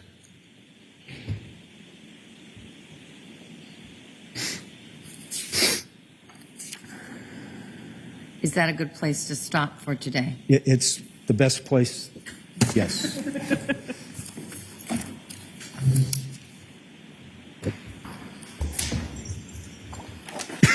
So, jurors, I'll send you on your way for the night. I hope you're bundled for today. It's going to be cold. I think it's getting colder tonight. So make sure you're bundled for the morning. We'll see you back here ready to work at 9. Before I leave you, I remind you, jurors, go on any social media or any news media. Don't speak to anyone about this case. Don't do any research about the case. Continue to have open minds as you evaluate the evidence. Have a good night. All rise for the court, please.